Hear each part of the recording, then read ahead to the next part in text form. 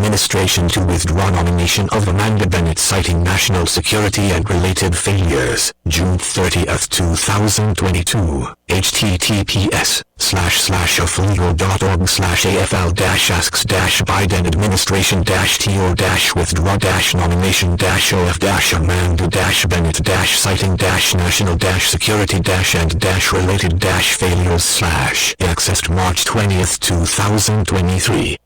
Media agencies 44.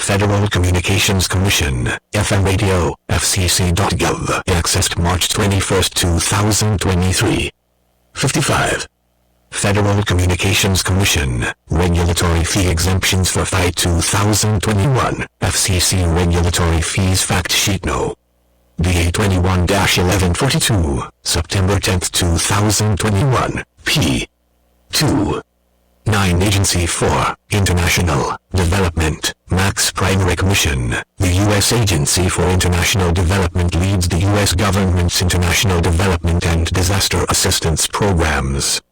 USAID helps communities to lead their own development journeys by reducing the impact of conflict, preventing hunger and the spread of pandemic disease, and counteracting the drivers of violence, instability, transnational crime, and other threats. In alignment with U.S. national security interests, the agency promotes American prosperity through initiatives that expand markets for U.S. exports, encourage innovation, create a level playing field for U.S. businesses, and support more stable, resilient, and democratic societies that are less likely to act against American interests and more likely to respect family, life, and religious liberty. Overview, you said, was established during the presidency of John F. Kennedy pursuant to the Foreign Assistance Act of 19,611 to promote the foreign policy, security, and national interests of the United States. At the height of the Cold War with the Soviet Union, it sought to halt the spread of communism by assisting peoples in the developing world in their efforts to advance economically, socially, and politically. The agency helped to transition Central and Eastern Europe from socialism to free market-based democracies. Today, you said, leads the U.S. government's global development and humanitarian disaster assistance responses. Over the years, you said, expanded the number of countries assisted, the scope and size of its activities, and especially its budget. The Trump administration faced mandate for leadership, the conservative promise, an institution marred by bureaucratic inertia, programmatic incoherence, wasteful spending, and dependence on huge awards to a self-serving and politicized aid industrial complex of United Nations agencies, international non-governmental organizations, NGOs, and for-profit contractors. Once started, programs continue almost indefinitely, in many countries, for decades. You said multi-billion-dollar humanitarian programs that were once 80% in response to natural disasters are now 80% in response to violent, man-made crises and have become a permanent and immiserating feature of the global landscape. Under the Trump administration, you said, focused on ending the need for foreign aid by placing countries onto a journey to self-reliance. The administration restructured the agency to reflect this strategic approach to development, streamlined procurement procedures to diversify its partner base, increased awards to cost-effective local, including faith-based organizations, and improved internal governance. It instituted pro-life and family-friendly policies. It promoted international religious freedom as a pillar of the agency's work and built up an unprecedented genocide response infrastructure. The Biden administration has deformed the agency by treating it as a global platform to pursue overseas a divisive political and cultural agenda that promotes abortion, climate extremism, gender radicalism, and interventions against perceived systemic racism. It has dispensed with decades of bipartisan consensus on foreign aid and pursued policies that contravene basic American values and have antagonized our partners in Asia, Africa, and Latin America. It has decoupled U.S. assistance from free market reforms that are the keystone of economic and political stability and has teamed with global institutions to impose central planning diktats on an unprecedented scale. Wasteful budget increases requested by the administration and appropriated by Congress have outstripped USAID's capacity to spend funds responsibly, and U.S. foreign aid has been transformed into a massive and open-ended global entitlement program captured by, and enriching, the progressive left. The next conservative administration should scale back USAID's global footprint by, at a minimum, returning to the agency's 2019 pre-COVID-19 pandemic budget level. It should de-radicalize USAID's programs and structures and build on the conservative reforms instituted by the Trump administration. This will require working closely with the U.S. Congress to make deep cuts in the International Affairs 150 account, while granting USAID greater flexibility in spending its appropriated funds to achieve better developmental outcomes. Key issues: aligning U.S. foreign aid to U.S. foreign policy. U.S. foreign aid is too often disconnected from the strategy and practice of U.S. foreign policy. Its coordination is made difficult as the aid budget is divided among approximately 20 offices, agencies, and departments that provide some form of foreign assistance. Agency for International Development. The USAID administrator should be authorized to take on the additional role of Director of Foreign Assistance, DFA, with the rank of Deputy Secretary at the Department of State in charge of all U.S. foreign assistance.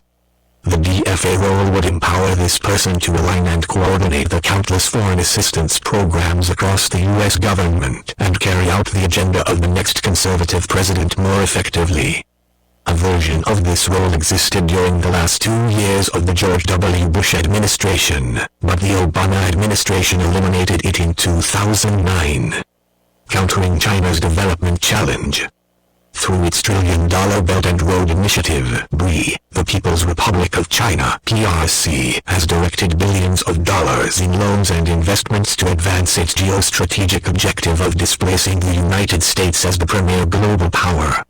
The PRC leverages its transactions, termed debt traps by many critics, to strengthen its global influence, extract natural resources, isolate Taiwan, win political support at international fora, and access ports and bases for its military.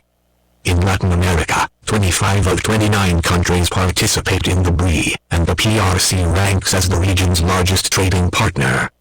Since 2005, Chinese state-owned banks have issued $138 billion in loans to Latin American countries, and other Chinese entities have invested an additional $140 billion. In Africa, China has issued $160 billion in loans and dominates the continent's rare earth mining sector, which is critical to global energy development. The World Bank estimates that 60% of all BRI loans are in financial distress, leading many countries to seek emergency financial help from Western donors. Chinese-funded projects are known for employing substandard labor and environmental practices, fueling corruption, promoting wasteful financial decisions by governments, advancing China's geostrategic interests, and creating an unequal trade relationship in which China secures raw materials from developing countries and sells those countries' manufacturing products. For example, Brazil, a world leader in shoe production, saw its industry collapse under a flood of cheap Chinese imports. China's mercantilist penetration of the developing world and the negative consequences for developing countries' healthy economic growth have undercut U.S. strategic relationships in those countries and wasted billions in U.S. foreign aid. During the Trump administration, USAID inaugurated a robust counter-China response called Clear Choice 3 that contrasted America's development approach based on liberty, sovereignty, and free markets with China's mercantilist authoritarianism that pursued predatory financing schemes and economic and political subordination to Beijing. Mandate for Leadership. The Conservative Promise launched its first digital strategy to promote safe 5G access in emerging markets and combat Beijing's efforts to equip regimes with tools to stifle democracy. Struck bilateral development relationships with Japan, Israel, Kuwait, Qatar, the United Arab Emirates, and Taiwan to support projects in sub-Saharan Africa, Asia, Latin America, and the Middle East.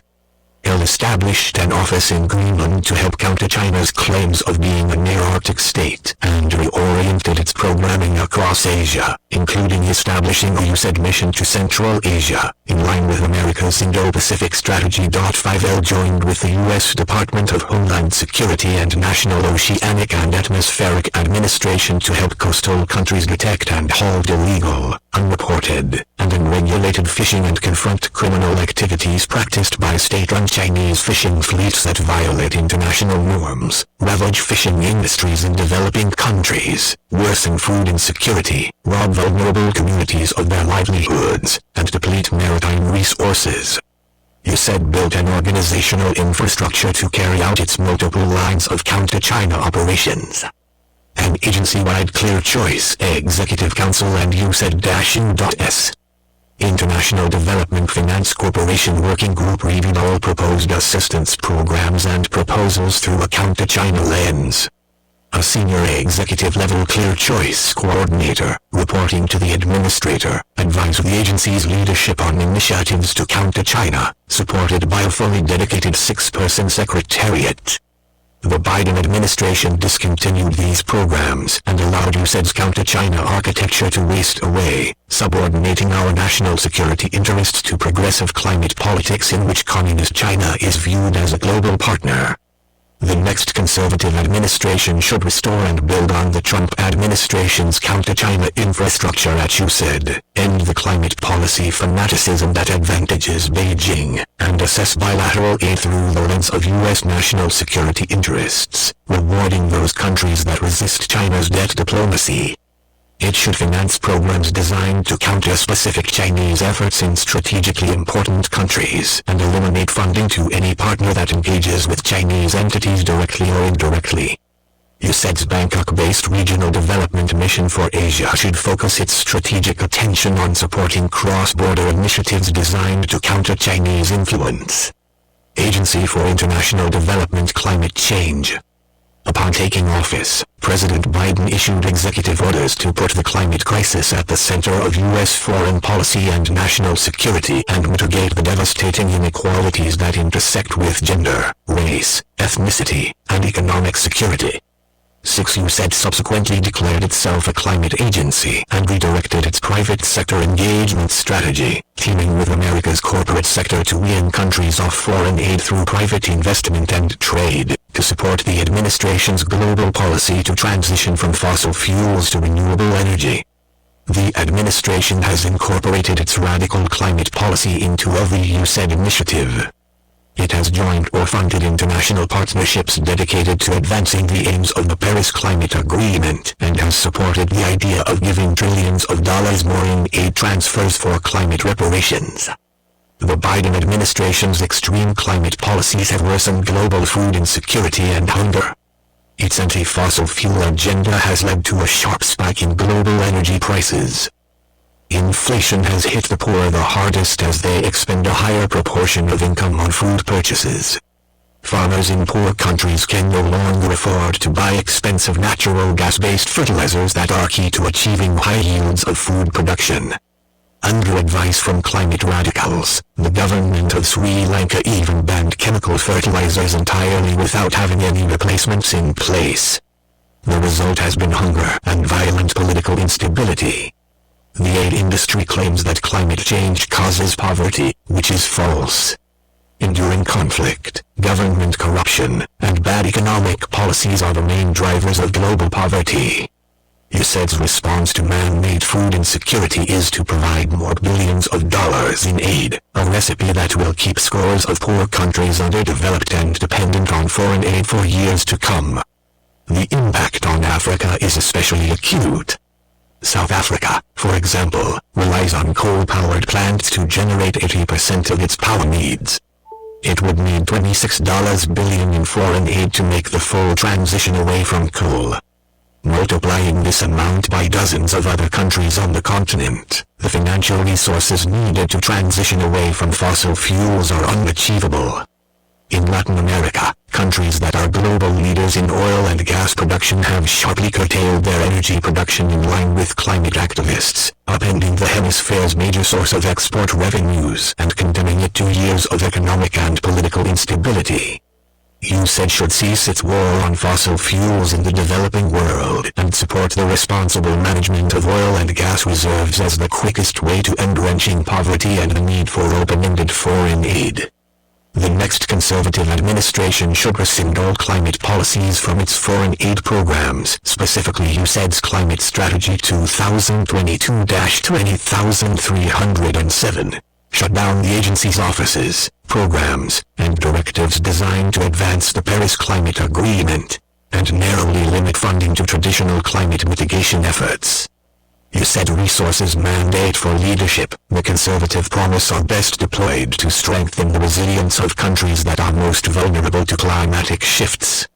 The agency should cease collaborating with and funding progressive foundations, corporations, international institutions, and NGOs that advocate on behalf of climate fanaticism. Diversity, equity, and inclusion agenda.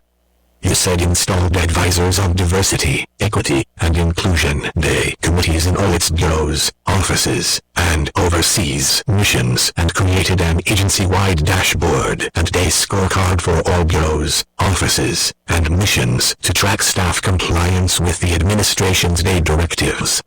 A chief day officer oversees this day infrastructure and sits in the administrator's office. Day directives are now part of all agency policies and are incorporated as standard clauses in all contract and grant awards. Those seeking to do business with the agency must describe the approaches they will use to diversify their partner base. USAID often ties day to gender and climate equity, corrupting every aspect of the agency's overseas work. The upshot has been to racialize the agency and create a hostile work environment for anyone who disagrees with the Biden administration's identity politics. This pursuit of ideological purity threatens merit-based professional advancement for staff who do not overtly conform, hyper-politicizes what should be a nonpartisan federal workplace environment, creates an institutionalized cadre of progressive political connoisseurs, corrupts the award process, and discourages potential contractors and grantees that disagree with this radical agenda from applying for USAID funding. The next conservative administration should dismantle USAID's day apparatus by eliminating the Chief Diversity Officer position along with the day advisors and committees. Cancel the day scorecard and dashboard. Remove day requirements from contract and grant tenders and awards. Issue a directive to cease promotion of the day agenda, including the bullying LGBTQ+ agenda, and provide staff a confidential medium through which to adjudicate cases of political retaliation that agency or implementing staff suffered during the Biden administration. It should eliminate funding for partners that promote discriminatory day practices and consider debarment in egregious cases. As federal departments and agencies cannot play partisan politics, staff, irrespective of hiring mechanism, as well as implementers and grantees that engage in ideological agitation on behalf of the day agenda should be dismissed, and entities should be debarred. The next conservative administration should return the authority over all civil rights issues at USAID to the agency's Office of Civil Rights, which is the appropriate locus for ensuring that all Americans have guaranteed equality of career opportunity at USAID. Refocusing gender equality on women, children, and families. Instead of protecting women's and children's unalienable human rights and propelling their ability to thrive in society, past Democrat administrations have nearly erased agency for international development, what females are and what femininity is through gender policies and practices. For instance, these administrations have diluted USAID's focus on assisting vulnerable women, children, and families around the globe by adding protections for and ideological advocacy on behalf of progressive special interest groups. USAID now aggressively promotes abortion on demand under the guise of sexual and reproductive health and reproductive rights, gender equality, and women's empowerment, and advocates for those who claim minority status or vulnerability. Families are the basic unit of and foundation for a thriving society. Without women, there are no children, and society cannot continue. As evidenced by the confirmation testimony of now Associate Justice Ketanji Brown Jackson, the progressive left has so misused and altered the definition of what a woman is that one of our U.S. Supreme Court justices was unable to delineate clearly the fundamental biological and sexual traits that define the group of which she is a part. USAID cannot advocate for and protect women when they have been erased globally along with the values and traditional structures that have supported them. The next conservative administration should rename the USAID Office of Gender Equality and Women's Empowerment as the USAID Office of Women, Children, and Families. Refocus and realign resources that currently support programs in GU to the Office of Women, Children, and Families. Would designate the Senior Gender Coordinator as an unapologetically pro-life politically appointed Senior Coordinator of the Office of Women, Children, and Families, and eliminate the more than 180 gender advisors and points of contact embedded in missions and operating units throughout the agency. 9. In addition, the next conservative administration should rescind President Biden's 2022 gender policy and refocus it on women, children, and families and revise the agency's regulation on integrating gender equality and female empowerment in USAID's program cycle.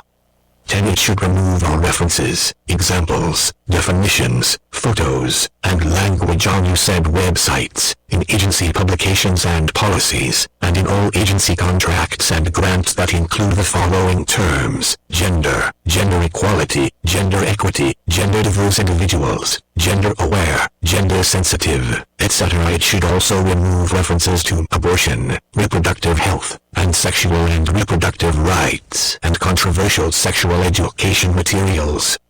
In the past, the word gender was a polite alternative to the word sex or term biological sex. The left has commandeered the transgender, we choose to mean either male or female, to include a spectrum of others who are seeking to alter biological and societal sexual norms. The promotion of gender radicalism is anathema to the traditional norms of many societies where you said works, causes resentment by tying life-saving assistance to rejecting the aid recipient's own firmly held fundamental values regarding sexuality, and produces unnecessary consternation and confusion among and even outright bias against men. Mandate for leadership. The conservative promise the next administration should ensure that USAID's goal in service of its mission is to help protect and propel all members of society, women, children, and men, from conception to natural death. To do so, USAID's Office of Women, Children, and Families should strive to ensure that communities have their basic human needs, without which they will be unable to thrive, met first and foremost. Basic human needs include equal and safe access to potable water, sanitation, food, education, healthcare, houses of worship, justice, pregnancy and family resource centers, working capital, electricity, technology, and business opportunities. The Office of Women, Children, and Families should implement the Geneva Consensus Declaration on Women's Health and Protection of the Family and prioritize partnerships with local organizations, including faith-based organizations, FBOs. Protecting life in foreign assistance. Protecting life should be among the core objectives of United States foreign assistance. Shortly after taking office, however, President Biden issued a memorandum that reversed a myriad of pro-life policies and revoked the Protecting Life in Global Health Assistance (POGA) policy, widely known as the Mexico City policy. Biden also restored funding to the United Nations Population Fund (UNFPA), which supports and implements China's coercive abortion and sterilization regimen. POGA requires foreign NGOs, as a condition of receiving assistance, to agree not to perform or actively promote abortions as a method of family planning in foreign countries. Previous pro-life presidents beginning with Ronald Reagan applied these conditions to family planning assistance, but President Trump for the first time expanded the Mexico City policy to protect global health assistance furnished by all departments or agencies, estimated to be $8.8 billion annually. The Biden administration restored abortion subsidies to pro-abortion NGOs including Planned Parenthood International and MZ Reproductive Choices. In reversing POGA, Biden declared a radical assault on the policy of protecting life, choosing instead to promote abortion on demand around the world under the guise of sexual and reproductive health and rights. USAID's priority of funding the global abortion industry neglects programs that promote life, women's health, and the family. Even under POGA, several loopholes allowed support for the global abortion industry to continue. International NGOs that perform and promote abortions overseas like Population Services International, Pathfinder, PATH, the Population Council, Engender Health, and Womangaya Global International continue to receive funding from USAID under POGA and now, under Biden, receive tens of millions more in U.S. taxpayer dollars in foreign assistance annually without any oversight. When the United Nations Secretariat promoted abortion and abortion-inducing drugs under the umbrella of sexual and reproductive health as an element of its COVID-19 Global Humanitarian Response Plan in May 2020, the exemptions in POGA for Humanitarian Aid and Multilateral Organizations Agency for International Development illuminated another loophole in the policy's effectiveness in safeguarding U.S. taxpayer dollars from being used to promote abortion. Pro-abortion groups also have received funds under other categories of foreign aid that fall outside the scope of global health assistance, including women-related and economic assistance programs. Members of Congress have advocated closing these loopholes by extending POGA to all foreign assistance through the Protecting Life in Foreign Assistance Act, sponsored by Senator Mike Lee, R. Utah, and Representative Virginia Foxx, R. North Carolina. 11. Current law in the Foreign Assistance Act gives the President broad authority to set such terms and conditions as he may determine on foreign assistance, which legally empowers the next conservative president to expand this pro-life policy.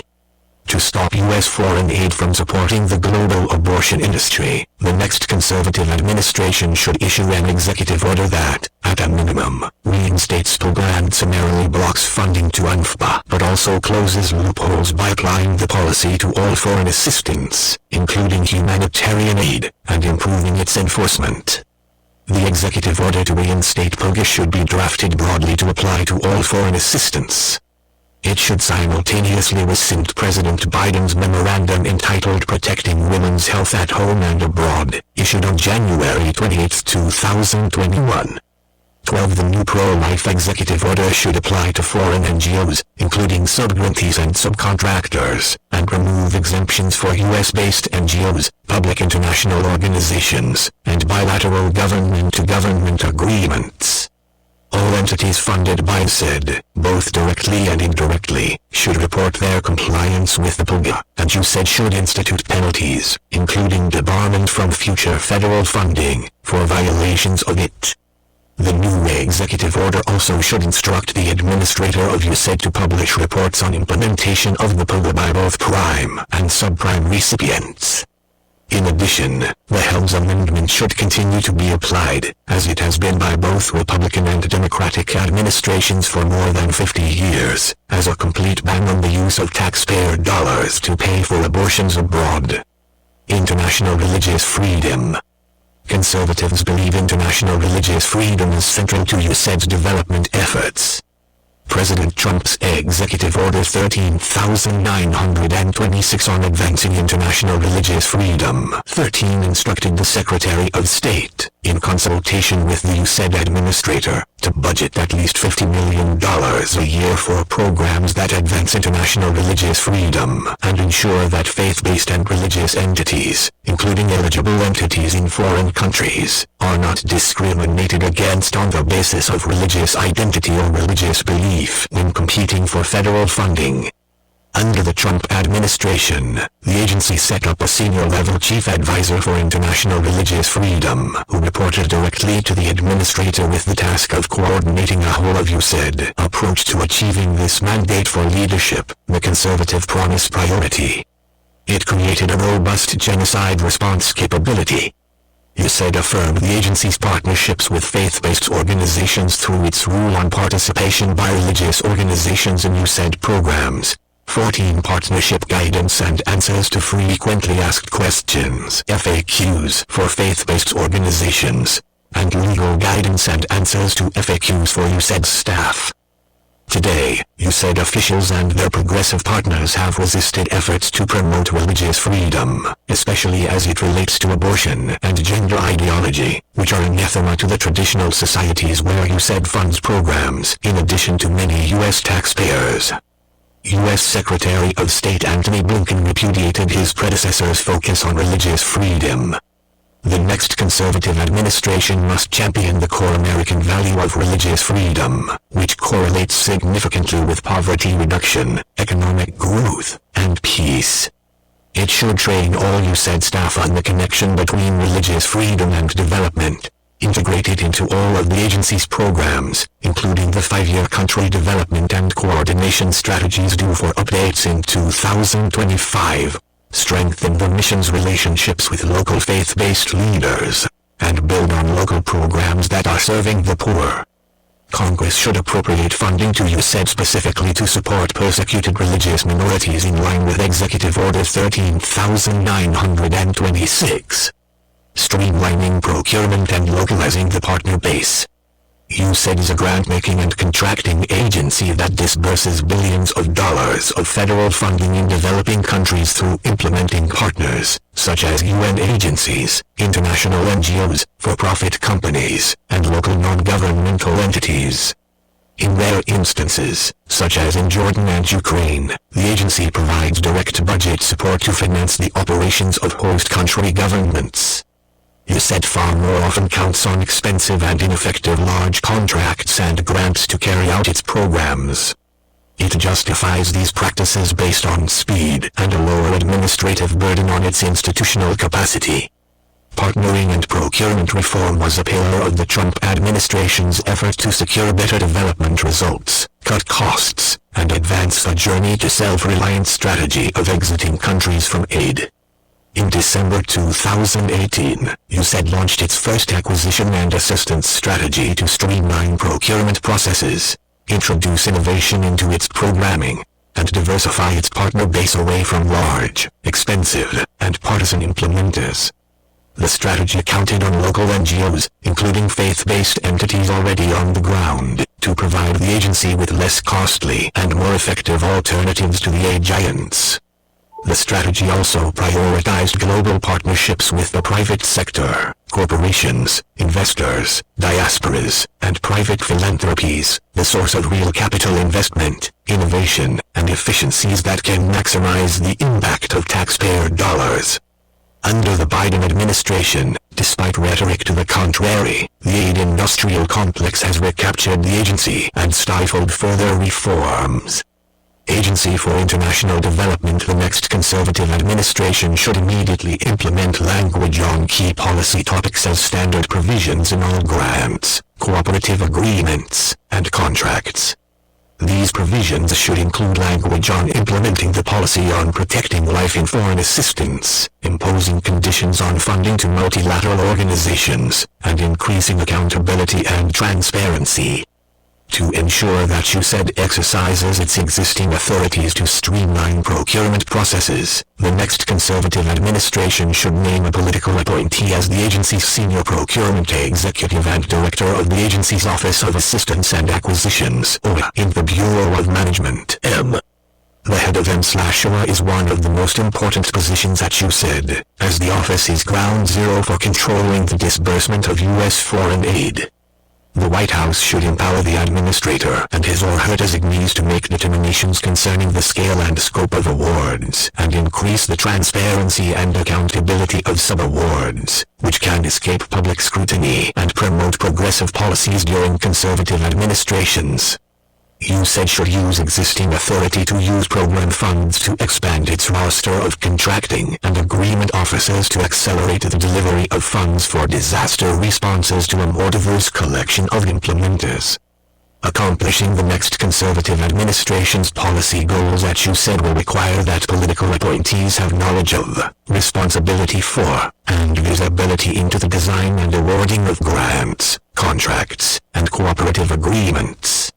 The administration should restore the Senior Official Accountability Review (SOR) or create a similar process to ensure that proposed programs above a certain dollar threshold in total estimated cost/total estimated amount receive a close review by policymakers in each bureau and office and, for large awards, in the agency's front office. Localization is a buzzword within the aid community, but correctly assumes that more funding through local organizations produces better aid outcomes. Shifting from giant US-based implementers has proved difficult to achieve, however, given intense internal bureaucratic resistance, opposition from the aid industrial complex, and foot-dragging from progressives, who view local NGOs, especially faith-based NGOs prominent in Africa and Latin America, as obstacles to promoting abortion, gender radicalism, climate extremism, and other woke ideas. The President's Emergency Plan for AIDS Relief, PEPFAR, has shown that localization at scale is possible within a short time span. Over the 4 years of the Trump administration, the multi-billion-dollar program increased the amount of funding disbursed to local entities from about 25% to nearly 70% with positive overall results. This model should be replicated across all of USAID.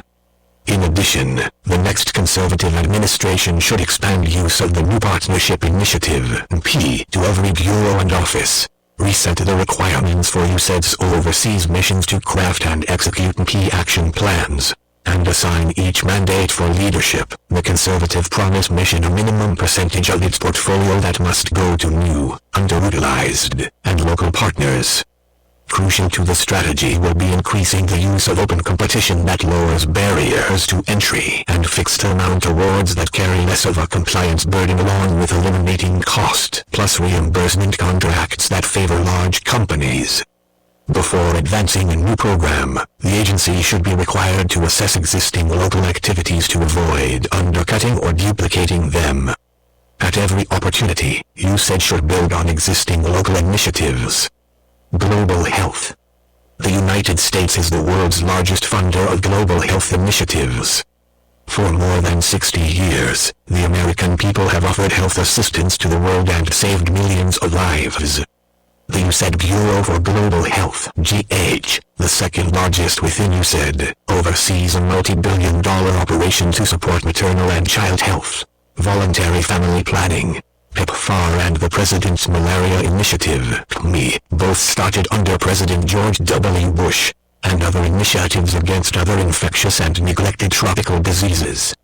Effective use of funds is essential to maximize care for the world's neediest people.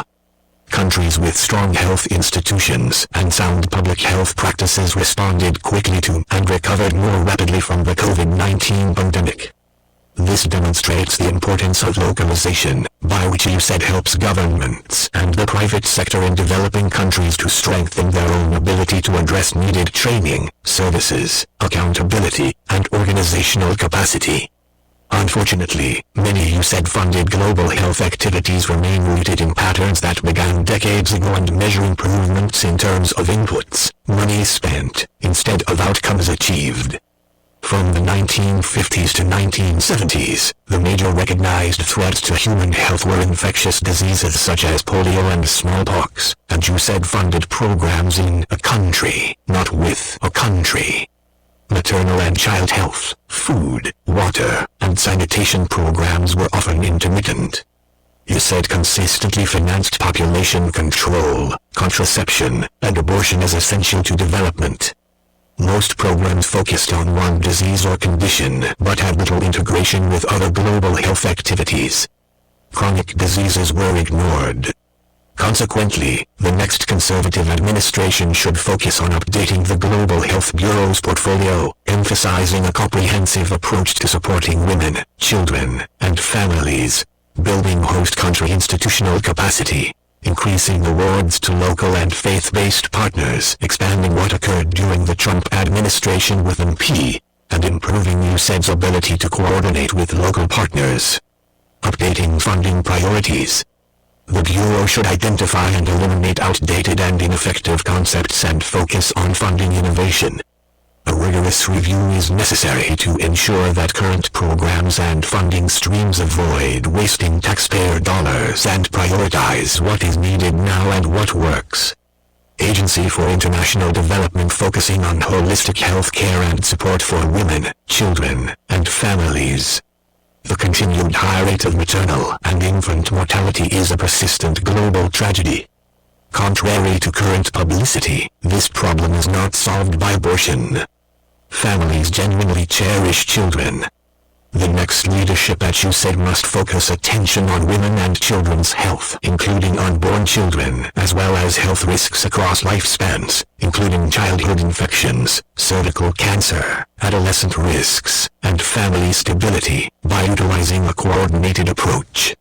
The Bureau should implement a request for application for resilient families that harvests collaborative funds from siloed programs and makes individuals and the family, not diseases or conditions, the true focus of intervention.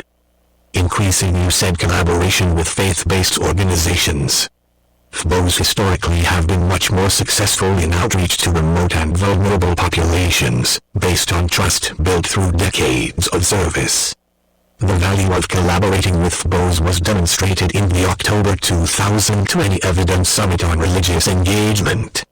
In sub-Saharan Africa, FBOs often provide more than 80% of health care, especially to the extremely poor. In contrast, the Global Health Bureau historically has provided 85% of its funding to large U.S. NGOs with significant overhead costs, as a result of which only 30% of funding reaches people in need. 15 Leveraging the strength and experience of presidential initiatives. Millions of people are alive today because of the American people's investment in PEPFAR and PMI. The training, laboratory, clinical intervention, health education, data collection, and organizational platforms of these programs became the bedrock for responding to the COVID pandemic. It is time for these programs to become part of an integrated, strong, and sustainable network of healthcare and public health in developing countries. A smooth transition to national ownership and funding, however, will require better coordination of USAID's own stovepiped programs with PEPFAR and PME. Strengthening the collection and use of data. Good decisions are based on accurate data. For decades, global health programs have relied mostly on statistical modeling rather than actual data or survey data, the weakest type of data. Poor data quality undermines both the evaluation and improvement of desired outcomes achieved by our global health programs. The Trump administration implemented critical updates of PEPFAR systems for the collection and reporting of data to increase transparency and hold funded partners and overseas missions accountable.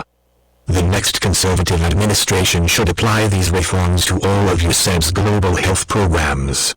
Strengthening private sector engagement.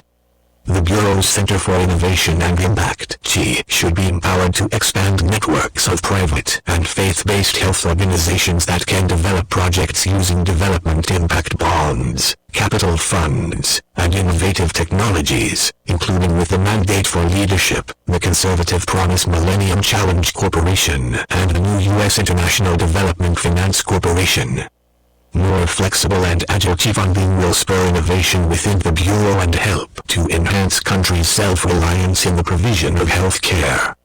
Improving Bureau hiring, staffing, and recruitment practices. The Global Health Bureau should address its own management challenges by modifying the high ratio of contractors to direct hires, holding career leadership accountable for effective management, and building more flexibility in emergency responses. Bureau personnel suffer from mission drift, burnout, and a lack of vision. New directives, social agendas, and extra layers of review have obscured core activities and caused talent to leave the agency. Conservative leadership must return the focus to development and improved workforce morale and focus on global outcomes and the efficient use of taxpayer dollars. Holding the UN, the World Health Organization, WHO, and other multilateral organizations accountable. Leadership should designate a political appointee to help coordinate cross-agency efforts to hold the U.S. government's multilateral partners, UN and WHO agencies, and other international organizations to a higher level of financial and programmatic accountability, including assurances that language promoting abortion will be removed from UN documents, policy statements, and technical literature. The United States must have more prominent representation in international technical committees and regulation-setting organizations to ensure the proper execution of American resources, the preservation of our values, the protection of innovation, and the vitality of our biomedical sector. Global humanitarian assistance.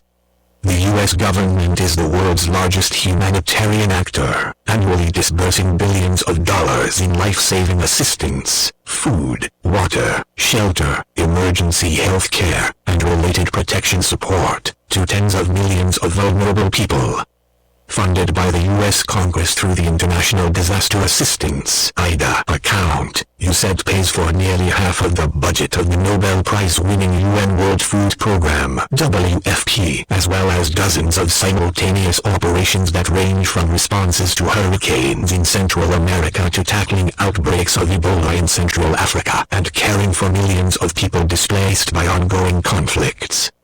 USAID's emergency responses once were focused primarily on natural cataclysms such as hurricanes, floods, and earthquakes.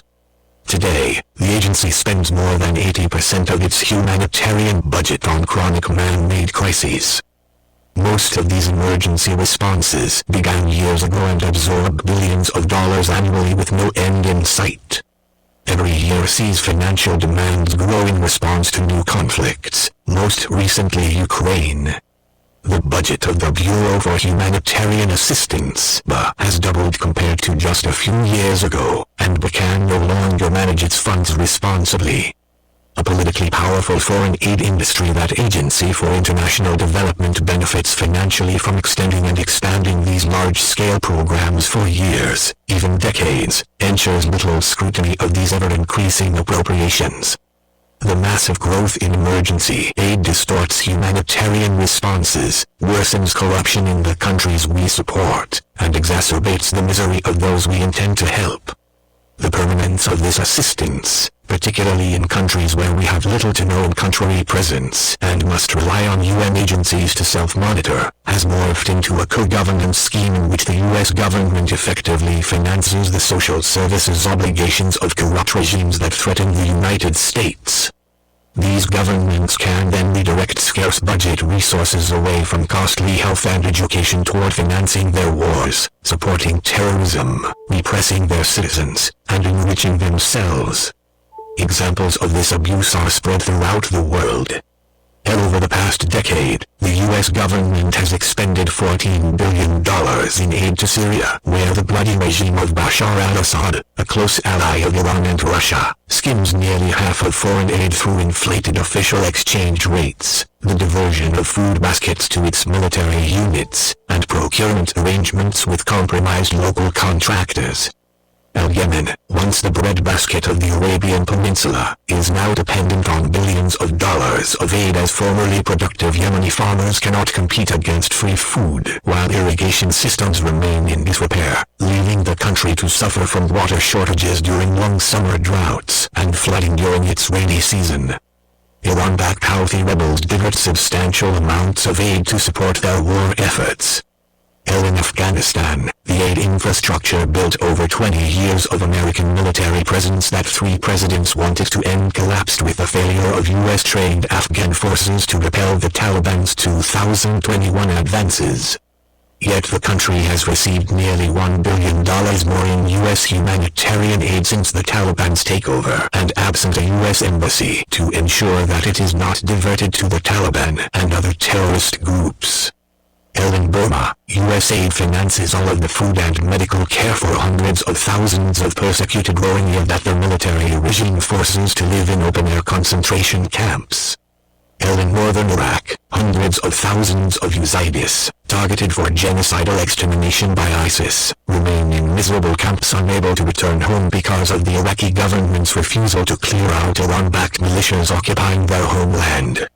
Mandate for leadership, the conservative promise in effect, humanitarian aid is sustaining war economies, creating financial incentives for warring parties to continue fighting, discouraging governments from reforming, and propping up malign regimes. Nefarious actors reap billions of dollars in profits from diversions of our humanitarian assistance, but so do international organizations. The WFP charges 36% in overhead, while Oxfam International's overhead has reached 70% in Yemen, reflecting the high costs of foreign staff, security, and logistics. With powerful lobbies in Washington, D.C., and in leadership positions throughout USAID and the Department of State, the aid industry adroitly exploits Congress's disposition to increase funding year on year to assist those in dire need, but provides no evidence to justify the mounting budget requests. In 2020, USAID's leadership fused formerly bifurcated food and non-food emergency relief operations into a single Bureau for Humanitarian Assistance to improve the management of the agency's largest portfolio, but this reform was not sufficient to address the problem. The next administration should resize and repurpose USAID's humanitarian aid portfolio to restore its original purpose of providing emergency short-term relief, prepare vulnerable communities for transition, and do no harm in the following ways. Work with Congress to make deep cuts in the aid budget by ending programs that do more harm than good in places controlled by malign actors, such as in Yemen, Syria, and Afghanistan, where our aid is consumed by fraud, diversion, and partner overhead costs. Require USAID and the State Department to devise country-based exit strategies that term limit the duration of humanitarian responses and transition funding from emergency to development projects. This will require robust diplomacy to press host governments to integrate displaced persons in lieu of keeping them in expensive and dehumanizing camps financed by the international community. Transition from large awards to expensive, inefficient, and corrupt UN agencies, global NGOs, and contractors to local, especially faith-based, entities that are already operating on the ground. This approach provides a far less expensive and more effective alternative for aid delivery. Local partners more ably navigate corrupt environments and are more likely to steer vulnerable populations away from dependence on aid towards self-sufficiency. L require that avail itself of existing aid authorities that it fails to use, including to dispense with the cost reimbursement model that disqualifies agency for international development under capitalized local NGOs, accept other donor vetting with local partners, streamline the award approval process, and expand the use of fixed amount awards to rein in cost overruns. L directs USAID's Bureau for Management to hire more procurement officers for BRA to strengthen the Bureau's award management capacity and reduce the incentives to issue large awards to aid industry giants. L allow BRA to manage the process of hiring personal services contractors. L require WIS partners to adopt stricter vetting procedures to prevent aid from being diverted to terrorists. L increase efforts to obtain greater contributions, not just pledges, for humanitarian operations from other donors and make this a condition for receiving additional U.S. aid. Leveraging foreign aid to unleash the power of America's private sector. During the 1960s, when USAID was launched, 80% of financial flows from the United States to the developing world was in the form of U.S. government assistance. Today, that figure is under 10%, overtaken by private investment, remittances, and private charities, all demonstrating the power of America's private sector to promote wealth-generating economic development in poor countries. Leaders in the developing world routinely press U.S. officials about their preference for trade and investment, not aid. Instead, the Biden administration is leveraging private sector financing to promote its climate and other progressive agendas worldwide. The next conservative administration must return USAID to a foreign aid model that leverages its resources to promote private sector solutions to the world's true development problems and end the need for future foreign aid. Private capital investment in these markets is the greatest enabler of job creation and sustainable economic growth throughout the developing world. A key tool of American soft power leadership is the U.S. Development Finance Corporation, DFC. Launched in December 2019, DFC sought to unleash the power of America's private sector to advance our interests by providing emerging markets with blended financing opportunities to help end wretched poverty, create new markets for U.S.-made products, strengthen bilateral partnerships in strategic parts of the world, and offset China's predatory loans and investments. The Trump administration launched a USAID DFC working group to maximize development outcomes and review individual investment projects through a counter-China lens and ensure a cohesive interagency development response. Mandate for leadership. The conservative promise as development agencies, USAID and DFC must do a better job of aligning their respective activities and closely integrate both structurally and operationally. The easiest way to foster this alignment is to dual hat the role of DFC's Chief Development Officer so that he or she serves simultaneously in both institutions. Like all U.S. federal bodies, DFC should be restored to its original intent of deploying its commercial risk-reducing financial services instead of its current misuse as another global vehicle to promote economy-killing climate programs, meet irrelevant diversity objectives, and over-focus on low-impact or misguided gender-based activities. Branding. A deeply embedded culture within the foreign aid bureaucracy views public recognition of U.S. assistance as secondary to a larger philanthropic mission and is embarrassed by the American flag. Citing vaguely defined security concerns, USAID's implementers, UN agencies, international NGOs, and contractors often fail to credit the American people for the billions of dollars in assistance they provide the rest of the world even as they engage in self-promoting public relations to raise other donor funds. This approach has negative foreign policy implications as China relentlessly promotes its own self-serving efforts to gain influence and resources. Worst of all, malign actors sometimes appropriate credit for unbranded U.S. assistance. Healthy terrorists, for example, claim to provide for the people under their occupation with anonymous U.S. humanitarian aid. The United States is in a struggle for influence with China, Russia, and other competitors, and American generosity must not go unacknowledged. The next conservative administration should build on the Trump administration's branding policy, which revamped Ads Chapter 320, to force the aid bureaucracy to fully credit the American people for the aid they are providing. The senior advisor for brand management in the Bureau for Legislative and Public Affairs, discussed infra, should be a political appointee who is responsible for maximizing the visibility of U.S. assistance by enforcing branding policy on every grant, cooperative agreement, and contract. VILPA should liaise with counterparts at the U.S. Agency for Global Media, USAGM, to ensure local media pickup of these activities. Other offices and bureaus, Office of Administrator. The next conservative administration should leave in place the current structure of two presidentially appointed, Senate-confirmed deputy administrators, one for policy and one for management. The deputy administrators and the chief of staff must be individuals with extensive previous service in the executive branch, ideally at foreign affairs agencies, and be fluent in the language and practice of federal procurement. Bureau for Foreign Assistance. As noted above, the next conservative administration should name the USAID administrator as Director of Foreign Assistance, at the Department of State with the rank of Deputy Secretary.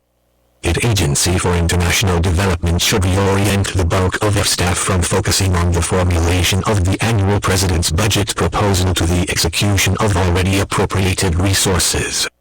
This should include eliminating the duplicative mission and bureau resource requests, speeding up the availability of appropriations by delivering to Congress within 60 days the report required by Section 653A of the Foreign Assistance Act, FAA, and fast-tracking the approval of congressional notifications, CNS, and other pre-obligation requirements.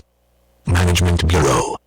As indicated previously, the next conservative administration should name a political appointee as USAID Senior Procurement Executive and Director of the agency's Office of Acquisition and Assistance, M/OA.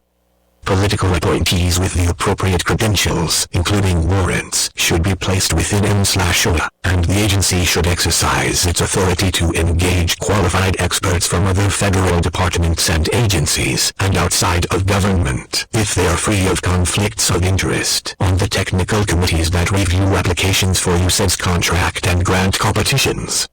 The administration should change the designation of USAID's competition advocate to an individual favorable to innovative types of contracts that can reduce the aid oligopoly's grip on the agency. Office of Human Capital and Talent Management. As soon as possible after Inauguration Day, the next conservative administration should name a political appointee as USAID's Chief Human Capital Officer, CHCO, and Director of the Office of Human Capital and Talent Management.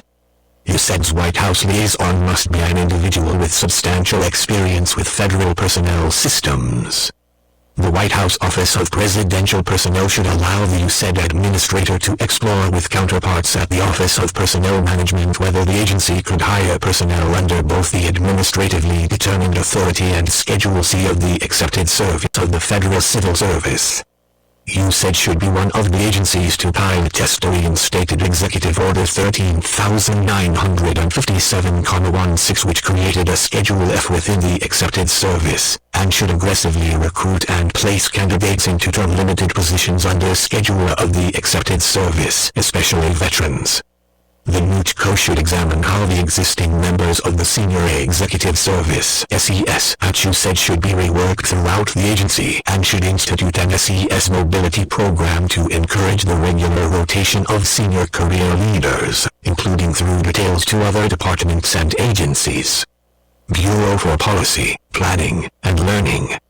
The next conservative administration should shift the policy functions of the Bureau for Policy, Planning, and Learning to the Office of Budget and Resource Management (BRM), located in the Office of the Administrator. It should remain BRM, the Office of Budget, Policy, and Resource Management (BPRM), and staff the policy team with political appointees. The administration should also move the responsibility for reviewing Mandate for Leadership, the Conservative Promise and processing proposed changes in USAID's Policy Bible, the Automated Directives System, and from the Management Bureau to the new BPRM. Even before these changes, the Assistant Administrator for PPL should decree an immediate freeze on changes in the ads and agency-wide policy documents to allow for the priority publication of amendments to reflect the new administration's viewpoint.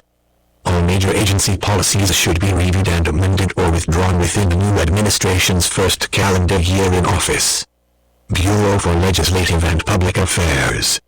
The next Conservative administration should invest no more than 10% of USAID's allocation of administratively determined politically appointed positions in the Bureau for Legislative and Public Affairs. A priority for these positions, combined with hires under Schedule A, should be the review and editing of the agency's public-facing web pages and social media accounts to eliminate material that does not conform to the new administration's policies. The agency should accelerate the review of congressional notifications with INPA and publish all CNS and congressional reports. To ensure consistency and clarity of public messaging, INPA should gain direct authority over the communications staff scattered through USAID's various bureaus and offices. INPA should expand its public-facing efforts to include conservative allies that are active in global development and humanitarian aid work, including industry groups, nonprofits, trade associations, foundations, and advocacy organizations, and correspondingly reduce the aid industrial complex's grip on USAID's corporate relationships. Office of General Counsel. Along with the Director of M/OA, the General Counsel is one of the 2 or 3 most important positions at USAID and should be a priority for immediate appointments. Because proper legal interpretation of executive orders and internal USAID policy is crucial, the next Conservative administration should recruit and appoint a commanding team of Schedule C attorneys in the Office of the General Counsel, UC. Within weeks of Inauguration Day, UC should issue clear guidance on the eligibility of faith-based organizations for USAID funding. Office of Budget Resources and Management. The Director of Budget Resources and Management should be a political appointee empowered as part of the Administrator's senior management team. BRM's highest priorities should be to prepare the report required by Section 653A according to the Administrator's guidance, institute a fast-track process for the submission of congressional notifications, and identify already appropriated resources to reprogram immediately to fund the new administration's priorities. The next Conservative administration should consider prioritizing the placing of young political appointees in BRM over BA. Bureau for Democracy, Development, and Innovation. A key outcome of the transformation of USAID undertaken during the Trump administration, the Bureau for Democracy, Development, and Innovation (D) is the home for most agency for international development of the agency's non-health, non-humanitarian funding as well as almost all of its sectoral appropriations directives, including those that reflect the pet projects of individual members of Congress. The Bureau is the policy and financial nexus at USAID for most of the Biden administration's radical priorities in foreign assistance, including gender, climate change, and the promotion of identity-based politics. On the positive side, D is also the Bureau in charge of areas that will be crucial to orientation of USAID, including trade, economic growth, innovation, partnerships with the private sector, and the agency's relationship with communities of faith. The next Conservative administration should make the rapid staffing of key D positions a high priority. Besides the Senate-confirmed Assistant Administrator, the directors of each of the centers and hubs in the Bureau will need political leadership. Almost every one of the agency-wide policies that cover these areas of responsibility will need to be edited or rewritten entirely as soon as possible. The next Conservative administration should harvest these central appropriations to fund new priorities, especially working with ethnic and religious minorities and faith-based organizations and joint ventures with the private sector in education and energy. All the programs should issue funding opportunities restricted to new and underutilized partners modeled on the P. Regions, Asia. Asia is the most populous continent and ground zero in the battle against Communist China's efforts to exploit the development needs of poor countries for geopolitical gain. America's Indo-Pacific strategy should guide USAID's approaches to disbursing foreign aid in the region.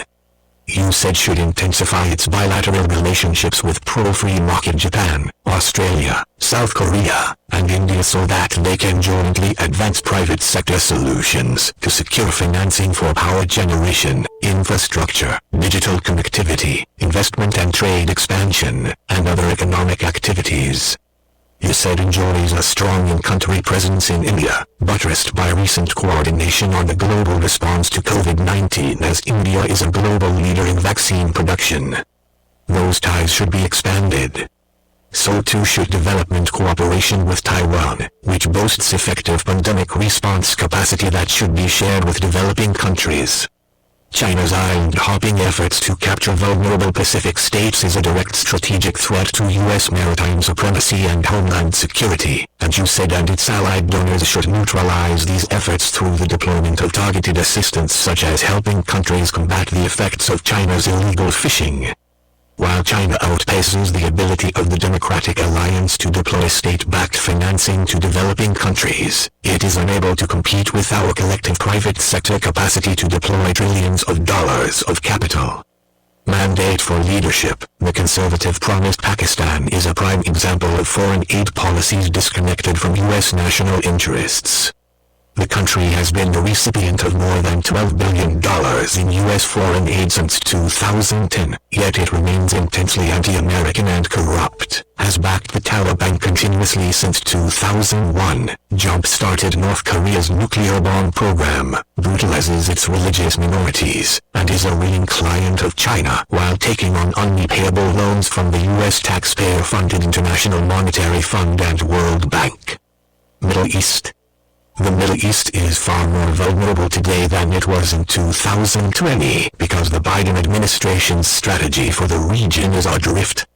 Tunisia has slid into autocracy, Iraq is plummeting further into Iran's orbit, and U.S. soldiers continue to risk their lives for unclear ends amid the ruins of Syria. Meanwhile, billions of dollars in U.S. foreign aid props up regimes allied with Iran. President Trump's Abraham Accords signaled the end of the centrality of the Arab-Israeli conflict, which paralyzed U.S. approaches to the region, and focused instead on Iran as the principal threat to America from this region. During the Trump administration, USAID's allocations reflected the new opportunities created by the Accords and sought to strengthen regional alliances against Iran through expanded regional trade and investment, and to promote genuine political stability tethered to strong American leadership. USAID formally partnered with the United Arab Emirates, Israel, Morocco, Qatar, and Kuwait to catalyze regional partnerships in Africa. Under the Biden administration, however, USAID has returned to a model that deepens the region's dependence on aid. A new conservative president should reset USAID's programming in the Middle East in line with our national security interests and committed to the goal of ending the need for foreign aid through development that is led by the private sector.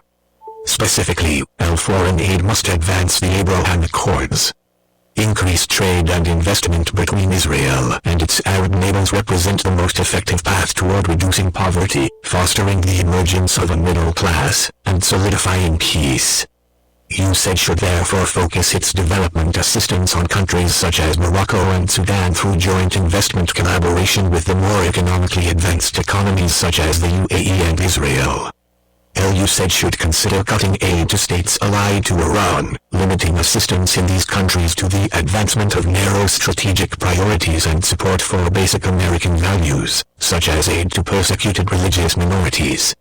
USAID continues to expend hundreds of millions of dollars in non-humanitarian aid to antagonistic regimes in Iraq, Lebanon, and the Palestinian territories. After billions of dollars of aid and many Agency for International Development years of effort, these countries remain hopelessly dysfunctional, a fact that exposes the failure of a foreign aid model that is disconnected to our national security and without exit strategies to promote self-reliance. We must admit that USAID's investments in the education sector, for example, serve no other purpose than to subsidize corrupt, incompetent, and hostile regimes. LU said should undergo operational changes to secure better development outcomes by reducing its mission's footprints in the Middle East, given that most personnel in the region are unable to leave their highly protected and expensive compounds and carry out their oversight functions. It should redirect program funding away from expensive and poorly performing international partners to more cost-effective local entities that require a minimal USAID field presence. Africa. Since its inception, USAID has had a strong presence in Africa, saving millions of lives through its pandemic and infectious disease responses, especially for malaria and HIV/AIDS. It has led global efforts to provide life-saving emergency assistance to those who are fleeing conflict and suffering from devastating natural disasters. American generosity knows no equal. Yet the agency's efforts to reduce poverty and hunger have failed as it spends ever higher amounts of aid partnering with a costly and ineffective aid industrial complex that has little interest in working itself out of a job. Long-term, multi-billion-dollar humanitarian responses lack exit strategies, while numerous development projects lead neither to measurable results nor to government reforms. Despite the tens of billions of dollars spent, the continent remains poor, unstable, and driven with conflict, corruption, and Islamic terrorism. This situation has also resulted in vast illegal migration from the continent. Failure to generate wealth has provided opportunities for China to step in and become the continent's leader in trade, loans, and investment. As a result, Beijing controls most of the continent's strategic minerals that are critical to advanced technology. Moreover, USAID is criticized by Africans for exporting cultural values that are anathema to their traditional norms, further abetting Chinese continental supremacy. The Biden administration's radical global climate policies have cut off billions in investment to develop clean fossil fuels, denying Africa's billion-plus people access to cheap energy to further their own development and finance their own social services in health, water, education, and agriculture, while increasing its dependence on China's renewables industry. It has exacerbated hunger by increasing the costs of fertilizers to levels that many African farmers can no longer afford. Poverty-inducing dependence on aid grows daily. Mandate for leadership. The conservative promise USAID efforts in Africa require a rethink. In 2025, USAID will update its 5-year country development and cooperation strategies. This will give the next administration an opportunity to pursue a new development course for Africa that promotes economic self-reliance, catalyzes private sector solutions for job creation through increased trade and investment, terminates legacy and non-performing programs, and supports diversified energy approaches. Critically, it must hold China accountable for its extractive investments that violate international labor, environmental, and anti-corruption norms and practices, undercut business opportunities for U.S. companies, and sabotage Africa's development. LU said, in collaboration with the U.S. International Development Finance Corporation, U.S. Department of State, U.S. Department of the Treasury, and U.S. Department of Commerce's Foreign Commercial Service, should use its convening power, diplomatic heft, and risk-reducing instruments to facilitate U.S.-African business relationships and expand Prosper Africa, launched by the Trump administration to bring together services from across the U.S. government to help companies and investors do business in U.S. and African markets. 17 The Africa Growth and Opportunity Act (AGOA) 18 provides Africa duty-free access to U.S. markets. The next administration should extend AGOA beyond its 2025 term, but within a strategic framework that rewards good governance and pro-free market economic policies. There is no point in wasting massive sums of aid to countries whose governments fail to keep their promises to reform. LU said should build on, not compete with, private sector initiatives launched by global churches, corporate philanthropists, and diaspora groups that have already invested billions of dollars in self-reliance-based projects. Japan has committed $30 billion in aid to Africa over 3 years to stem China's economic and political grip on the continent. Gulf-based sovereign funds also are investing billions in African energy, infrastructure, mining, water, food production, information and communications technology, and other strategic industries. Other allied donors are promoting investment-based aid. There is no lack of funding to support Africa's economic rise. What is lacking is strategic direction among U.S. government foreign aid agencies. PEPFAR has saved countless lives over the years and constitutes America's most successful aid program. During the Trump administration, PEPFAR increased the share of funding to local entities from about 20% to nearly 70%, with the Agency for International Development commensurate improvements that have had lasting impact. The next administration should extend that localization model to all global health and humanitarian assistance in view of how local African entities have strengthened their capacity for direct management of U.S. programs. Correspondingly, USAID should aggressively ramp down its partnerships with wasteful, costly, and politicized UN agencies, international NGOs, and Beltway contractors. All new programs in Africa should build on existing local initiatives that enjoy the support of the African people. Latin America. U.S. foreign assistance throughout the Western Hemisphere is designed to respond to national security threats that emanate from the region, such as illicit drug and arms trafficking, illegal immigration flows, terrorism, pandemics, and strategic threats from China, Russia, and Iran. Over the past decade, the United States has provided billions of dollars in security, humanitarian, and development assistance in Central America and the Andes, including $1 billion in food and non-food emergency aid to millions of Venezuelan refugees who have fled the Maduro dictatorship. USAID is always first to respond to natural disasters in Central America and the Caribbean, and employs a network of dedicated experts in the region to deliver this assistance. During the COVID pandemic, the United States provided millions of doses of vaccines and other emergency health support. Yet years of foreign aid have failed to bring peace, prosperity, and stability to the hemisphere. Poverty, joblessness, and social unrest have led to leftist electoral victories from Mexico to Chile. These regimes are hostile to American interests and private enterprise, breed corruption, implement radical policies that will further impoverish their people and threaten their democracies, and are more open to striking partnerships with Communist China.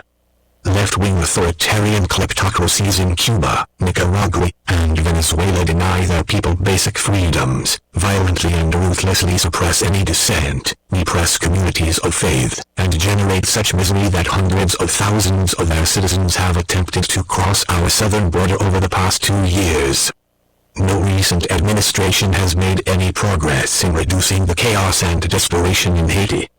Conversely, Latin America is a major global source of energy and food, which generates substantial income that can finance internal social and economic development.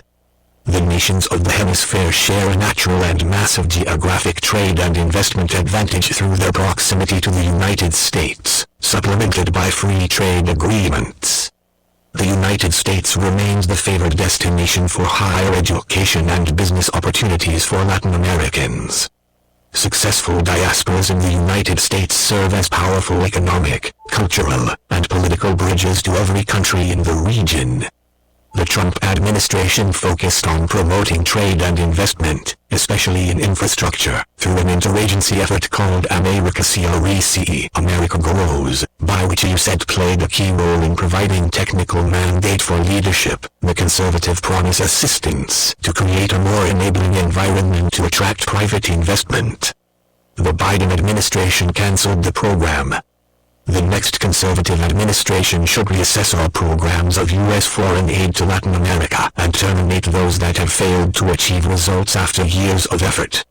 Instead, USAID should focus its resources on strengthening the fundamentals of free markets, such as clear property rights and a functioning judiciary, and on promoting labor and pension reforms, lower taxes, and deregulation in order to increase trade and investment within the region, and with the United States as the genuine path to economic and political stability. Challenge the socialist ideas that have captured too many of the region's governments and their nation's youth. help fund partnerships with the private sector, and support civil society groups, including university centers and think tanks that advocate for pro-free market and democratic ideas. Finally, Latin America is the perfect proving ground for reducing USAID's reliance on large US-based implementers, and the agency should commit to shifting all of its portfolio in the region to local organizations by 2030. Personnel. The Trump administration agenda for USAID was undercut from the outset both by recalcitrant career personnel and by inexperienced political personnel. The next conservative administration should implement personnel policies from the beginning so that the agency can be effectively managed according to high standards. The rapid deployment of reforms will require key experienced personnel installed quickly at USAID's headquarters and missions. Delay will only impede progress. In general, areas of focus should be appointing effective lawyers in key positions, reforming career hiring/firing mechanisms, and getting a grip on the grant-making process. The administration should staff the office of the General Counsel with at least 4 politically appointed attorneys, besides the General Counsel. The General Counsel should have 2 political deputies, one of whom should cover Human Capital and Talent Management (HCTM), and the other the Office of Acquisition and Assistance (OA). The administration should name a political appointee with long experience in federal personnel systems as USAID's Chief Human Capital Officer and Director of HCTM. This appointee would help to scope and shepherd position descriptions, agency for international development clearances, and other components of the hiring process that are necessary for immediate onboarding, while coordinating with the White House to bring in new appointees and make internal career employee changes. On day 1, USAID should halt all agency-wide training and replace it with training modules to advance the President's agenda. The administration should appoint a senior accountable official, to report on the agency's adherence to administration policy priorities, including on protecting life and foreign assistance, critical race theory, climate change, gender, and diversity and inclusion. It should also create a program to staff hard-to-fill positions overseas. Finally, the administration should create a recruiting program for veterans and other groups to participate in career job opportunities at USAID. Former missionaries, veterans, members of diasporas, and faith community stakeholders with overseas experience should be recruited to work at USAID on schedule appointments, as institutional services contractors, as personal services contractors, and as foreign service officers. Conclusion. The next conservative administration will have a unique opportunity to realign U.S. foreign assistance with American national interests and the principles of good governance, and more accurately reflect the U.S. taxpayers' unmatched charitable desire to help those in need. It can build on a strong baseline of conservative reforms undertaken by the Trump administration to counter Communist China's strategy of world domination. However, this will require that bold steps are taken on day 1 to undo the gross misuse of foreign aid by the current administration to promote a radical ideology that is politically divisive at home and harms our global standing. Author's note: the preparation of this chapter was a collective enterprise of individuals involved in the 2025 presidential transition project. All contributors to this chapter are listed at the front of this volume, but Dr. William Steiger, Bethany Kozma, and Dr. Alma Golden deserve special mention. The author assumes full responsibility for the content of this chapter, and no views expressed therein should be attributed to any other individual. Mandate for Leadership, The Conservative Promise and Notes. 1. S. 1983, Foreign Assistance Act of 1961, Public Law No. 87-195, 87th Congress, September 4, 1961, www. govinfo.gov/content/pkg/statute-75/pg424-2.pdf accessed January 19, 2023. 2. U.S. Agency for International Development, Journey to Self-Reliance Fact Sheet, June 3, 2020, 2017 to 2020. USED.gov is %20THE%20JOURNUI%20TO%20SELF Reliance %3F%20 USAID %20 is greater %20 development outcomes and work toward atom one for aid assistance is no longer necessary. %20 it %E2 %80 99 seconds %20 called %20 the %20 journey %20 to %20 self-reliance accessed March 17, 2023. 3. News release. U.S. Agency for International Development Administrator Mark Green's interview with C-SPAN's newsmakers. Host Susan Swain and Washington Post's Carl Morello and Wall Street Journal's Ben Kessling. U.S. Agency for International Development. November 26, 2018. https://2017-2020. USED.gov/news information /press-releases/NOV-26-2018-Mark-Green-interview-C-SPAN-newsmakers accessed March 17, 2023. 4. U.S. Agency for International Development, Digital Strategy 2020 to 2024, USED.gov file/2022-05/USED_digital_pdf.pdf/www.USED.gov/digital-digital-strategy accessed March 17, 2023. 5.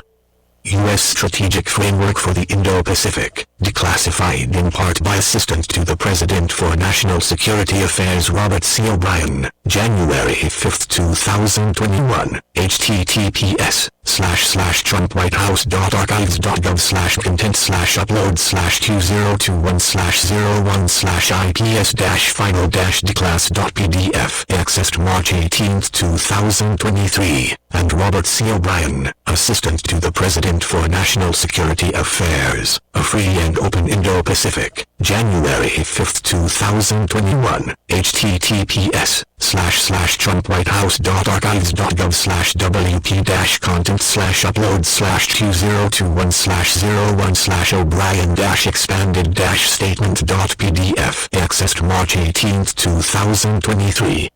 6.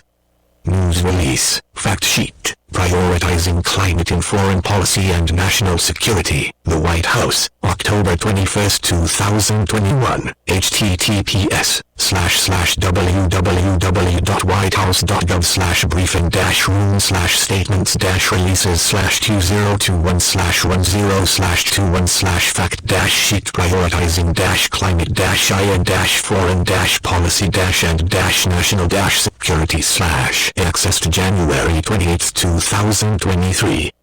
7. U.S. Agency for International Development, Climate Strategy 2020 to 2030, April 2022, USED.gov site/default/2022-1/USED-climate-strategy-2022-2030.pdf accessed March 18, 2023. 8. Adversaldinger, USED steps up languaging, diversity, equity, and inclusion effort, devix.com, December 15, 2021, http://www.devix.com/news/USED-steps-up-languaging-diversity-equity-and-inclusion-102316 accessed January 28, 2021. 9. U.S. Agency for International Development, Gender Equity and Women Empowerment, USED. Gov/Gender Equality and Women's Empowerment, accessed January 30, 2023. 10. U.S. Agency for International Development, Integrating Gender Equality and Female Empowerment in USED's Program Cycle, as Chapter 25, partial revision date January 22, 2021, USED.gov default/file/2022-12/205.pdf, accessed March 18, 2023. 11. S-137, Protecting Life in Foreign Assistance Act, 117th Congress, introduced January 28, 2021, https://www.congress.gov/bill/117th/Congress/Senate-bill/137 £. Text equals protecting %20 life %20 in %20 foreign %20 assistance %20 act. %20 this %20 bill, support %20 for %20 and %20 entity %20 that %20 conducts %20 such %20 activities. Accessed January 20th 2023, and H.R. 534, Protecting Life in Foreign Assistance Act, 117th Congress, introduced January 28, 2021, https://www.congress.gov/bill/117th-congress/house/534?R=450. Accessed January 20th 2023. 12. President Joseph R. Biden Jr., Memorandum on Protecting Women's Health at Home and Abroad, Memorandum for the Secretary of State, the Secretary of Defense, the Secretary of Health and Human Services, and the Administrator of the United States Agency for International Development, the White House, January 28, 2021, https://www.whitehouse.gov/briefing-room/presidential-action/2021/01/8/memorandum-protecting-women's-health-and-abroad/accessed March 18, 2023. 13. President Donald J. Trump, Executive Order 13,926, Advancing International Religious Freedom, June 2, 2020, in Federal Register, Volume 85, No. 109, June 5, 2020, pages 34,951-34,953, govinfo.gov fr-2020-06-05/pdf/2020-12430.pdf, accessed January 20, 2023. 14. 22 Code of Federal Regulations Paragraph 205.1, ecfa.gov, accessed March 18, 2023. 15. Contributors' Notes from Internal USAID Meetings. Agency for International Development 16. President Donald J. Trump, Executive Order 13,957, Creating Schedule F in the Accepted Service, October 21, 2020, in Federal Register, Volume 85, No. 207, October 26, 2020, pages 67,631-67,635, govinfo.gov content/pkg/afr-2020-10/pdf/2020-23780.pdf, accessed March 18, 2023. 17. Prosper Africa, Increasing Trade and Investment Between the U.S. and African Countries, www.prosperafrica.gov/ accessed March 18, 2023. 18. H.R. 434, Trade and Development Act of 2000, Public Law 106-200, 106th Congress, May 18, 2000, Title I, Subtitle A, AGOA.info, accessed March 18, 2023. When our founders wrote in the Constitution that the federal government would promote the general welfare, they could not have fathomed a massive bureaucracy that would someday spend $3 trillion in a single year, roughly the sum, combined, spent by the departments covered in this section in 2022. Approximately half of that colossal sum was spent by the Department of Health and Human Services (HHS) alone, the belly of the massive behemoth that is the modern administrative state. HHS is home to Medicare and Medicaid, the principal drivers of our $31 trillion national debt. When Congress passed and President Lyndon B. Johnson signed into law these programs, they were set on autopilot with no plan for how to pay for them. The first year that Medicare spending was visible on the books was 1967. From that point on through 2020, according to the American Main Street Initiative's analysis of official federal tallies, Medicare and Medicaid combined cost $17.80 trillion, while our combined federal deficits over that same span were $17.9 trillion. In essence, our deficit problem is a Medicare and Medicaid problem. HHS is also home to the Centers for Disease Control and Prevention, CDC, and the National Institutes of Health, NIH, the duo most responsible, along with President Joe Biden, for the irrational, destructive, un-American mask and vaccine mandates that were imposed upon an ostensibly free people during the COVID-19 pandemic. All along, it was clear from randomized controlled trials, the gold standard of medical research, that masks provide little to no benefit in preventing the spread of viruses and might even be counterproductive. Yet the CDC ignored these high-quality RCTs, cherry-picked from politically malleable Section 3 the General Welfare, Mandate for Leadership, the Conservative Promise, Observational Studies, and declared that everyone except children and infants below the age of 2 should don masks. Under COVID, as former director of HHS's Office of Civil Rights Roger Severino writes in Chapter 14, the CDC exposed itself as perhaps the most incompetent and arrogant agency in the federal government. Nor is the CDC the only villain in this play.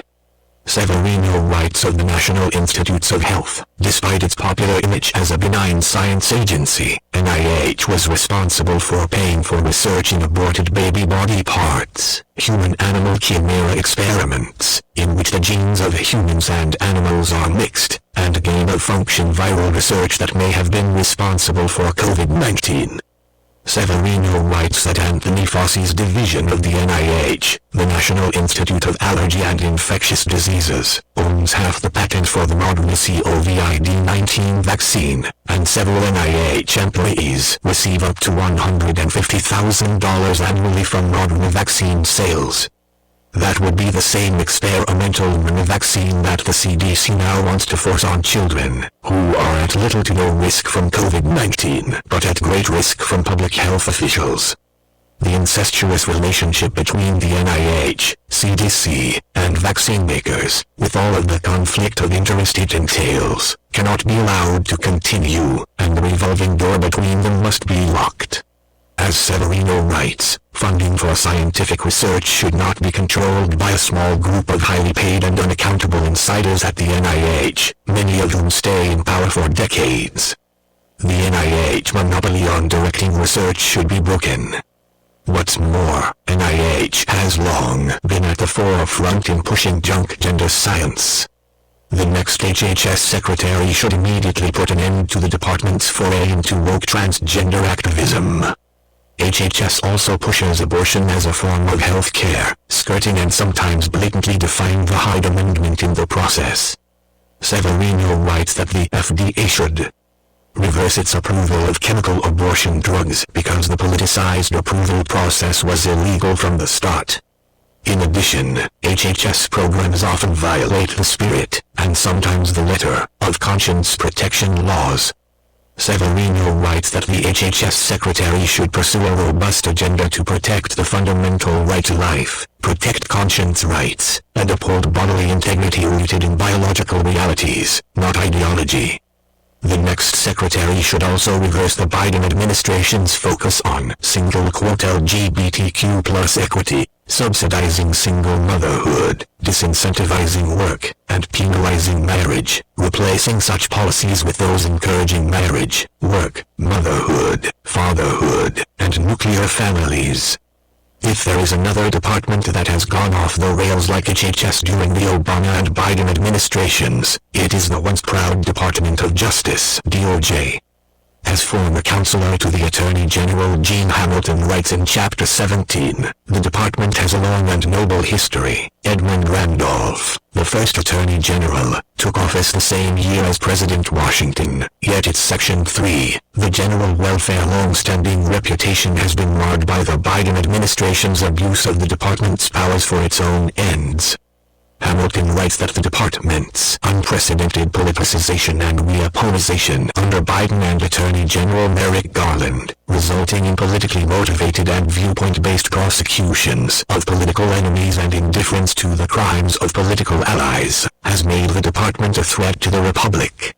The most important thing for the next Attorney General to do is to refocus the department on its core functions of protecting public safety and defending the rule of law, while restoring its values of independence, impartiality, honesty, integrity, respect, and excellence. This is especially true of the Federal Bureau of Investigations, FBI. A bloated, arrogant, increasingly lawless organization, especially at the top, the FBI views itself as an independent agency that is on par with the Attorney General, rather than as an agency that is under the AG and fully accountable to him or her. To rein in this completely out of control bureau and remind it of its place within, rather than at the top of, the DOJ hierarchy, Hamilton writes that the FBI's separate Office of General Counsel, with approximately 300 attorneys, separate Office of Legislative Affairs, and separate Office of Public Affairs should all be abolished. Requiring the FBI to get its legal advice from the wider department would serve as a crucial check on an agency that has recently pushed past legal boundary after legal boundary. Indeed, Hamilton writes, the next conservative administration should eliminate any offices within the FBI that it has the power to eliminate without any action from Congress. Elsewhere, DOJ should target violent and career criminals, not parents.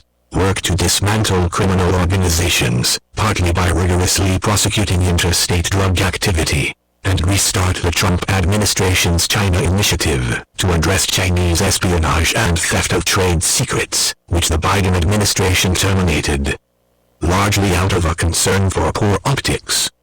It should also enforce existing federal law that prohibits mailing abortifacients, rather than harassing pro-life demonstrators. Respect the constitutional guarantee of the freedom of speech, rather than trying to police speech on the internet, and enforce federal immigration laws, rather than pretending there is no border. In contrast to DOJ's long history, the Department of Education, the Department, or Ed, discussed by Lindsey Burke in Chapter 11, is a creation of the Jimmy Carter administration. The department is a convenient one-stop shop for the woke education cartel, which, as the COVID era showed, is not particularly concerned with children's education. Schools should be responsive to parents, rather than to leftist advocates intent on indoctrination, and the more the federal government is involved in education, the less responsive to parents the public schools will be. This department is an example of federal intrusion into a traditionally state and local realm. For the sake of American children, Congress should shutter it and return control of education to the states. Mandate for leadership. The conservative promise short of this, the Secretary of Education should insist that the department serve parents and American ideals, not advocates whose message is that children can choose their own sex, that America is systemically racist, that math itself is racist, and that Martin Luther King, Jr.'s ideal of a colorblind society should be rejected in favor of reinstating a color-conscious society.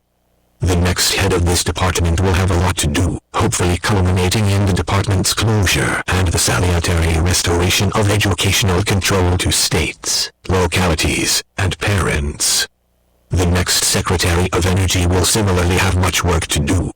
Under the next president, the Department of Energy should end the Biden administration's unprovoked war on fossil fuels, restore America's energy independence, oppose ice or windmills built at taxpayer expense, and respect the right of Americans to buy and drive cars of their own choosing, rather than trying to force them into electric vehicles and eventually out of the driver's seat altogether in favor of self-driving robots. As former Commissioner of the Federal Energy Regulatory Commission Bernard L. McNamee says in Chapter 12, a conservative president must be committed to unleashing all of America's energy resources and making the energy economy serve the American people, not special interests. In Chapter 10, Darren Baxter writes that the Biden administration's Department of Agriculture claims to be transforming the food system as we know it. But the government does not need to transform the food system. Instead, it should respect American farmers, truckers, and families. In Chapter 13, former Chief of Staff at the Environmental Protection Agency Mandiga Nasakaro writes that the EPA's current activities and staffing levels far exceed its congressional mandates and purpose, whereas its initial success in its infancy in the 1970s was a product of clear mandates, a streamlined structure, and recognition of the state's prominent role. Having since become a coercive agency, full of embedded activists, its structure and mission should be greatly circumscribed. Former Secretary of the Department of Housing and Urban Development Dr. Benjamin S. Carson writes in Chapter 15 that HUD is beset with mission creep and regularly crosses the line into exercising quasi-legislative powers. In the next administration, it should refocus on its core duties and keep non-citizens from living in federally assisted housing, provide enhanced oversight of foreign ownership of U.S. real estate, and reinvigorate paths to upward economic mobility and economic self-sufficiency.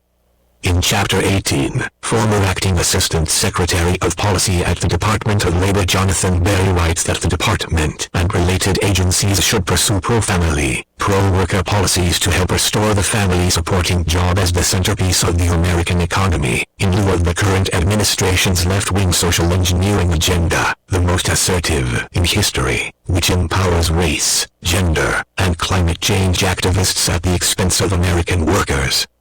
Section 3, the General Welfare in Chapter 19, on the Department of Transportation. Former Deputy Assistant Director for Research and Technology Diana Furchtgottroth writes, in pursuit of an anti-fossil fuel climate agenda never approved by Congress, the Biden administration has raised fuel economy requirements to levels that cannot realistically be met by most gas-powered cars, thereby reducing Americans' freedom while increasing costs. Lastly, former Acting Chief of Staff at the Department of Veterans Affairs Brooks D. Tucker, echoing concerns expressed in other chapters, writes in Chapter 20 that the Veterans Affairs (VA) must be accountable to the needs and problems of veterans, not subservient to the parochial preferences of the bureaucracy. 10 Department of Agriculture, Darren Baxter, American farmers efficiently and safely produce food to meet the needs of individuals around the globe. Because of the innovation and resilience of the nation's farmers, American agriculture is a model for the world. If farmers are allowed to operate without unnecessary government intervention, American agriculture will continue to flourish, producing plentiful, safe, nutritious, and affordable food. The U.S. Department of Agriculture (USDA) can and should play a limited role, with much of its focus on removing governmental barriers that hinder food production or otherwise undermine efforts to meet consumer demand. The USDA should recognize what should be self-evident. Agricultural production should first and foremost be focused on efficiently producing safe food. This chapter provides important background on the USDA and identifies many of the USDA-specific issues that will be faced by an incoming administration. It provides specific recommendations for the next administration about how to address these issues and lays out a conservative vision for what the USDA should look like in the future. Mission Statement. The current mission statement as stated by the Biden administration highlights the broad scope of the USDA to serve all Americans by providing effective, innovative, science-based public policy leadership in agriculture, food and nutrition, natural resource mandate for leadership, the conservative promise protection and management, rural development, and related issues with a commitment to delivering equitable and climate-smart opportunities that inspire and help America thrive. 1. The first part of the mission statement regarding the issues covered is not new to the Biden administration. It reflects the overly broad nature of the USDA's work. However, the language bringing in equity and climate change is new to the Biden administration and part of the USDA's express effort to transform agricultural production. To the USDA's new vision statement illuminates the focus of this effort, an equitable and climate-smart food and agriculture economy that protects and improves the health, nutrition and quality of life of all Americans, yields healthy land, forests and clean water, helps rural America thrive, and feeds the world. 3. This effort is one of the federal central plan to put climate change and environmental issues ahead of the most important requirements of agriculture, to efficiently produce safe food. The USDA would apparently use its power to change the very nature of the food and agriculture economy into one that is equitable and climate smart. As an initial matter, the USDA should not try to control and shape the economy, but should instead remove obstacles that hinder food production. Further, it should not place ancillary issues, such as environmental issues, ahead of agricultural production itself. A proper mission statement. Even before the Biden administration's radical effort to reshape the USDA's work, the USDA's mission was and is too broad, including serving as a major welfare agency through implementation of programs such as food stamps. This far-reaching mission is not the fault of the USDA, but of Congress, which has given the department its extensive power. Congress must limit the USDA's role. A proper mission would clarify that the department's primary focus is on agriculture and that the USDA serves all Americans. The USDA's client is the American people in general, not a subset of interests, such as farmers, meat packers, environmental groups, etc. Within this agricultural focus, the USDA should develop and disseminate information and research. The historical role of the USDA. Identify and address concrete threats to public health and safety arising directly from food and agriculture. Remove unjustified foreign trade barriers blocking market access for American agricultural goods. And generally remove government barriers that undermine access to safe and affordable food across the food supply chain. Core principles should be included within any mission statement, including a recognition that farmers, and the food system in general, should be free from unnecessary government intervention. Further, there should be clear statements Department of Agriculture about the importance of sound science to inform the USDA's work and respect for personal freedom and individual dietary choices, private property rights, and the rule of law. Taking these factors into account, below is a model USDA mission statement to develop and disseminate agricultural information and research, identify and address concrete public health and safety threats directly connected to food and agriculture, and remove both unjustified foreign trade barriers for U.S. goods and domestic government barriers that undermine access to safe and affordable food absent a compelling need, are based on the importance of sound science, personal freedom, private property, the rule of law, and service to all Americans. Overview. In 1862, President Abraham Lincoln signed into law the legislation that created the USDA. For the department had a very narrow mission focused on the dissemination of information connected to agriculture and to procure, propagate and distribute among the people new valuable seeds and plants. 5. During the last 160 years, the scope of the USDA's work has expanded well beyond that narrow mission, and well beyond agriculture itself.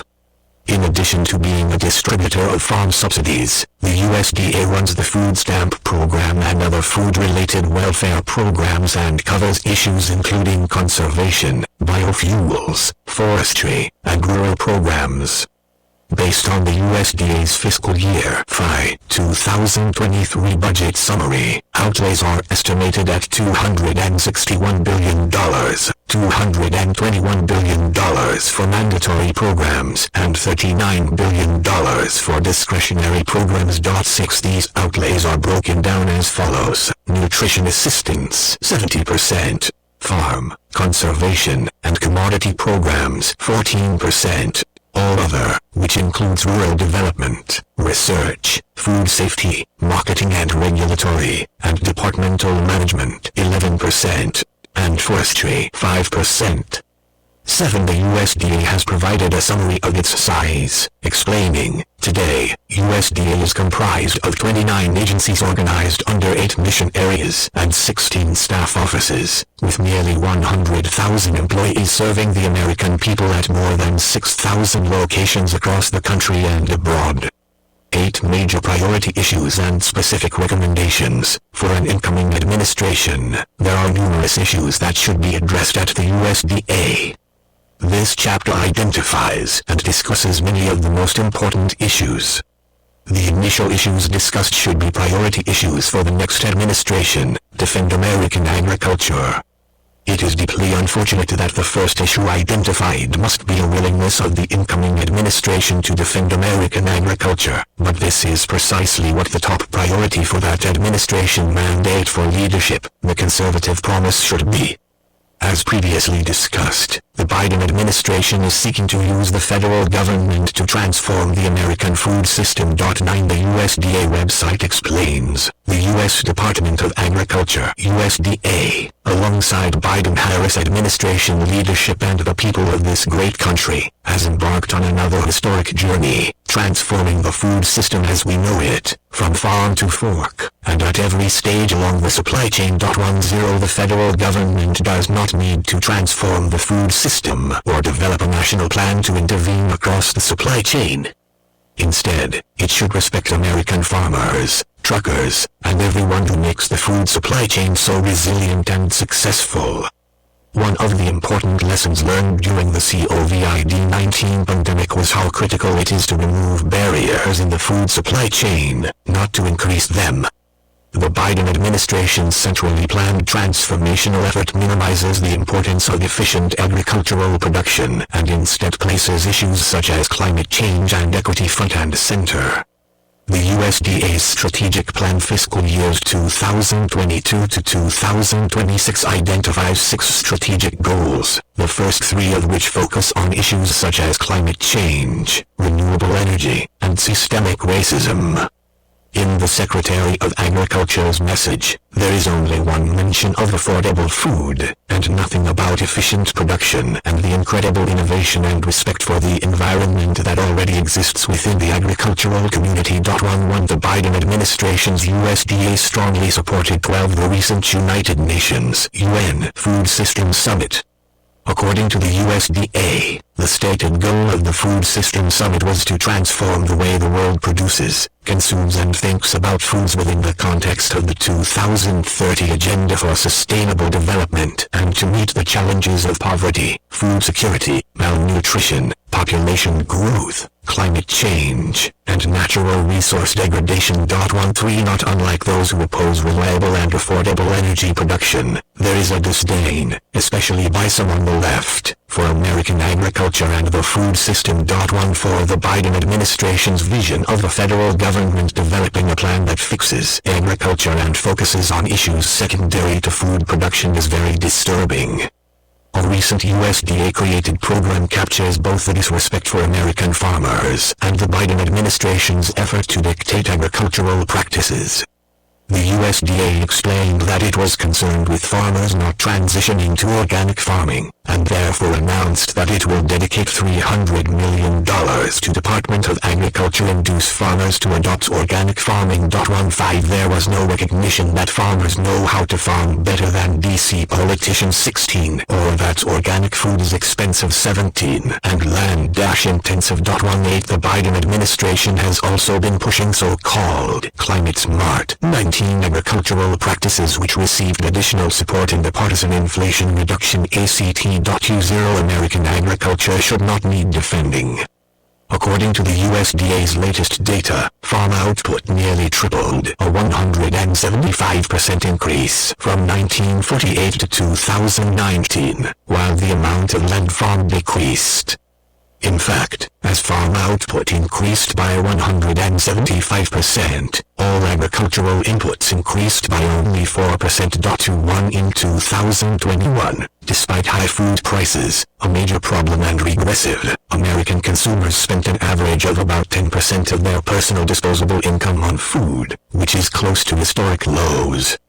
For decades, this share has been in decline due to America's farmers efficiently produce food using fewer resources, making it possible for food to be affordable. This reality is not only something that should be defended but also touted as a prime example of what makes American agriculture so successful. The connection between efficiency and affordability seems lost in the Biden administration's effort to transform the food system. Recommendations: proactively defend agriculture. From the outset, the next administration should denounce efforts to place ancillary issues like climate change ahead of food productivity and affordability when it comes to agriculture. Remove the U.S. from any association with UN and other efforts to push sustainable development schemes connected to food production. Defend American agriculture and advance the critical importance of efficient and innovative food production, especially to advance safe and affordable food. Stress that ideal policy should remove obstacles imposed on American farmers and individuals across the food supply chain so that they can meet the food needs of Americans. Clarify the critical importance of efficiency to food affordability, and why a failure to recognize this fact especially hurts low-income households who spend a disproportionate share of after-tax income on food compared to higher-income households. 3 To accomplish these objectives, a new administration should announce its principles through an executive order. The USDA should remove all references mandate for leadership, the conservative promise to transforming the food system on its website and other department disseminated material, and it should expressly and regularly communicate the principles informing the objectives listed above, as well as promote these principles through legislative efforts. The USDA should also carefully review existing efforts that involve inappropriately imposing its preferred agricultural practices onto farmers. Address the abuse of CCC discretionary authority. With the exception of federal crop insurance, the Commodity Credit Corporation (CCC) is generally the means by which agricultural-related farm bill programs are funded. The CCC is a funding mechanism, which, in simple terms, has $30 billion a year at its disposal. 24 Section 5 of the Commodity Credit Corporation Charter Act, Charter Act 25 gives the Secretary of Agriculture broad discretionary authority to spend unused CCC money. However, in general, past agriculture secretaries have not used this power to any meaningful extent. This changed dramatically during the Trump administration, when this discretionary authority was used to fund $28 billion in trade aid to farmers, consisting primarily of the Market Facilitation Program. In 2020, this authority was used for $20.5 billion in food purchases and income subsidies in response to the COVID-19 pandemic. 26 At the time, critics warned that this use of the CCC, which in effect created a USDA slush fund, would lead future administrations to abuse the CCC, such as by pushing climate change policies. 27 Predictably, this is precisely what the Biden administration has done, using the discretionary authority to create programs out of whole cloth, arguably without statutory authority. 28 For what it refers to as climate-smart agricultural practices. 29 The merits of the various programs funded through the CCC discretionary authority is not the focus of this discussion. The major problem is that the Secretary of Agriculture is empowered to use a slush fund. Billions of dollars are being used for programs that Congress never envisioned or intended. Concern about this type of abuse is not new. In fact, from 2012 to 2017, Congress expressly limited the Agriculture Secretary's discretionary spending authority under the Charter ACT. 30, and this was before the recent massive discretionary CCC spending occurred. The use of the discretionary power is a separation of powers problem, with Congress abrogating its spending power. This power is ripe for abuse, as could be expected with any slush fund, and it is a possible way to get around the farm bill process to achieve policy goals not secured during the legislative process. The next administration should refrain from using Section 5 discretionary authority. The USDA can address this abuse on its own by following the lead of most administrations and not using this discretionary authority. Department of Agriculture promote legislative fixes to address abuse. Ideally, Congress would repeal the Secretary's discretionary authority under Section 5 of the Charter Act. There is no reason to maintain such authority. If Congress needs to spend money to assist farmers, it has legislative tools, including the Farm Bill and the annual appropriations process, to do so in a timely fashion. While not an ideal solution, Congress could also amend the Charter Act to require prior congressional approval through duly enacted legislation before any money is spent. At a minimum, Congress should amend the Charter Act to limit spending to directly help farmers and ranchers address issues due to unforeseen events not already covered by existing programs and that constitute genuine emergencies that must be addressed immediately. Prohibit the CCC from being used to assist parties beyond farmers and ranchers. Clarify that spending is only to address problems that are temporary in nature and ensure that funding is targeted to address such problems. Tighten the discretion within Section 5 and identify ways for improper application of the Charter Act to be challenged in court. Reform farm subsidies. Too often, agricultural policy becomes synonymous with farm subsidy policy.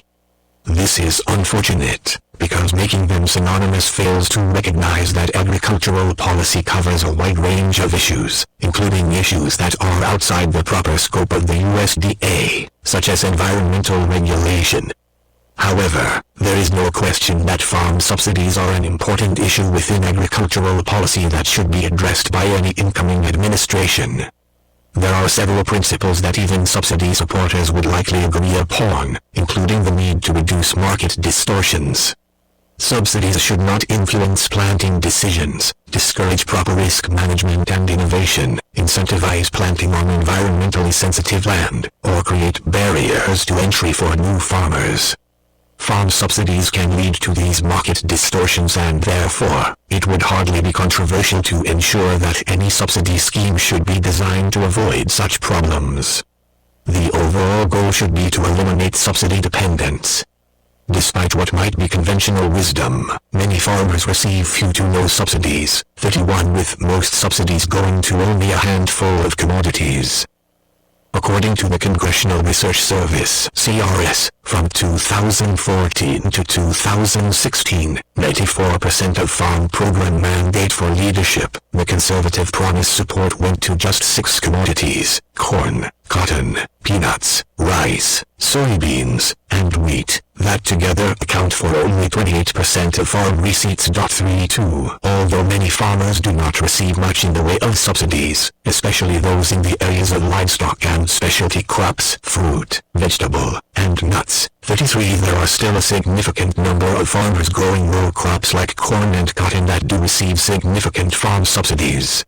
The primary subsidy programs include the Agriculture Risk Coverage (ARC) program, 34, the Price Loss Coverage (PLC) program, 35, and the Federal Crop Insurance Program. 36 Farmers can participate on a crop-by-crop basis in the ARC program or the PLC program.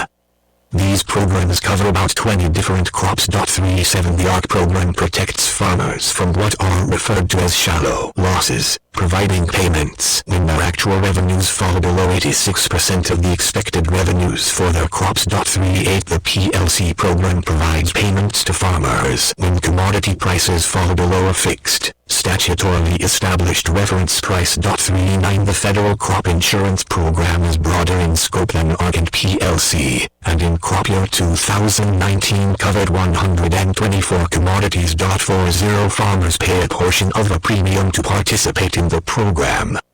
Taxpayers on average pay about 60%, 41 of the premium. As explained by CRS, revenue protection was the most frequently purchased policy type in 2019, accounting for almost 70% of policies purchased. 42 While there are certainly other subsidy programs besides ARC, PLC, and federal crop insurance, one program that deserves special mention is the Federal Sugar Program. This program, unlike most other subsidy programs, intentionally tries to restrict supply. 43 And thereby drives up prices. The program costs consumers as much as $3.7 billion a year. For when it comes to reforming subsidy programs, the next administration will primarily have to look to legislative solutions. The next administration should champion legislation that would repeal the federal sugar program. The federal government should not be in the central planning business, and the sugar program is a prime example of harmful central planning. Its very purpose is to limit the sugar supply in order to increase prices. The program has a regressive effect, since lower-income households spend more of their money to meet food needs compared to higher-income households. 4 or 5 LID, repeal the ARC and PLC programs. Farmers eligible to participate in ARC or PLC are generally already able to purchase federal crop insurance, policies that protect against shortfalls in expected revenue whether caused by lower prices or smaller harvests. The ARC program is especially egregious because farmers are being protected from shallow Department of Agriculture losses, which is another way of saying minor dips in expected revenue. This is hardly consistent with the concept of providing a safety net to help farmers when they fall on hard times. The Congressional Budget Office, CBO, in one of its options to reduce the federal deficit, has once again identified repealing all Title I farm programs, including ARC, PLC, and the Federal Sugar Program. 46L stop paying farmers twice for price and revenue losses during the same year.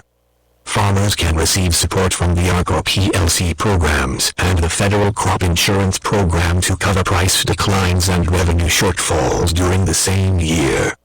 Congress should prohibit this duplication by prohibiting farmers from receiving an ARC or PLC payment the same year they receive a crop insurance indemnity. Reduce the premium subsidy rate for crop insurance. On average, taxpayers cover about 47% of the premium cost for policies purchased in the federal crop insurance program. One of the most widely supported and bipartisan policy reforms is to reduce the premium subsidy that taxpayers are forced to pay. 48 At a minimum, taxpayers should not pay more than 50% of the premium.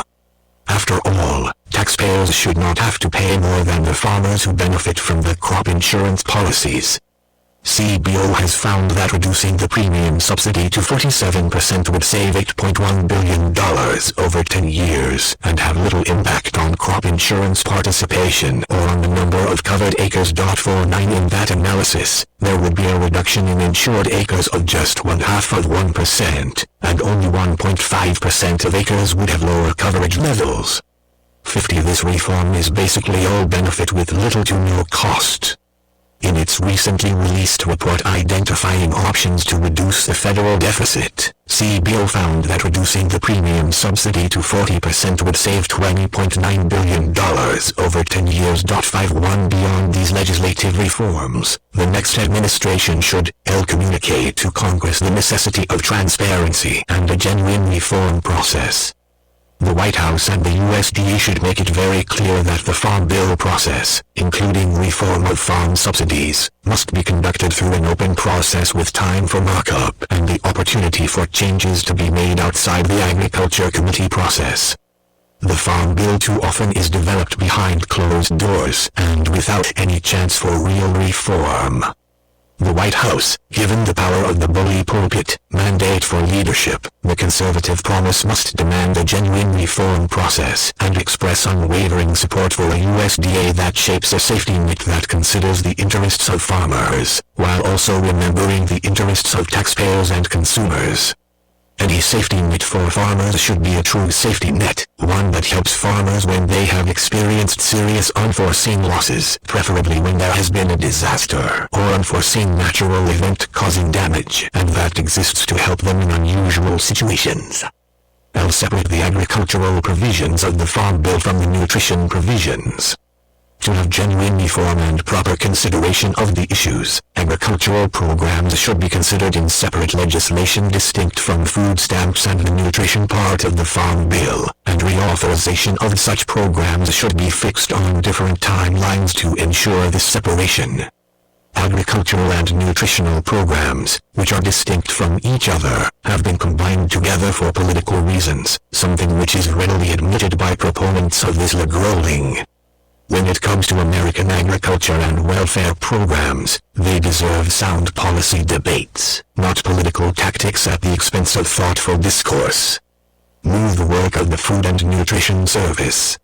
The USDA implements many means-tested federal support programs, including the largest Food Assistance Program, Supplemental Nutrition Assistance Program, SNAP, also known as food stamps, and the Special Supplemental Nutrition Program for Women, Infants, and Children, WIC, Food Program. The Food and Nutrition Service, FNS, oversees these programs and other food and nutrition programs, including the Center for Nutrition Policy and Promotion, 52, which handles the USDA's work on the Dietary Guidelines for Americans, Dietary Guidelines. 53 food nutrition programs include SNAP, WIC, the National School Lunch Program, NSLP, the School Breakfast Program, SBP, the Child and Adult Care Food Program, the Nutrition Program for the Elderly, Nutrition Service Incentives, the Summer Food Service Program, the Commodity Supplemental Food Program, the Temporary Emergency Food Program, the Farmers Market Nutrition Program, and the Special Milk Program. The next administration should move the USDA food and nutrition programs to the Department of Health and Human Services. There are more than 89 current means-tested welfare programs, and total means-tested spending has been estimated to surpass $1.2 trillion between federal and state resources. 54. Because means-tested federal programs are siloed and administered in separate agencies, the effectiveness and size of the welfare state remains Department of Agriculture largely hidden. There are means-tested food support programs in the USDA, especially FNS, whereas most means-tested programs are at the Department of Health and Human Services, HHS. All means-tested anti-poverty programs should be overseen by one department, specifically HHS, which handles most welfare programs. Reform SNAP. Ostensibly, SNAP sends money through electronic benefit transfer (EBT) cards to help low-income individuals buy food. It is the largest of the federal nutrition programs. Food stamps are designed to be supplemented by other forms of income, whether through paid employment or nonprofit support. SNAP serves 41.1 million individuals, an increase of 4.3 million people during the Biden years. 55 In 2020, the food stamp program cost $79.1 billion. That number continued to rise. By 2022, outlays hit $119.5 billion.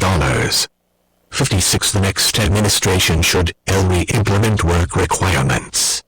The statutory language covering food stamps allows states to waive work requirements that otherwise apply to work-capable individuals, that is, adult beneficiaries between the ages 18 and 50 who are not disabled and do not have any children or other dependents in the home. 57 Even in a strong economy, work expectations are fairly limited. Individuals who are work-capable and without dependents are required to work or prepare for work for 20 hours per week. 58 The work requirements are then implemented unless the state requests a waiver from the USDA's Food and Nutrition Services. 59 Waivers from statutory work requirements can be approved in two instances: an unemployment rate of more than 10% or lack of sufficient jobs. 60 The Trump administration bolstered USDA work expectations in the food stamp program.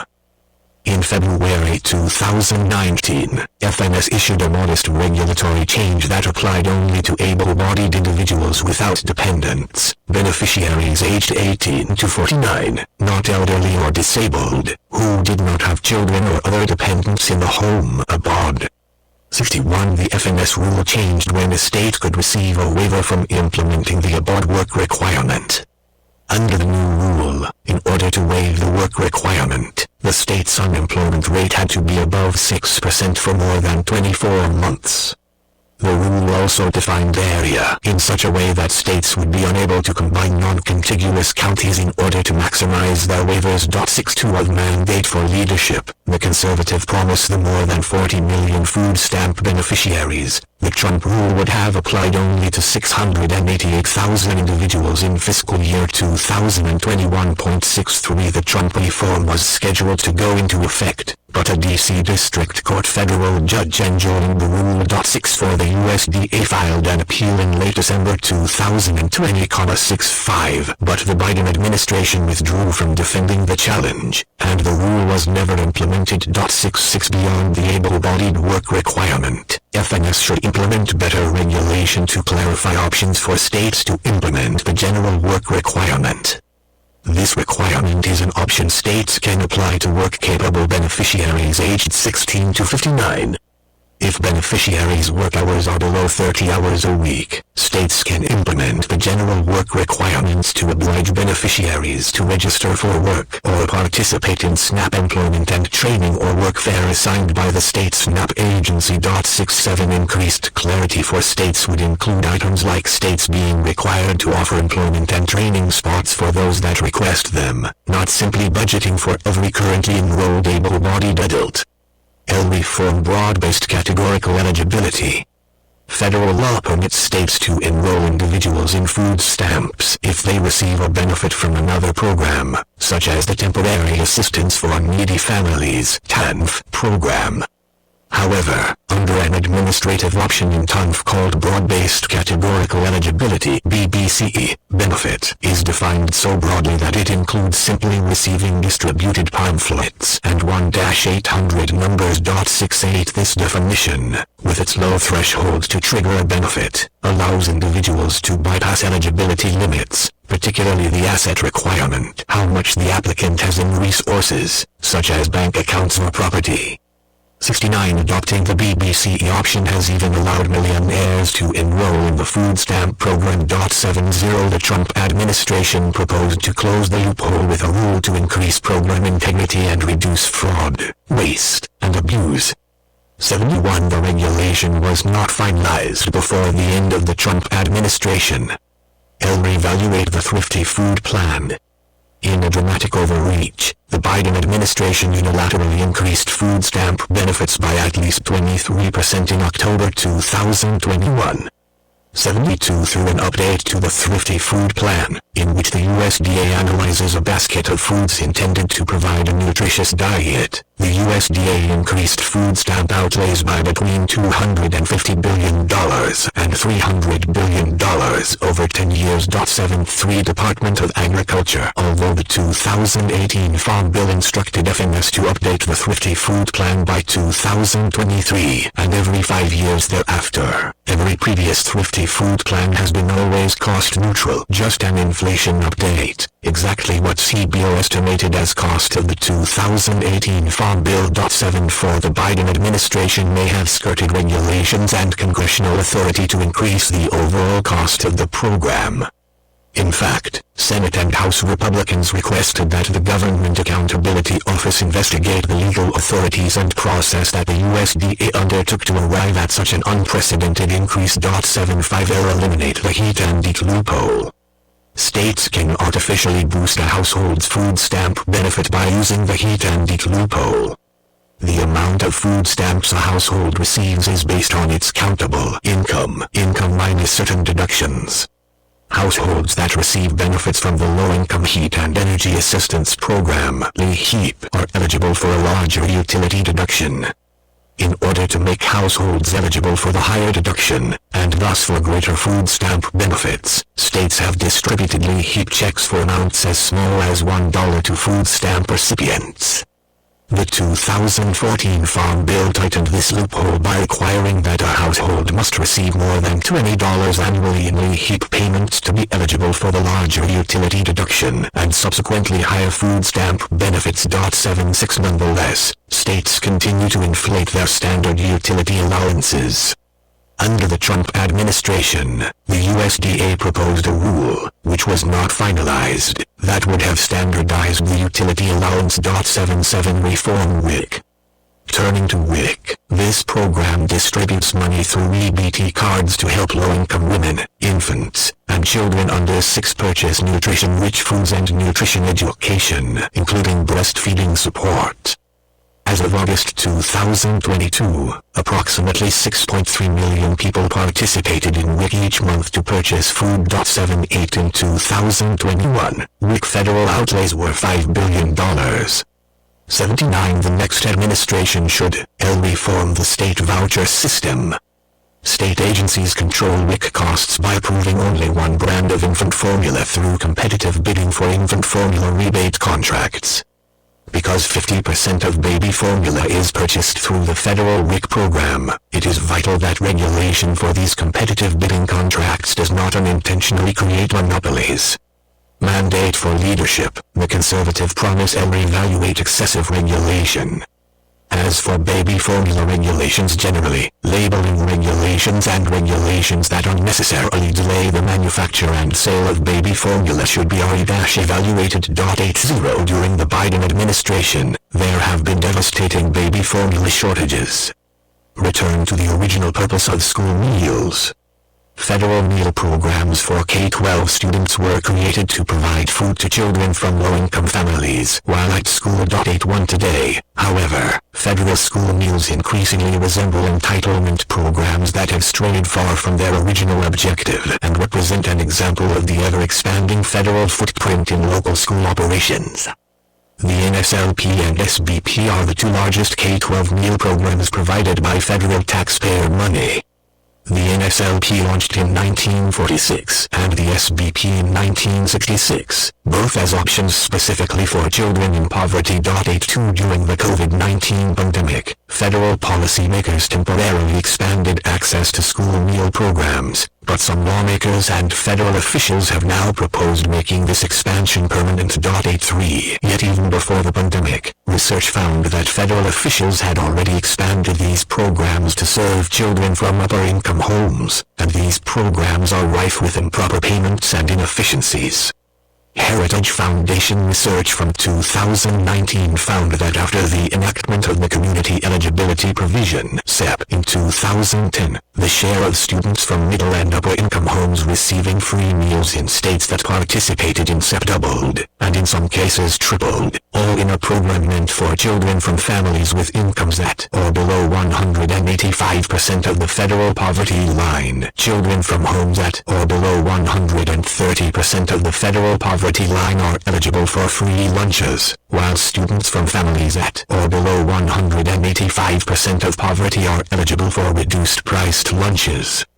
84 Under CEP, if 40% of students in a school or school district are eligible for federal meals, all students in that school or district can receive free meals. However, the USDA has taken it even further, improperly interpreting the Law 85 to allow a subset of schools within a district to be grouped together to reach the 40% threshold. As a result, a school with zero low-income students could be grouped together with schools with high levels of low-income students, and as a result all the students in the schools within that group, even schools without a single low-income student, can receive free federal meals. 86 Schools can direct resources meant for students in poverty to children from wealthier families. Furthermore, the NSLP and SBP are among the most inaccurate federal programs according to PaymentAccuracy.gov, a project of the U.S. Office of Management and Budget and the Office of the Inspector General. 87 Before federal auditors reduced the rigor of annual reporting requirements in 2018, the NSLP had wasted nearly $2 billion in taxpayer resources through payments provided to ineligible recipients. 88 Even after the auditing changes, which the U.S. government Department of Agriculture Accountability Office said results in the USDA not regularly assessing the program's fraud risks, the NSLP wasted nearly $500 million in FY 2021.89. The SBP now wastes nearly $200 million annually. 90 Despite the ongoing effort to expand school meals under CEP and the evidence of waste and inefficiency, left-of-center members of Congress and President Biden's administration have nonetheless proposed further expansions to extend federal school meals to include every K-12 student, regardless of need. 91 The administration recently proposed expanding federal school meal programs offered during the school year to be offered during the summer as part of the American Families Plan, and also proposed expanding CEP.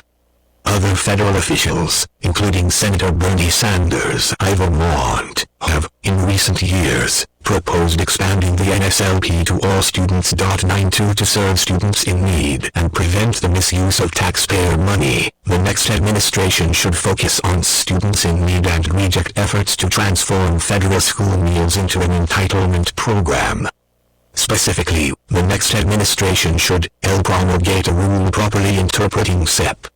The USDA should issue a rule that clarifies that only an individual school or a school district as a whole, not a subset of schools within a district, must meet the 40% criteria to be eligible for SEP. Education officials should be prohibited from grouping schools together. Work with lawmakers to eliminate SEP. The NSLP and SBP should be directed to serve children in need, not become an entitlement for students from middle and upper income homes. Congress should eliminate SEP. Further, the USDA should not provide meals to students during the summer unless students are taking summer school classes. Currently, students can get meals from schools even if they are not in summer school, which has, in effect, turned school meals into a federal catering program. 93 Restore programs to their original intent and reject efforts to create universal free school meals. The USDA should work with lawmakers to restore NSLP and SBP to their original goal of providing food to K-12 students who otherwise would not have food to eat while at school. Federal school meals should be focused on children in need, and any efforts to expand student eligibility for federal school meals to include all K-12 students should be soundly rejected. Such expansion would allow an inefficient, wasteful program to grow, magnifying the amount of wasted taxpayer resources. Reform conservation programs. Farmers, in general, are excellent stewards of the land, if not for moral or ethical considerations, then out of self-interest to mandate for leadership. The conservative promise make sure their land and, by extension, their livelihoods, remain intact. Farmers are often called the original conservationists. 94 When evaluating federal conservation programs, it is important to remember the importance of the land to farmers. In terms of USDA federal conservation programs, both the USDA's Farm Service Agency (FSA) and Natural Resources Conservation Service (NRCS) oversee numerous programs. 95 As a general matter, the next administration should ensure that these programs address genuine and specific environmental concerns with a focus on currently existing environmental problems, not those that are speculative in nature.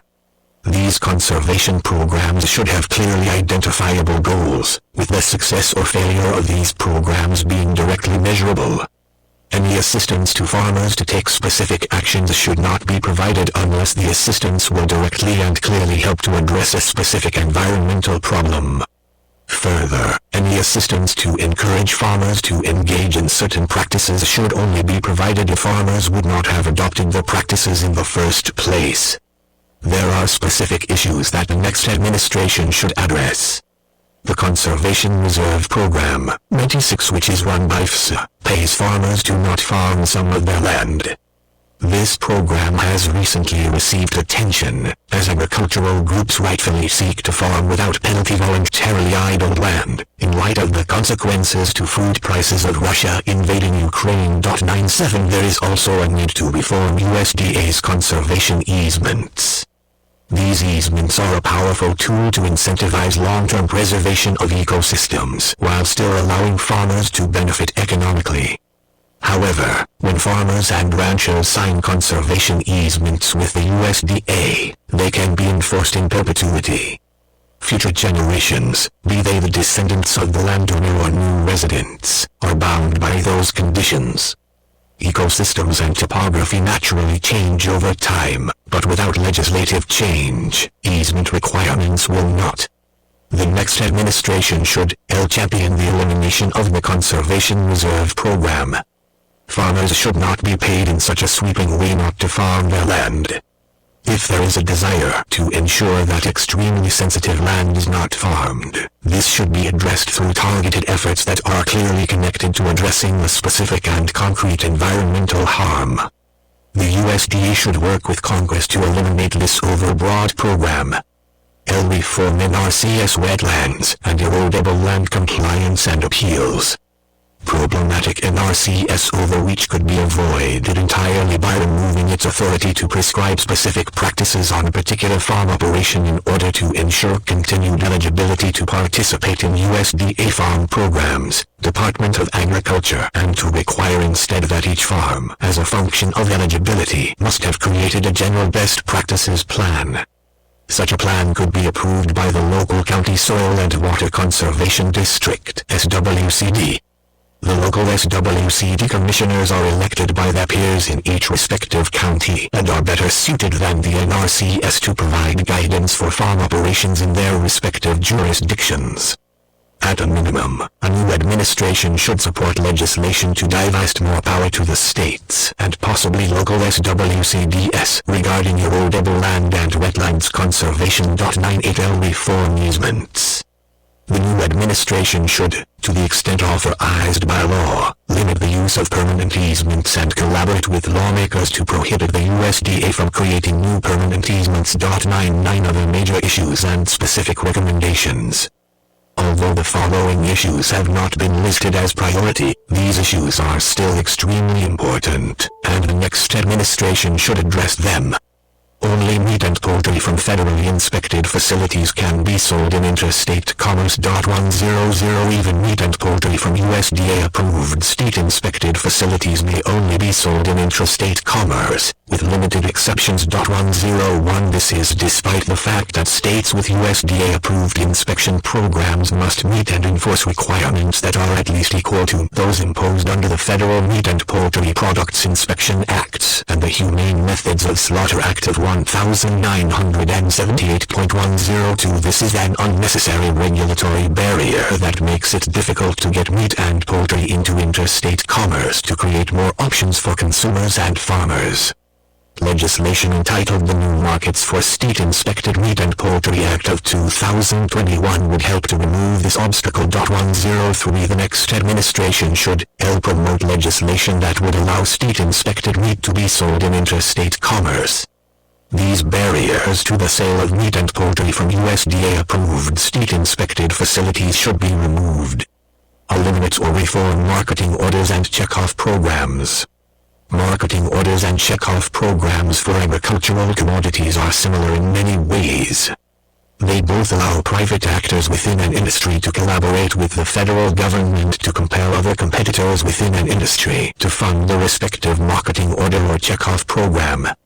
There are currently 22 checkoff mandate for leadership, the Conservative Promise programs, 104, and they focus on research and promotion of commodities such as beef and eggs. Marketing orders cover research and promotion, but also cover issues such as quality regulations and volume controls. The latter issue, volume controls, is a means to restrict supply, which drives up prices for consumers.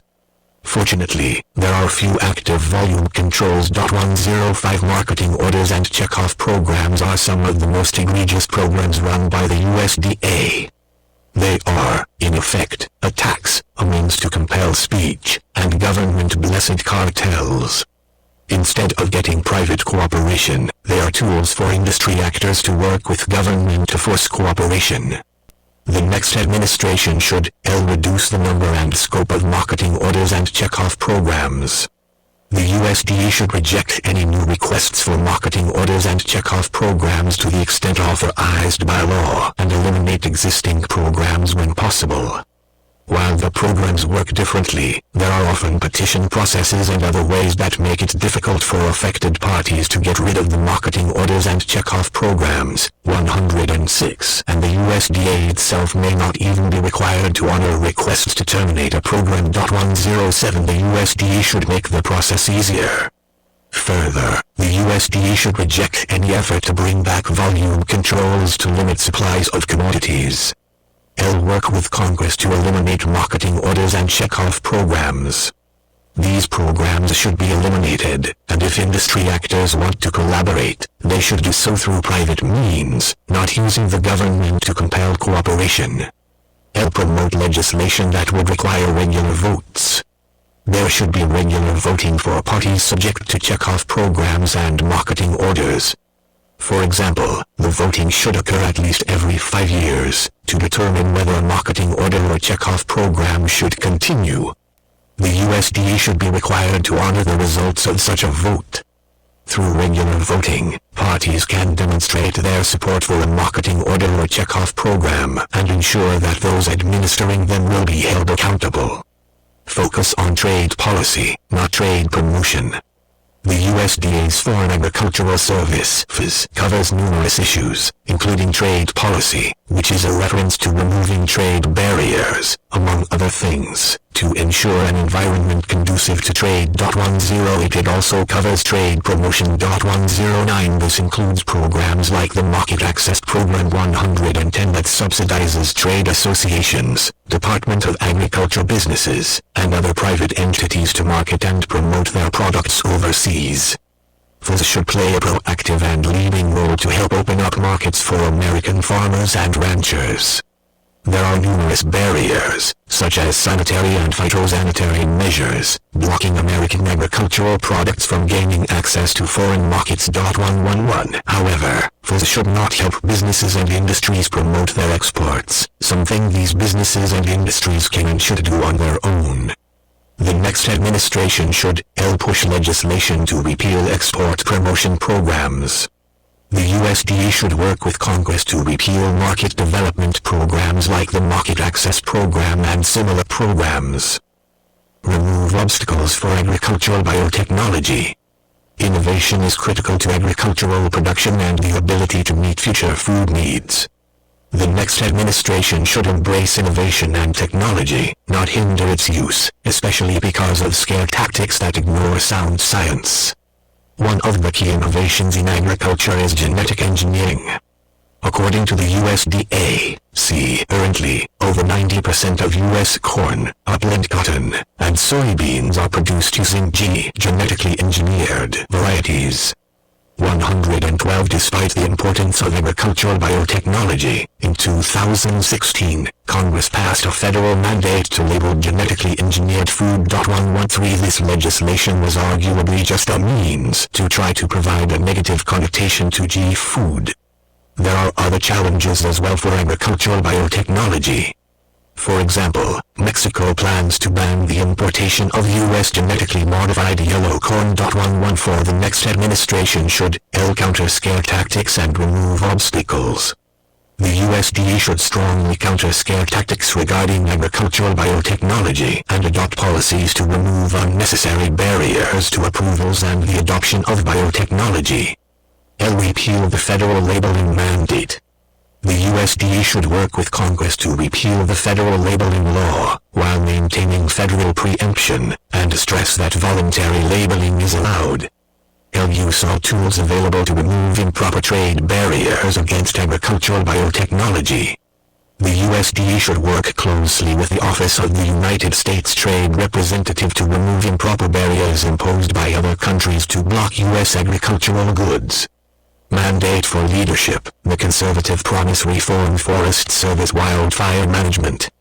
The United States Forest Service is one of 4 federal government land management agencies that administer 606 million acres, or 95% of the 640 million acres of surface land area managed by the federal government. 115 Located within the USDA, the Forest Service manages the National Forest System, which is comprised of 193 million acres. 116 As explained by the USDA, the USDA Forest Service's mission is to sustain the health, diversity, and productivity of the nation's forests and grasslands to meet the needs of present and future generations. 117 The Forest Service should focus on proactive management of the forests and grasslands that does not depend heavily on burning. There should be resilient forests and grasslands in the wake of management actions. Wildfires have become a primary vegetation management regime for national forests and grasslands. 118 Recognizing the need for vegetation management. The Forest Service has adopted pyrosilviculture using unplanned fire, 119 such as unplanned human-caused fires, to otherwise accomplish vegetation management. 120 The Forest Service should instead be focusing on addressing the precipitous annual amassing of biomass in the national forests that drive the behavior of wildfires. By thinning trees, removing live fuels and dead wood, and taking other preventive steps, the Forest Service can help to minimize the consequences of wildfires. Increasing timber sales could also play an important role in the effort to change the behavior of wildfire, because there would be less biomass. Timber sales and timber harvested in public forests dropped precipitously in the early 1990s, and still remain very low. For example, in 1988, the volume of timber sold and harvested by volume was about 11 billion and 12.6 billion board feet (BBF), respectively. 121 In 2021, timber sold was 2.8 BBF and timber harvested was 2.4 BBF. In 2018, President Donald Trump issued Executive Order 13,855 to, among other things, promote active management of forests and reduce wildfire risks. 122 The executive order stated, active management of vegetation is needed to treat these dangerous conditions on federal lands, but is often delayed due to challenges associated with regulatory analysis and current consultation requirements. 123 It further explained the need to reduce regulatory obstacles to fuel reduction in forests created by the National Environmental Policy Act and the Endangered Species Act. 124 The next administration should champion executive action, consistent with law, and proactive legislation to reduce wildfires. This would involve embracing Executive Order 13,855, building upon it, and working with lawmakers to promote active management of vegetation, reduce regulatory obstacles to reducing fuel buildup, and increase timber sales. Department of Agriculture eliminate or reform the dietary guidelines. The USDA, in collaboration with HHS, publishes the dietary guidelines every 5 years. 125 For more than 40 years, the federal government has been releasing dietary guidelines, 126, and during this time, there has been constant controversy due to questionable recommendations and claims regarding the politicization of the process. In the 2015 Dietary Guidelines process, the influential Dietary Guidelines Advisory Committee veered off mission and attempted to persuade the USDA and HHS to adopt nutritional advice that focused not just on human health, but the health of the planet. 127 Issues such as climate change and sustainability infiltrated the process. Fortunately, the 2020 process did not get diverted in this manner. However, the dietary guidelines remain a potential tool to influence dietary choices to achieve objectives unrelated to the nutritional and dietary well-being of Americans. There is no shortage of private sector dietary advice for the public, and nutrition and dietary choices are best left to individuals to address their personal needs. This includes working with their own health professionals. As it is, there is constantly changing advice provided by the government, with insufficient qualifications on the advice, oversimplification to the point of miscommunicating important points, questionable use of science, and potential political influence. The dietary guidelines have a major impact because they not only can influence how private health providers offer nutritional advice, but they also inform federal programs. School meals are required to be consistent with the guidelines. 128 The next administration should work with lawmakers to repeal the dietary guidelines. The USDA should help lead an effort to repeal the dietary guidelines. Minimally, the next administration should reform the dietary guidelines. The USDA, with HHS, should develop a more transparent process that properly considers the underlying science and does not overstate its findings. It should also ensure that the dietary guidelines focus on nutritional issues and do not veer off mission by focusing on unrelated issues, such as the environment, that have nothing to do with nutritional advice. In fact, if environmental concerns supersede or water down recommendations for human nutritional advice, the public would be receiving misleading health information. The USDA, working with lawmakers, should codify these reforms into law. Organizational issues. Based on the recommended reforms identified as ideal solutions, the USDA would look different in many respects. One of the biggest changes would be a USDA that is not focused on welfare, given that means-tested welfare programs would mandate for leadership. The conservative promise be moved to HHS. The Food and Nutrition Service that administers the food and nutrition programs would be eliminated. The Farm Service Agency, which administers many of the farm subsidy programs, would be significantly smaller in size if the ideal farm subsidy reforms were adopted. Most important, a conservative USDA, as envisioned, would not be used as a governmental tool to transform the nation's food system, but instead would respect the importance of efficient agricultural production and ensure that the government does not hinder farmers and ranchers from producing an abundant supply of safe and affordable food. For a conservative USDA to become a reality, and for it to stay on course with the mission as outlined, the White House must strongly support these reforms and install strong USDA leaders. These individuals almost certainly will be faced with opposition from some in the agricultural community who would fight changing subsidies in any fashion, although many of the reforms would likely be embraced by those in agriculture. There would be strong opposition from environmental groups and others who want the federal government to transform American agriculture to meet their ideological objectives.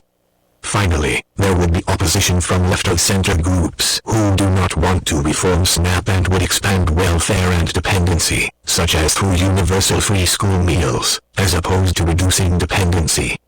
Reducing the scope of government and promoting individual freedom may not always be easy, but it is something that conservatives regularly should strive for. The listed reforms to the U.S. Department of Agriculture would help to accomplish these objectives and are well worth fighting for to achieve a freer and more prosperous nation. Conclusion. This chapter started with a discussion of the incredible success of American farmers and American agriculture in general. This is how the chapter should close as well. Americans are blessed with an agricultural sector and a food system in general, which are worthy of incredible respect. A conservative USDA should appreciate this while recognizing that its role is to serve the interests of all Americans, not special interests. By being a champion of unleashing the potential of American agriculture, a conservative USDA would help to ensure a future with an abundant supply of safe and affordable food for individuals and families in the United States and across the globe. Author's note: the author would like to thank all the contributors for their assistance, expertise, and insight into the development of this chapter. In addition, special thanks are due to Rachel Wilfong, who was instrumental in getting the chapter ready for submission.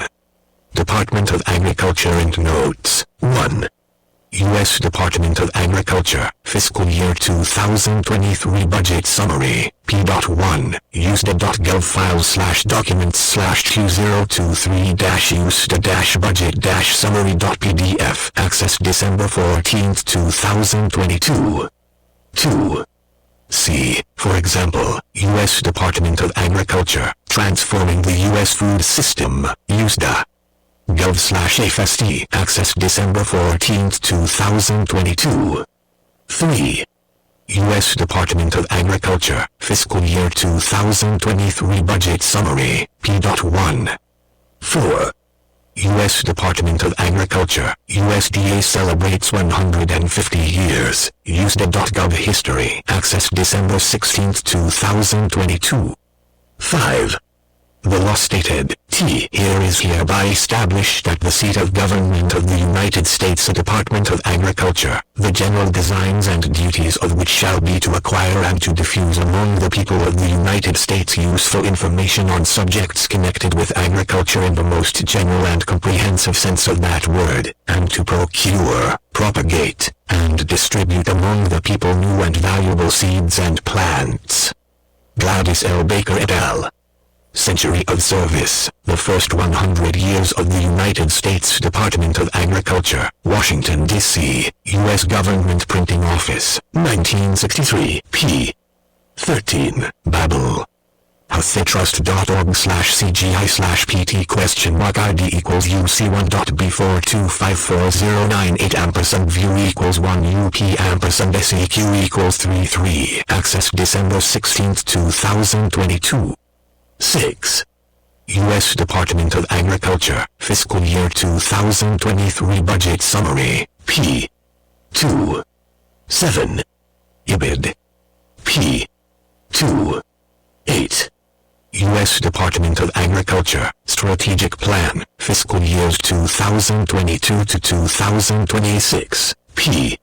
3. USDA.gov default/files/documents/USDA-FY-2022-2026-strategic-plan.pdf. Access December 14, 2022. 9. News release. USDA announces framework for shoring up the food supply chain and transforming the food system to be fairer, more competitive, more resilient. U.S. Department of Agriculture, June 1, 2022. https://www.usda.gov/media/press-releases/2022/06/001/USD-announces-framework-showing-food-supply-chain-transforming. Access December 14, 2022. 10. U.S. Department of Agriculture, Transforming the U.S. Food System. 11. U.S. Department of Agriculture, Strategic Plan, Fiscal Years 2022 to 2026, pages 1-2. 12.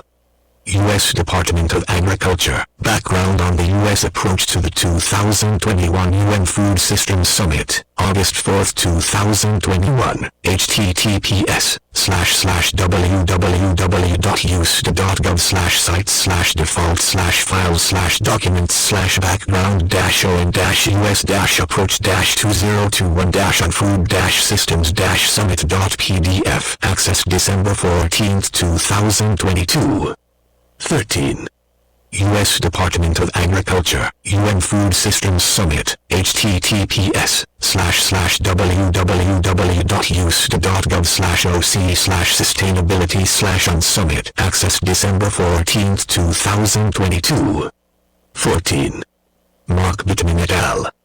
How a National Food Policy Could Save Millions of American Lives. The Washington Post, November 7, 2014. https://how-a-national-food-policy-could-save-millions-of-American-lives/014/11076/89655E16-83836C-83836C-B4F260-8 Access December 14, 2022. Darren Baxter and Gabrielle Beaumont-Smith. No, we don't need to transform the American food system. The Daily Signal, February 26, 2021. DailySignal.com. No, we don't need to transform the American food system. Access December 14, 2022. And Darren Baxter. Biden's food conference should put people first, not environmental extremism. The Daily Signal, September 22, 2022. https://www.dailysignal.com/2022/09/2/Bidens-food-conference-should-put-pale-plethorst-not-environmental-extremism/ Access December 14, 2022. 15. News release. USDA to invest up to $300 million in new Organic Transition Initiative. U.S. Department of Agriculture, August 22, 2022. USDA.gov Million New Organic Transition Initiative. Access December 14, 2022. 16. Gary Bays, Sri Lanka's Green New Deal was a disaster. Farm Futures, November 14, 2022, www. farmprogress.com/commentary/SRI-Lankers-Green-New-Deal-was-disaster. Access December 16, 2022. 17. See, for example, Catherine Green et al. Growing organic demand proved as high-value opportunities for many types of producers. Economic Research Service, U.S. Department of Agriculture, February 6, 2017, www. ers.use.gov/amber-waves/2017/January-February/growing-organic-demand-provides-high-value-opportunities/pound sign. Tilde. Text equals %20 research %20 shows %20 that %20 many, flavor %20 desired %20 by %20 the %20 consumer. Access December 14, 2022. And Andrea Carlson, Investigating Retail Price Premiums for Organic Foods. Economic Research Service, U.S. Department of Agriculture, May 24, 2016, ERS. USDA.gov/amber-waves/2016/may/investigating-retail-price-premiums-for-organic-foods/ Access December 16, 2022. Further, there are many myths, such as those regarding the alleged health benefit of organic food. One Mandate for Leadership, the Conservative Promise meta-study found that he published literature lacks strong evidence that organic foods are significantly more nutritious than conventional foods. Crystal Smith Spangler et al. Are organic foods safer or healthier than conventional alternatives? Annals of Internal Medicine, Volume 157, No. 5, September 4, 2012, pages 348-366, https://www.epth/10.326/003-4819-157-5-201209040-0007. Access December 16, 2022. 18.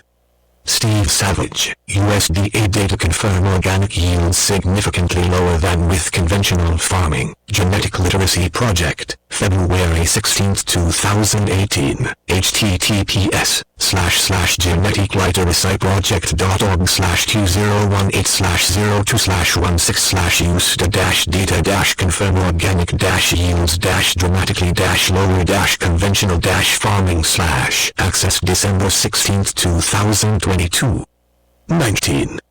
See, for example, U.S. Department of Agriculture, Notice, Climate Smart Agriculture and Forestry Partnership Program, Request for Comments, USDA 2021-0010, October 21, 2021, Regulations. gov/document/USDA 2021-0010-0001. Access December 16, 2022. 20. Inflation Reduction Act of 2022, Public Law 117-169. 21. U.S. Department of Agriculture, Economic Research Service, Productivity Growth in U.S. Agriculture, 1948 to 2019, https://www.rs.use.gov/data-product/agricultural-productivity-in-s/productivity-growth-in-s/in-s/in-s/in-s/in-s/in-s/in Access December 14, 2022. 22. U.S. Department of Agriculture, Economic Research Service, total food budget share increased from 9.4% of disposable income to 10.3% in 2021, July 15, 2022, ers.use.gov chart-gallery divided by chart-detail divided by Chart id equals 76,967. Access December 14, 2022. 23. U.S. Department of Labor, Bureau of Labor Statistics, quintiles of income before taxes, annual expenditure means, shares, and standard errors, and coefficients of variation, consumer expenditure surveys, 2021, Table 1101, https://www.bls.gov/cx/tables/calendar-year/mean-item-share-average-standard-error/q income-quintiles-before-taxes-2021.pdf. Access December 16, 2022. And Darren Baxt and Patrick Tyrrell. Big Government Policies That Hurt the Poor and How to Address Them. Heritage Foundation Special Report NO.176, April 5, 2017, p. 7, heritage.org. 24. Darren Baxt and Joshua Sewell, Congress should stop abrogating its spending power and rein in the USDA slush fund. Heritage Foundation Issue Brief No. 6052, February 19, 2021, p. 2. Heritage.org Budget and Spending/Report/Congress should stop abrogating its spending power and drain the USDA. 25. Commodity Credit Corporation Charter Act of 1948, Public Law 80-806. 26. Baxt and Sewell, Congress should stop abrogating its spending power. 27. IBID. P. 3. 28. Darren Baxt. Comment from Baxt. Darren on notice. Climate Smart Agriculture and Forestry Partnership Program. Request for comments. USDA 2021-0010. October 21, 2021. November 1, 2021. www. Regulations.gov/document/USDA-2021-0001/comment ? Filter equals Baxt. Access December 16, 2022. 29. U.S. Department of Agriculture, Notice, Climate Smart Agriculture and Forestry Partnership Program. 30. Megan Stubbs, The Commodity Credit Corporation, CCC, Congressional Research Service Report for Congress, updated January 14, 2021, CRSREPORTS.congress.gov, access December 16, 2022. 31. Overall, 34% of all farms reported receiving some type of government payment in 2021, and overall, 14% of U.S. farms participated in federal crop insurance programs. Christine Witt, Noah Miller, and Ryan Older, America's Farms and Ranches at a Glance, 2022 edition, U.S. Department of Agriculture, Economic Research Service, pages 24 and 26, ers.usda.gov. PDF V equals 527.4, accessed March 18, 2023. This data, which apparently does not cover crop insurance, included payments beyond just commodity payments, such as conservation payments. 32. Randy Schneff, Farm Safety Net Payments under the 2014 Farm Bill, Comparison by Program Crop, Congressional Research Service Report for Congress, August 11, 2017, FAS.org, access December 14, 2022. 33. Although livestock and specialty crop producers do receive some subsidies, former American Farm Bureau Federation President Bob Stallman captured the subsidy issue well. He dismissed outright the claim that farmers couldn't survive without subsidy money. Why does the livestock industry survive without subsidies? He asked Ed. Why does the specialty crop, fruit and vegetable industry survive? Tomorrow Haspel, why do taxpayers subsidize rich farmers? The Washington Post, March 15, 2018, Washington Post. com/2018/018/201/8/B79DF3D931D B7F68_story.html accessed March 18, 2023. Department of Agriculture 34. U.S. Department of Agriculture, Farm Service Agency, ARC/PLC Program, FSA.USDA.gov Programs and Services /ARCBook_program/index, accessed December 16, 2022. 35. IBID. 36. U.S. Department of Agriculture, Economic Research Service, Crop Insurance at a Glance, May 31, 2022, ers.usda.gov, accessed December 16, 2022. 37. U.S. Department of Agriculture, Agriculture Risk Coverage, ALC, Price Loss Coverage, PLC, Farm Service Agency Fact Sheet, August 2019, FSA.usda.gov Fact Sheets /2019/ARC-PLC_overview_fact_sheet-AUG_2019.pdf, accessed December 16, 2022. 38. C. For example, use Department of Agriculture, Farm Service Agency, Agriculture Risk Coverage and Price Loss Coverage Handbook, last amended October 5, 2020, FSA.usda.gov ARC-PLC_R01_A10.pdf, accessed March 18, 2023. Mesbamo-tamed, Federal Commodity Programs Price Loss Coverage and Agriculture Risk Coverage Address Price Yield Risks Faced by Producers, U.S. Department of Agriculture, Economic Research Service, August 6, 2018, ers.usda.gov August/Federal Commodity Programs Price Loss Coverage and Agriculture Risk Coverage Address Price and Yield Risks Faced by Producers / accessed March 18, 2023. And Taxpayers for Common Sense, Shallow Loss Agriculture Programs 101, taxpayer.net, accessed March 18, 2023. 39. IBID. 40. Stephanie Roche, Federal Crop Insurance, a Primer, Congressional Research Service Report for Congress, February 18, 2021, p. 1. CRSREPORTS.congress.gov, December 14, 2021. 41. Congressional Budget Office, Options for Reducing the Deficit, 2023 to 2032, Volume 2. Smaller Reductions, December 2022, p. 6. CBO.gov, access December 14, 2022. 42. Roche, Federal Crop Insurance, a Primer, p. 17. 43.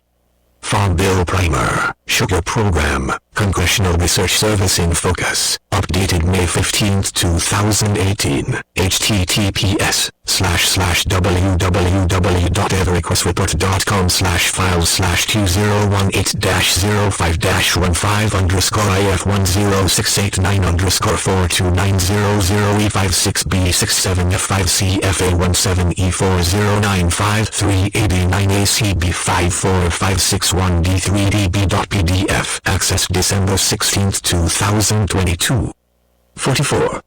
C. For example, Agrilytica, Economic Effects of the Sugar Program since the 2008 Farm Bill and Policy Implications for the 2013 Farm Bill, June 3, 2013, p.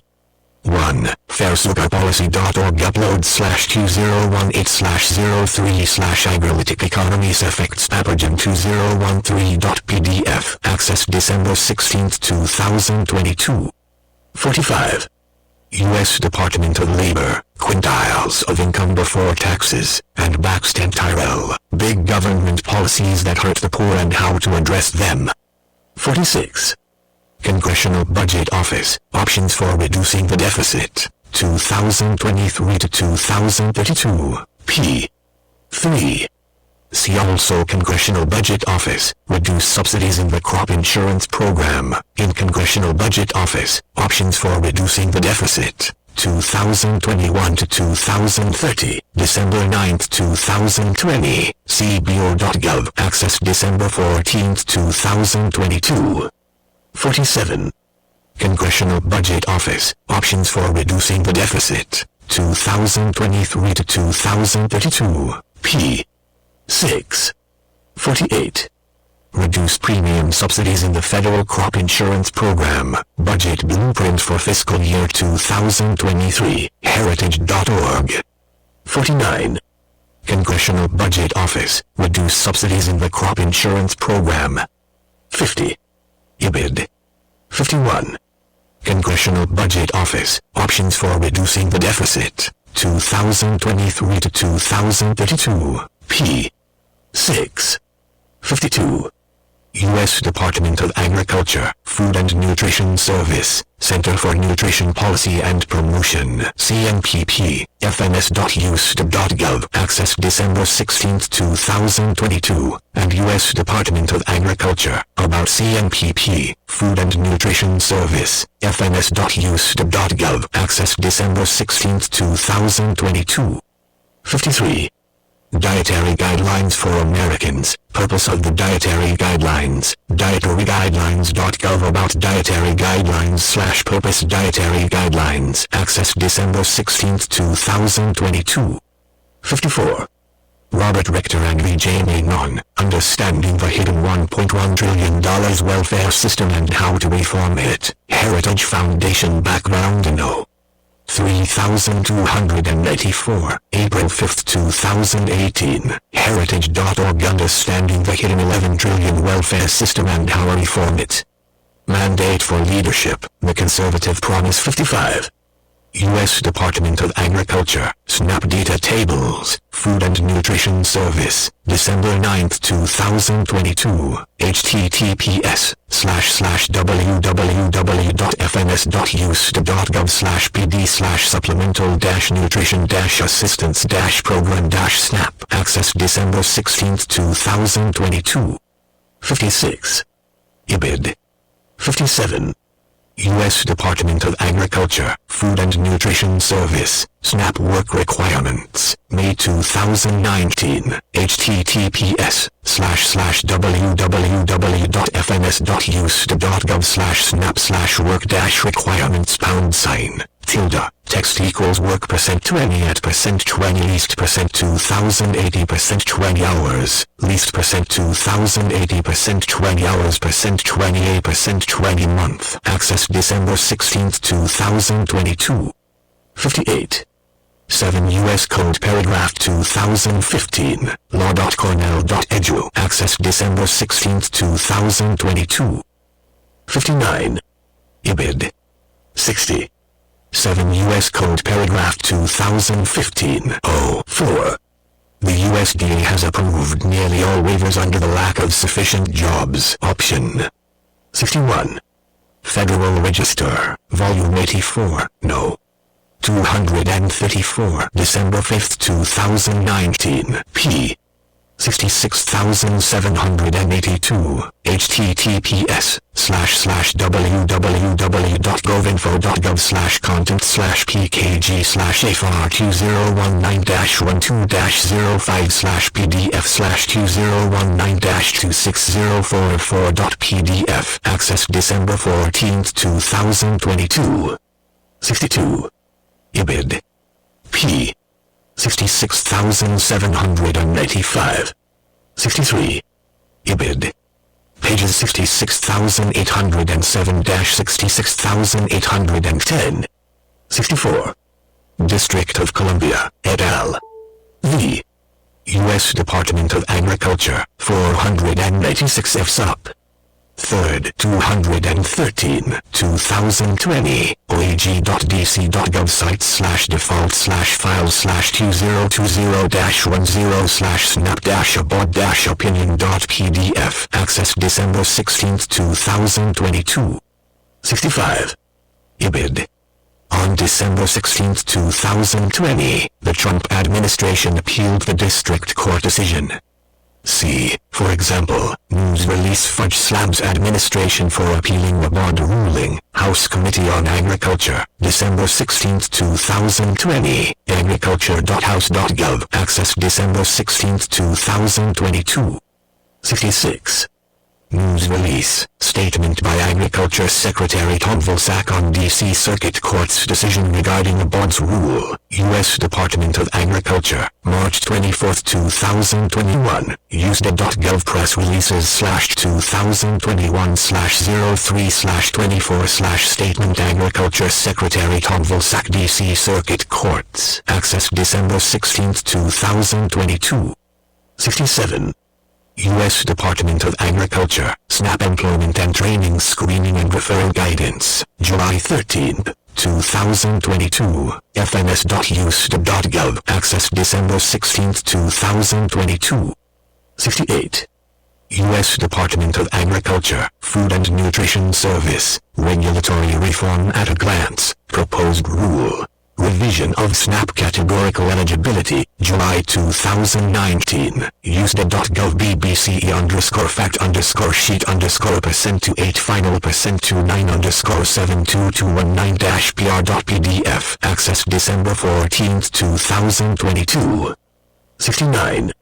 7 Code of Federal Regulations Paragraph 273.8 1978 law.cornell.edu, access December 16, 2022. 70. Christina Rasmussen, How Millionaires Collect Food Stamps, Wall Street Journal, January 15, 2018, https://www.how-millionaires-collect-food-stamps-15160444026, access December 14, 2022. 71. Federal Register, Volume 84, No. 142, July 24, 2019, pages 35,570-55,581, Federalregister.gov documents /2019/07/24/2019-15670 revision of categorical eligibility in the Supplemental Nutrition Assistance Programs, access December 14, 2022. 72.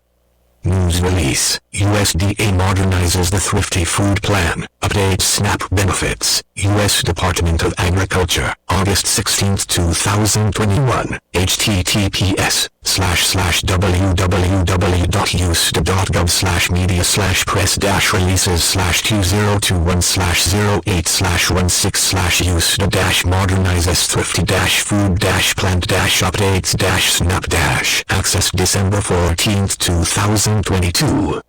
73. Philip L. Swagel, Director, Congressional Budget Office, letter to Congressman Jason Smith, June 23, 2022, p. 2, cbo.gov, access December 14, 2022. 74. Congressional Budget Office, H.R. 2, as passed by the House of Representatives and as passed by the Senate, July 24, 2018, cbo.gov, access December 16, 2022. 75.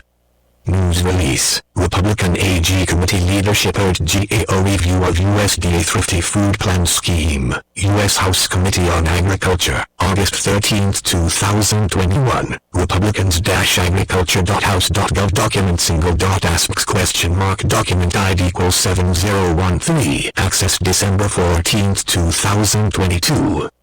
76.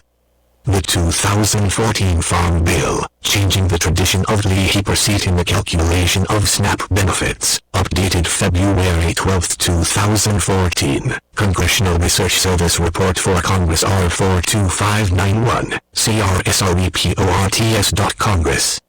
gov/product/pdf/r/r42591/24, accessed March 18, 2023. 77. Federal Register, Volume 84, No. 182, October 3, 2019, pages 52809-52815, govinfo.gov fr-2019-1003/pdf/2019-21287.pdf, access December 16, 2022. 78. U.S. Department of Agriculture, Special Supplemental Nutrition Program for Women, Infants, and Children, WIC, Data Series, 2018 to 2022, fns.used.gov, access December 14, 2022. Department of Agriculture 79. U.S. Department of Agriculture, Food and Nutrition Service, WIC Data Tables, December 9, 2022, https://www.fns.used.gov/pd/wic-program, access December 16, 2022. 80. U.S. Food and Drug Administration, Regulations and Information on the Manufacture and Distribution of Infant Formula, May 16, 2022, https://www.fda.gov/food/infant-formula-guidance-documents-regulatory information/regulations-and-information-manufacture-and-distribution-infant-formula, access December 14, 2022. 81. U.S. Department of Agriculture, Food and Nutrition Service, History of the National School Lunch Program, January 17, 2008, fns.used.gov, access December 14, 2022. 82. U.S. Department of Agriculture, Food and Nutrition Service, School Breakfast Program History, July 24, 2013, fns.used.gov, access December 14, 2022, and U.S. Department of Agriculture, Food and Nutrition Service, History of the National School Lunch Program. 83. Crystal Fitzsimmons, Free School Meals for All is the Key to Supporting Education and Health Outcomes, Journal of Policy Analysis and Management, Vol 41, Number 1, 2022, pages 358-364, econpapers.ripec.org articles/Lidgebank/V_3A41_3A1_3A202-32358-364.htm, access December 14, 2022. 84. Jonathan Butcher and V.J. Menon, Returning to the Intent of Government School Meals, Helping Students in Need, Heritage Foundation Background No. 3399, March 22, 2019, heritage.org default/files/2019-03/bg3399.pdf. 85. Darren Baxton Jonathan Butcher, A Critical Fix to the Federal Overreach on School Meals, Heritage Foundation Issue Brief No. 4976, July 11, 2019, heritage.org Critical Fix the Federal Overreach School Meals. 86. IBID and U.S. Department of Agriculture, Food and Nutrition Service, Community Eligibility Provision, April 19, 2019, fns.used.gov, access December 16, 2022. 87. See Payment Accuracy, paymentAccuracy.gov, access December 16, 2022. 88. Payment Accuracy, Payment Integrity Scorecard, CFO.gov FNS %20 National %20 School %20 Lunch %20 Program %20 NSLP %20 Payments %20 Integrity %20 Scorecard %20 FY %202022 %20Q3.pdf, access December 14, 2022. 89. U.S. Government Accountability Office, School Meals Programs. USDA has reported taking some steps to reduce improper payments, but should comprehensively assess fraud risks. GAO 19-389, May 21, 2022. GAO.gov. Access December 14, 2022. 90. Payment Accuracy, Payment Integrity Scorecard. 91.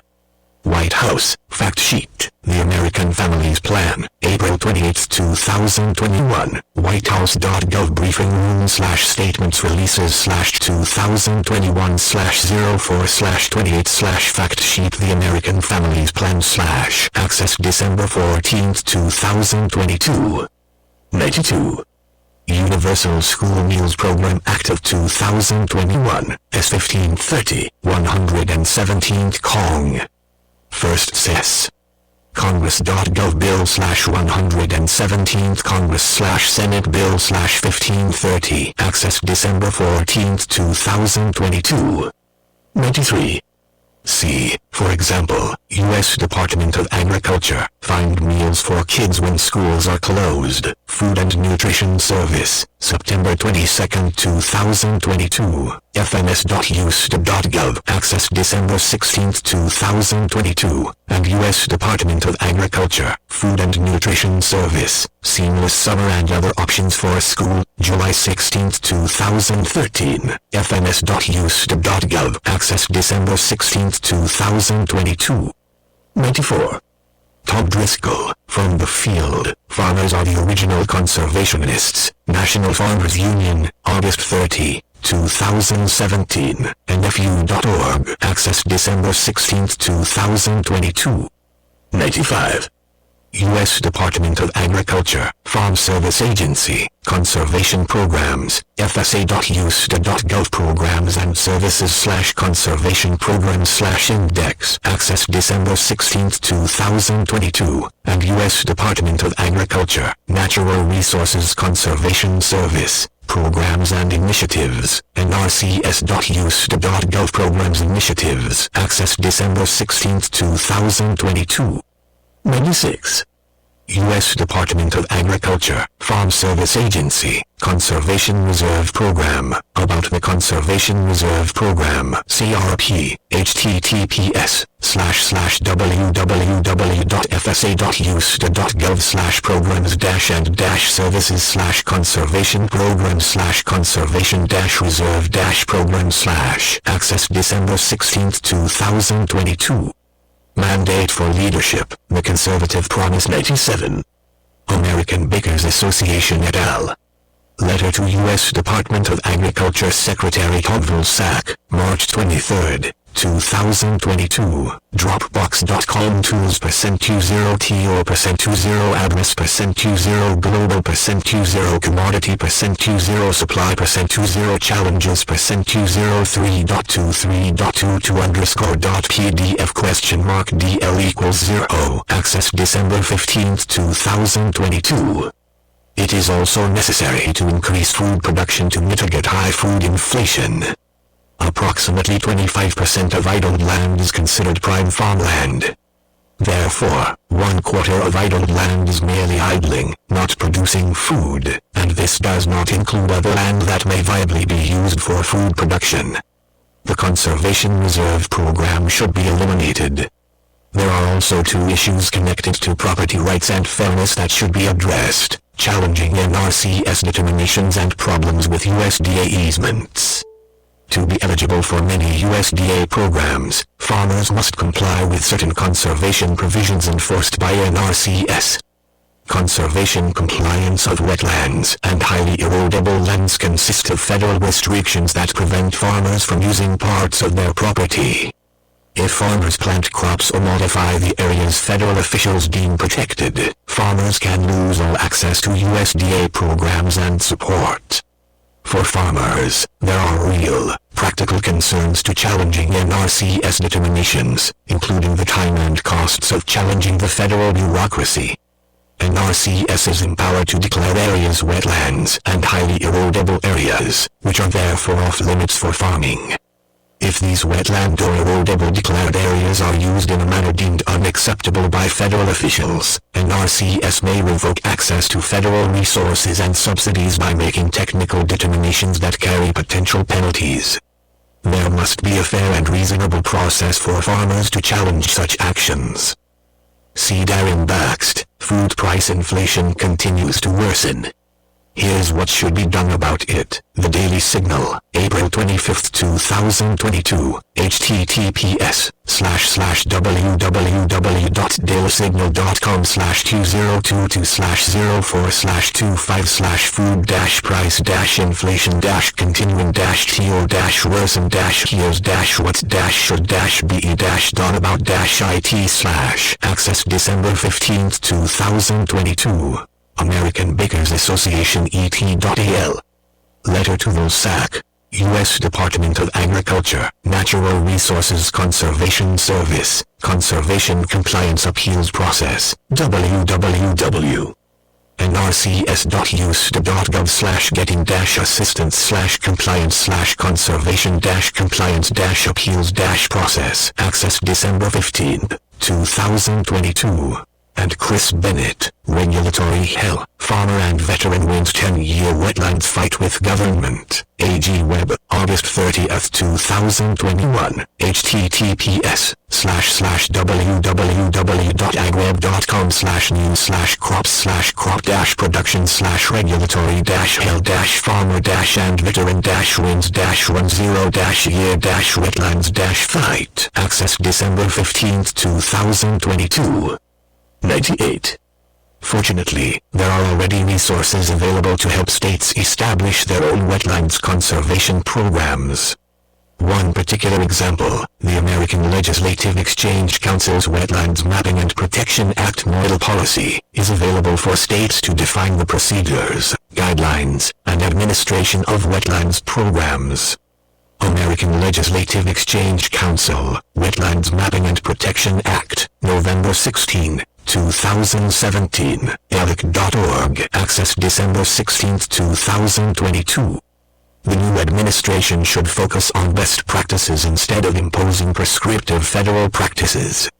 It should support the policies contained within the NRCS Wetland Compliance and Appeals Reform Act and modify NRCS compliance rules to protect farmers and ranchers by adding protections against regulatory overreach, such as banning the practice of re-engaging farmers in new technical determinations appeals processes for the same areas of their farms.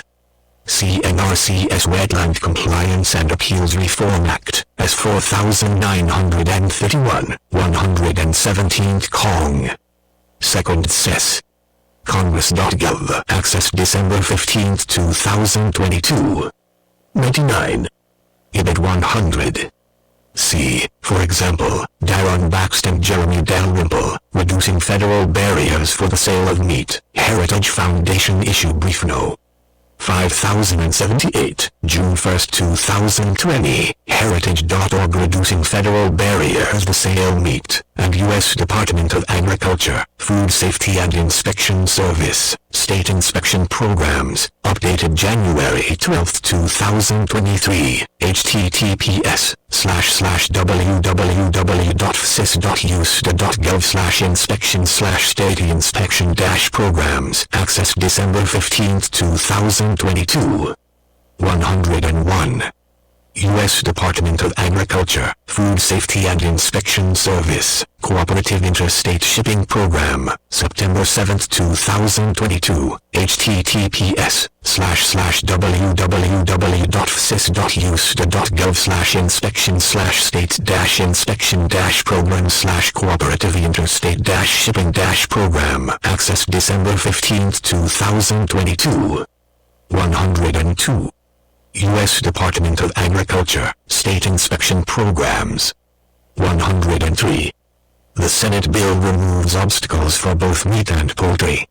The House version does not appear to cover poultry. New Markets for State-Inspected Meat and Poultry Act of 2021, S 107, 117th Cong. First Sess. https://www.congress.gov/bill/117th-congress/senate-bill/107 £. Text equals this %20 bill %20 allows %20 meet %20 and be %20 sold %20 in %20 interstate %20 commerce. Access December 15, 2022 and expanding markets for state-inspected meat processors Act of 2021 HR 1998 117th Cong. First says https://www.congress.gov/bill/117th-congress/house-bill/1998 Access December 15, 2022 Department of Agriculture 104 U.S. Department of Agriculture, Agricultural Marketing Service, Specialty Crops Marketing Orders & Agreements, ims.usda.gov. Access December 15, 2022. 105. See, for example, U.S. Department of Agriculture, Agricultural Marketing Service, Commodities Covered by Marketing Orders, ims.usda.gov. Accessed March 18, 2023, and Elaine Allen and Darren Baxt, How the Government is Mandating Food Waste, August 19, 2016, DailySignal.com. Accessed March 18, 2023. 106. U.S. Department of Agriculture, Agricultural Marketing Service, frequently asked questions regarding the Beef Checkoff Program petition process, ims.usda.gov beef/petition, access December 16, 2022. Beef producers, do you want to vote on the checkoff?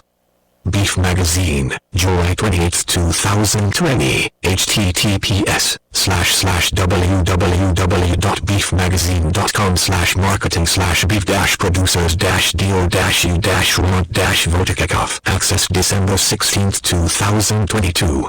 And Steve White, group seeking beef checkoff referendum asks for access to producer database, Nebraska TV, May 4, 2021, https://nebraska.tv/news/ntvs-grow/group-seeking beef-checkoff-referendum-asks-for-access-to-producer-database. Access December 16, 2022.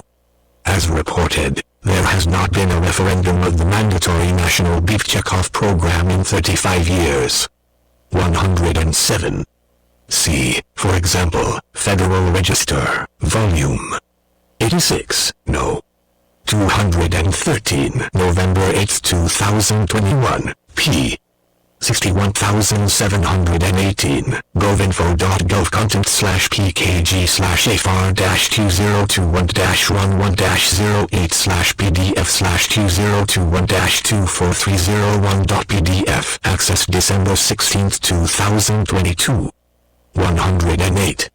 U.S. Department of Agriculture, Foreign Agricultural Service, Topics, fas.usda.gov. Access December 15, 2022.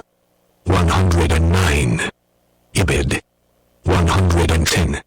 U.S. Department of Agriculture, Foreign Agricultural Service, Market Access Program, MAP, FAS. usda.gov/program/market-access-program-map. Access December 16, 2022. 111.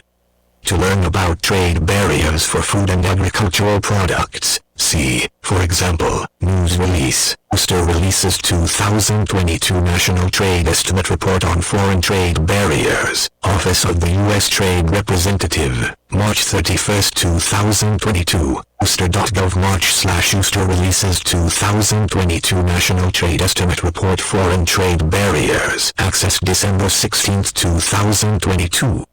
112.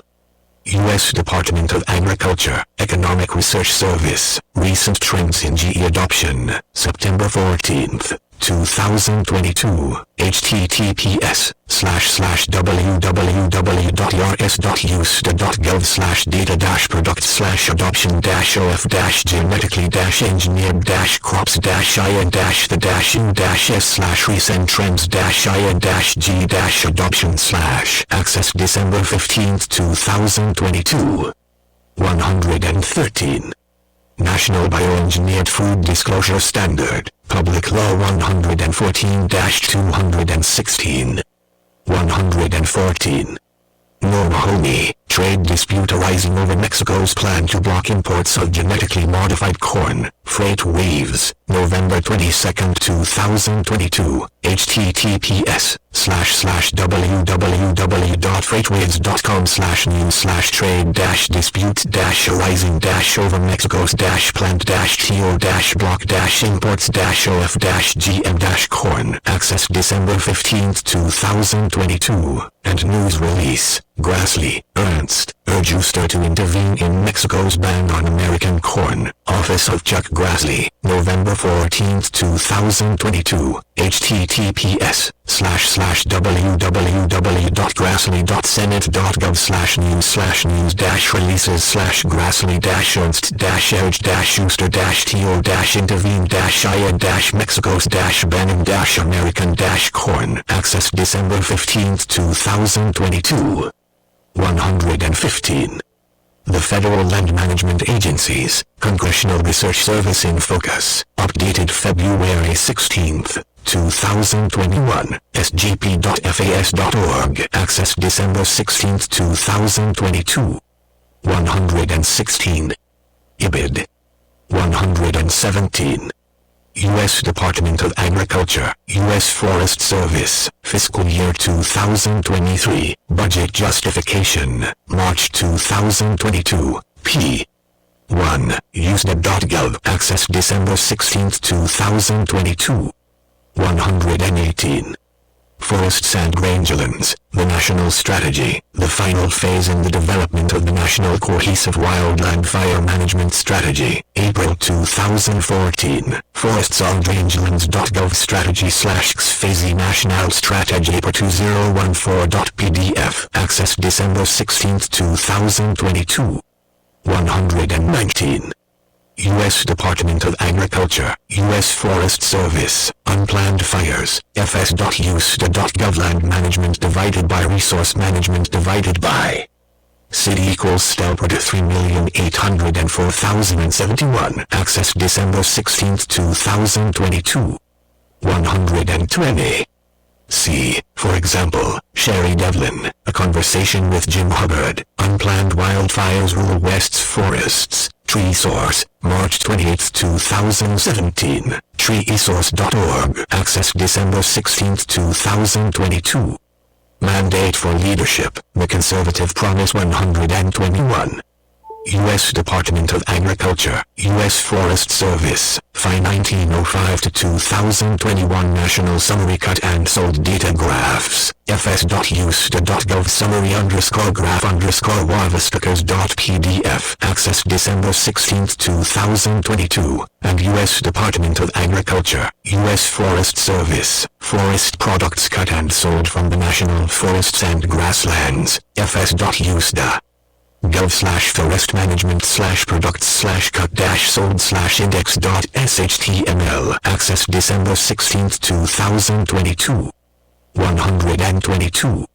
Donald J. Trump, promoting active management of America's forests, rangelands, and other federal lands to improve conditions and reduce wildfire risk. Executive Order 13,855, December 21, 2018. www.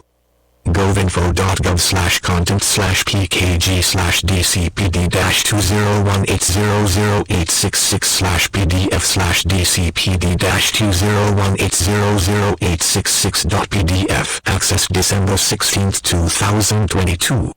123. IBID. 124. IBID.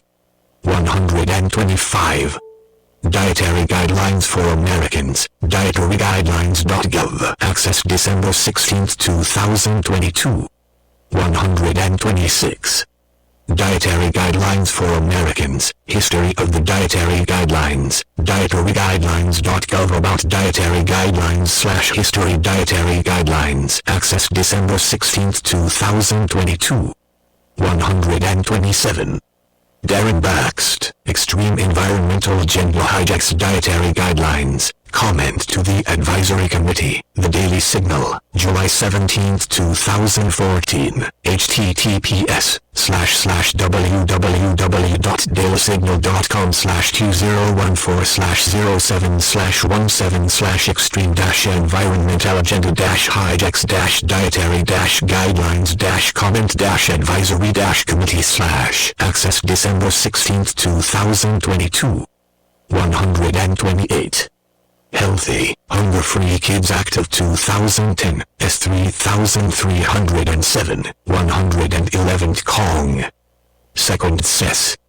https://www.congress.gov/bill/111 congress/senate-bill/3307/text. Access December 16, 2022. And Dietary Guidelines for Americans, Current Dietary Guidelines, dietaryguidelines.gov. Access December 16, 2022. 11 Department of Education, Lindsay M. Burke Mission. Federal education policy should be limited and, ultimately, the Federal Department of Education should be eliminated. When power is exercised, it should empower students and families, not government. In our pluralistic society, families and students should be free to choose from a diverse set of school options and learning environments that best fit their needs. Our post-secondary institutions should also reflect such diversity, with room for not only traditional liberal arts colleges and research universities, but also faith-based institutions, career schools, military academies, and lifelong learning programs. Elementary and secondary education policy should follow the path outlined by Milton Friedman in 1955, wherein education is publicly funded but education decisions are made by families. Ultimately, every parent should have the option to direct his or her child's share of education funding through an education savings account (ESSA), funded overwhelmingly by state and local taxpayers, which would empower parents to choose a set of education options that meet their child's unique needs.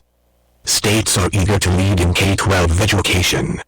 For decades, they have acted independently of the federal government to pioneer a variety of constructive reforms and school choice programs. For example, in 2011, Arizona first piloted ESSAs, which provide families roughly 90% of what the state would have spent on that child in public school to be used instead on education options such as private school tuition, online courses, and tutoring. In 2022, Arizona expanded the program to be available to all families.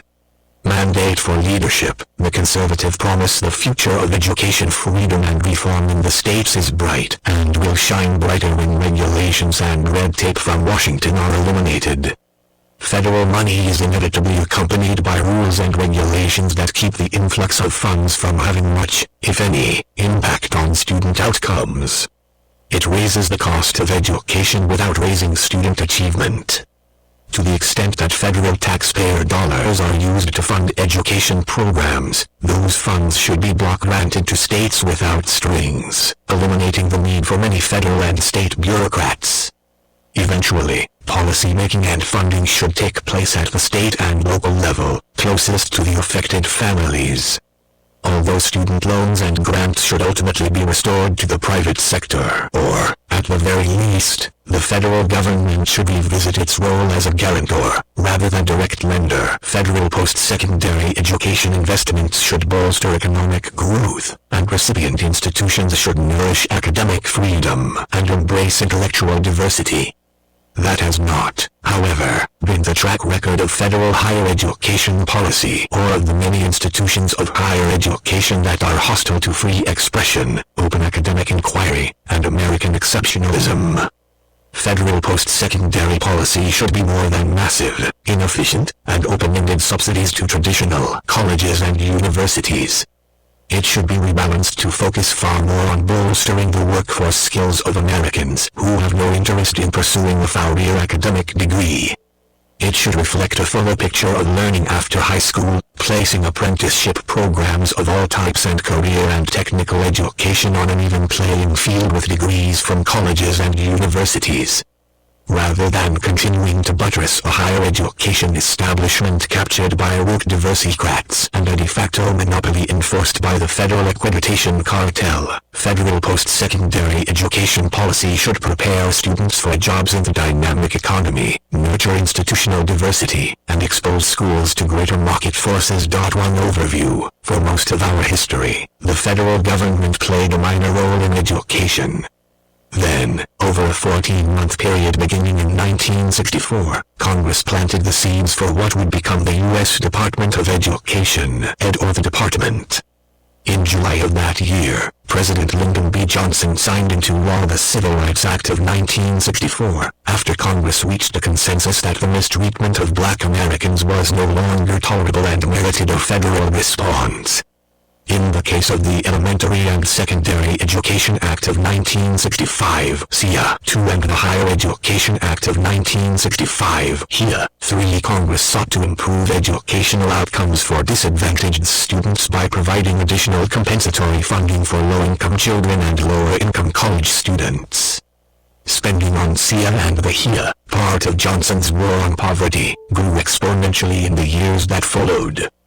By fiscal year 2022, SEA programs received $27.7 billion in appropriations, in addition to $190 billion that came Department of Education through the pandemic's Elementary and Secondary Schools Emergency Relief (ESSER) funds, for which relied on SEA formulas. The same year, the department spent more than $2 billion just to administer Title IV of the HEA, which authorizes federal student loans and Pell Grants. It provided $22.5 billion in Pell Grants, and it oversaw outlays of close to $100 billion in direct student loans. Since 1965, Congress has continued to layer on dozens of new laws and programs as federal solutions to myriad education problems. In 1973, it passed the Rehabilitation Act, 5, and, in 1975, the Individuals with Disabilities Education Act, IDEA, 6, to address educational neglect of students with disabilities.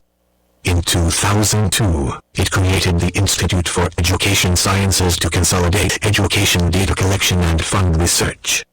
Congress has also enacted a series of Carl D. Perkins Career and Technical Education Acts, including Perkins v. In 2018.7, Congress could have, and once did, distribute management of federal education programs outside of a single department. But for those interested in expanding federal funding and influence in education, this unconsolidated approach was less than ideal, because a single, captive agency would allow them to promote their agenda more effectively across administrations. Eventually, the National Education Association made a deal and backed the right presidential candidate, Jimmy Carter, who successfully lobbied for and delivered the cabinet-level agency. When it was established in 1979, becoming operational in 1980, the agency was supposed to act as a corralling mechanism. Carter signed the Department of Education Organization Act 8 into law in 1979, believing in part that it would reduce administrative costs and improve efficiency by housing most of the federal education programs that had proliferated in the wake of Johnson's war on poverty under one roof. It has had the opposite effect. Instead, special interest groups like the National Education Association, NEA, American Federation of Teachers, AFT, and the Higher Education Lobby have leveraged the agency to continuously expand federal expenditures, a desirable funding stream from their vantage point, because federal budgets are not constrained like state and local budgets that must be balanced each year. By FY 2022, the department's discretionary and mandatory appropriation topped $80 billion, not including student loan outlays. Each of its programs has attendant federal strings and red tape. One recent example is the Biden administration's requirement that state education agencies and school districts submit equity plans as a condition of receiving COVID recovery ESSER funds in the American Rescue Plan, ARP. 9. This exercise led to the hiring of numerous new government employees as the rules were promulgated. Plans were created after collecting public feedback, and those plans were eventually deemed satisfactory.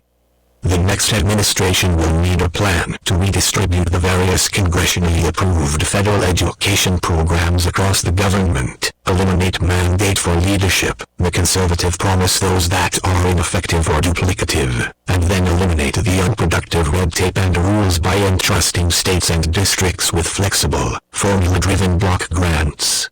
This chapter details that plan. As the next administration executes its work, it should be guided by a few core principles, including advancing education freedom. Empowering families to choose among a diverse set of education options is key to reform and improved outcomes, and it can be achieved without establishing a new federal program. For example, portability of existing federal education spending to fund families directly or allowing federal tax credits to encourage voluntary contributions to K-12 education savings accounts managed by charitable nonprofits could significantly advance education choice. Providing education choice for federal children. Congress has a special responsibility to children who are connected to military families, who live in the District of Columbia, or who are members of sovereign tribes. Responsibility for serving these students should be housed in agencies that are already serving these families. Restoring state and local control over education funding. As Washington begins to downsize its intervention in education, existing funding should be sent to states as grants over which they have full control, enabling states to put federal funding toward any lawful education purpose under state law. Treating taxpayers like investors in federal student aid. Taxpayers should expect their investments in higher education to generate economic productivity. When the federal government lends money to individuals for a post-secondary education, taxpayers should expect those borrowers to repay. Protecting the federal student loan portfolio from predatory politicians. The new administration must end the practice of acting like the federal student loan portfolio is a campaign fund to curry political support and votes. The new administration must end abuses in the loan forgiveness programs.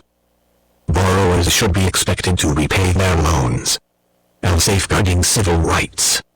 Enforcement of civil rights should be based on a proper understanding of those laws, rejecting gender ideology and critical race theory. Department of Education stopping executive overreach. Congress should set policy, not presidents through pen and phone executive orders, and not agencies through regulations and guidance. National emergency declarations should expire absent express congressional authorization within 60 days after the date of the declaration. Bolstered by an ever-growing cabal of special interests that thrive off federal largesse, the infrastructure that supports America's costly federal intervention in education from early childhood through graduate school has entrenched itself. But, unlike the public sector bureaucracies, public employee unions, and the higher education lobby, families and students do not need a Department of Education to learn, grow, and improve their lives. It is critical that the next administration tackle this entrenched infrastructure. Needed reforms. Federal intervention in education has failed to promote student achievement. After trillions spent since 1965 on the collective programs now housed within the walls of the department, student academic outcomes remain stagnant. On the main National Assessment of Educational Progress, (NAEP), reading outcomes on the 2022 administration have remained unchanged over the past 30 years. Declines in math performance are even more concerning than students' lack of progress on reading outcomes. 4th and 8th grade math scores saw the largest decline since the assessments were first administered in 1990. Average 4th grade math scores declined 5 points, and average 8th grade math scores declined 8 points. Just 1/3 of 8th graders nationally are proficient in reading and math. Just just 27% of 8th graders were proficient in math in 2022, and just 31% of 8th graders scored proficient in reading in 2022.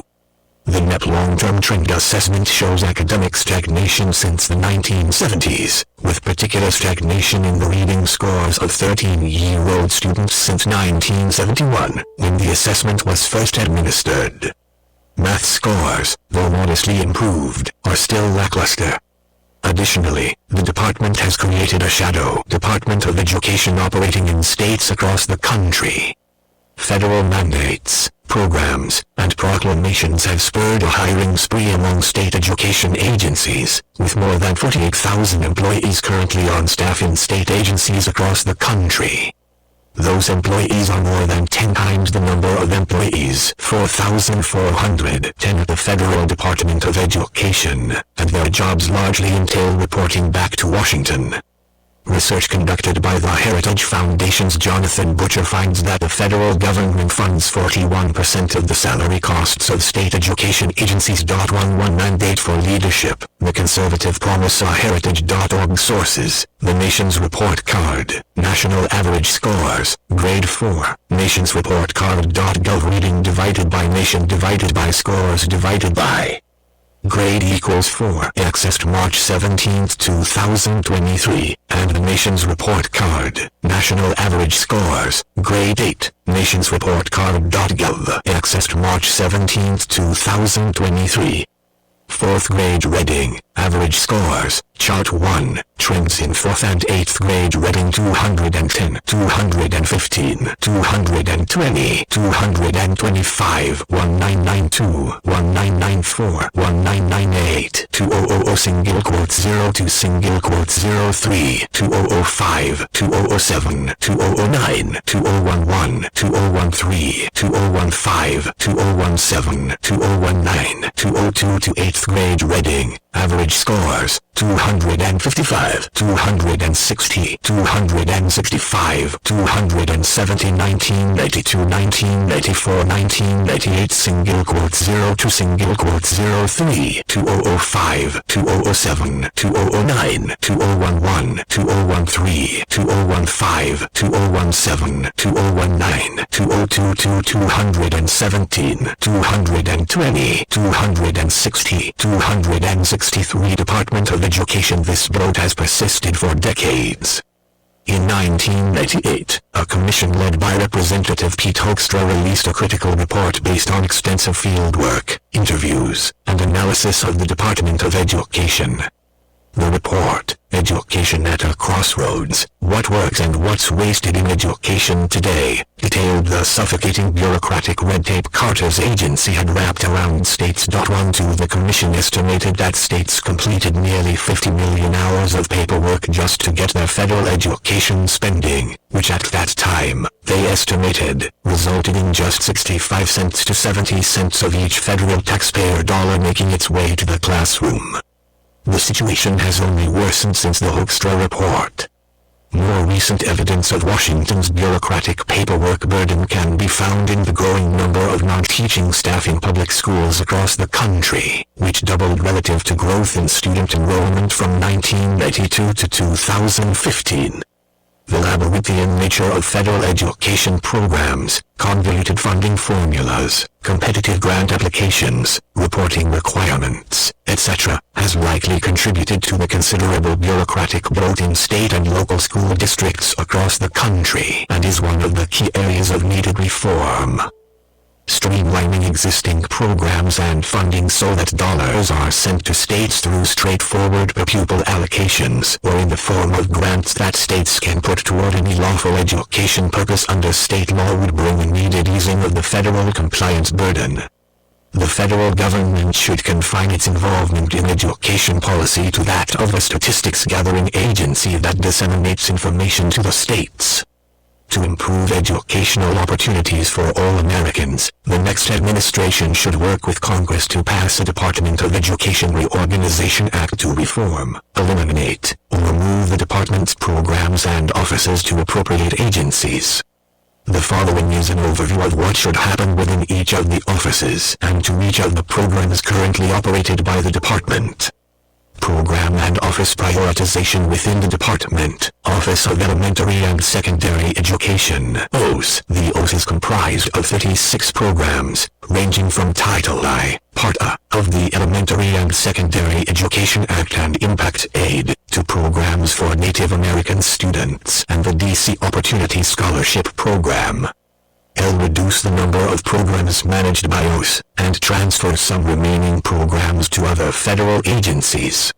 L. Transfer Title I, Part A, which provides federal funding for lower-income school districts, to the Department of Health and Human Services, specifically the Administration for Children and Families.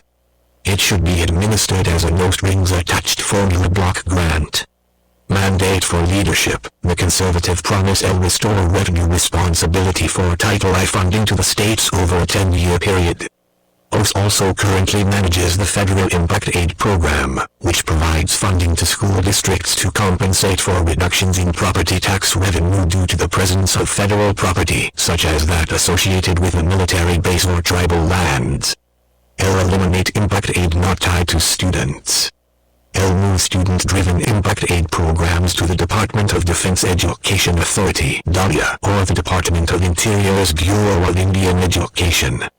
L. Transfer all Indian education programs to the Bureau of Indian Education. L. The DC Opportunity Scholarship Program, which provides vouchers to low-income children living in the nation's capital, appropriate as DC is under the jurisdiction of Congress, should be expanded into a universal program, formula-funded, and moved to the Department of Health and Human Services. L. All other programs at OS should be block-granted or eliminated. Office of Career, Technical, and Adult Education. L. Transfer the Office of Career, Technical, and Adult Education's few programs to the Department of Labor, but L. Move the tribally-controlled Post-Secondary Career and Technical Education program to the Bureau of Indian Education. Office of Special Education and Rehabilitative Services, OSERS. The Office of Special Education and Rehabilitative Services, OSERS, houses nearly 24 programs, ranging from funding for the Individuals with Disabilities Education Act, IDEA, and the National Technical Institute for the Deaf to Special Olympics funding, and the American Printing House for the Blind. Most IDEA funding should be converted into a no-strings formula block grant targeted at students with disabilities and distributed directly to local education agencies by Health and Human Services Administration for Community Living. Department of Education. L. Transfer the vocational rehabilitation grants for Native American students to the Bureau of Indian Education. L. Phase out earmarks for a variety of special institutions, as originally envisioned. L. To the extent that OSERS supports federal efforts to enforce our laws against discrimination of individuals with disabilities, those assets should be moved to the Department of Justice, DOJ, along with the Office for Civil Rights, OCR. Office for Post-Secondary Education, UP. L. The next administration should work with Congress to eliminate or move up programs to ETA at the Department of Labor. L. Funding to institutions should be block-granted and narrowed to historically black colleges and universities, and tribally-controlled colleges. L. Move programs deemed important to our national security interests to the Department of State. Institute of Education Sciences, EASE. L. Move Ed Statistical Office, the National Commission for Education Statistics, to the Department of Commerce's Census Bureau. If Congress believes the federal government can play a valuable research role, those research centers can be moved to the National Science Foundation. If Congress decides to maintain these as an independent agency, it needs to address major governance and management issues that keep it from being a productive contributor to the knowledge base related to teaching and learning. Office of Federal Student Aid, FSA. L. The next administration should completely reverse the student loan federalization of 2010 and work with Congress to spin off FSA and its student loan obligations to a new government corporation with professional governance and management. with a statutory charge that it preserve the federal student loan portfolio for the benefit of the taxpayers and students. This new entity would be 1. Professionally governed by an agency head and board of trustees appointed by the president. Mandate for leadership. The Conservative Promise. Heritage.org. Sources. The Nation's Report Card. National average scores. Grade 4. Nation's Report Card.gov. Mathematics divided by nation divided by scores divided by grade equals 4. Accessed March 17, 2023. And the Nation's Report Card. National average scores. Grade 8. Nation's Report Card.gov. Accessed March 17, 2023. 4th grade math. Average scores. Chart 2. Trends in 4th and 8th grade mathematics. 210, 220, 230, 240, 250, 1990, 1992, 1996, 2000, 2003, 2005, 2007, 2009, 2011, 2013, 2015, 2017, 2019, 202 to 8th grade math. Average scores. 260, 270, 280, 290, 300, 1990, 1992, 1996, 2000, 2003, 2005, 2007, 2009, 2011, 2013, 2015, 2017, 2019, 202 to 236, 241, 274, 282. Department of Education. Heritage.org. Source. The Nation's Report Card. NEP Data Explorer. EIA.gov. N equals PET and S equals WCSST US 1 and F equals W. Accessed March 17, 2023. Reading. Average scores. Chart 3. Long-term trends for 9 and 13-year-olds. 200, 220, 240, 260, 280, 300, 1971, 1975, 1980, 1984. Single quote 88, single quote 90, single quote 92, single quote 94, single quote 96, 1999, 2004, 2008, 2012, 2020. Math. Average scores. 200, 220, 240, 260, 280, 300, 1978, 1982, 1986, single quote 90, single quote 92, single quote 94, single quote 96, 1999, 2004, 2008, 2012, 2020. 13-year-olds, 13-year-olds, 9-year-olds, 9-year-olds. 263,260, 280,285, 221,220, 244,241. Mandate for leadership. The Conservative Promise with the advice and consent of the Senate. 2. Funded with annual appropriations from Congress. And 3. Operated by professional managers. Federal loans would be assigned directly to the Treasury Department, which would manage collections and defaults. The new Federal Student Loan Authority would manage the loan portfolio, handle borrower relations, administer loan applications and disbursements, monitor institutional participation and accountability issues, and issue regulations. Office for Civil Rights (OCR). LOCR should move to the Department of Justice. The federal government has an essential responsibility to enforce civil rights protections, but Washington should do so through the Department of Justice and federal courts. The OCR at DOJ should be able to enforce only through litigation.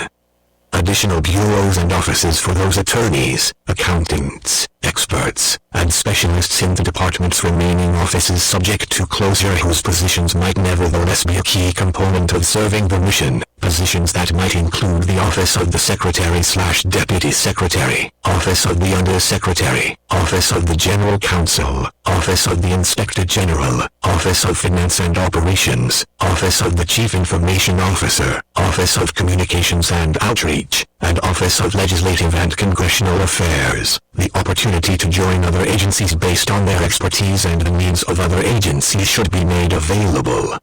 For example, higher education lawyers would join the newly independent Federal Student Aid Office or the Department of Labor, and civil rights attorneys would join DOJ. These positions must first be determined to serve a continued mission need prior to being transferred. Attorneys, accountants, experts, and specialists in the department's remaining offices subject to closure, and whose positions are indispensable to serving the mission, should have the opportunity to join other agencies.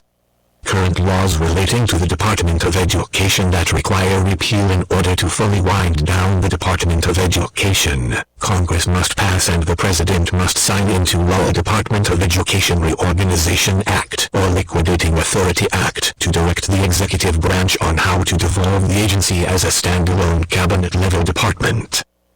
Congress should pass and the next President should sign the Department of Education Reorganization Act. Department of Education current regulations promulgated by or relevant to the agency that should be rolled back or eliminated while the next administration works to distribute department programs across the federal government. It will need to thoroughly review the many education-related regulations promulgated by the Biden administration. There are 5 primary regulatory targets as of December 2022 that require the next administration's attention. Regulations on 1. Charter school grant program priorities. 2. Civil rights data collection. 3. Student assistance general provisions, Federal Perkins Loan Program, and William D. Ford Federal Direct Loan Program final regulations. 4. Non-discrimination on the basis of sex in education programs or activities receiving federal financial assistance, Title IX.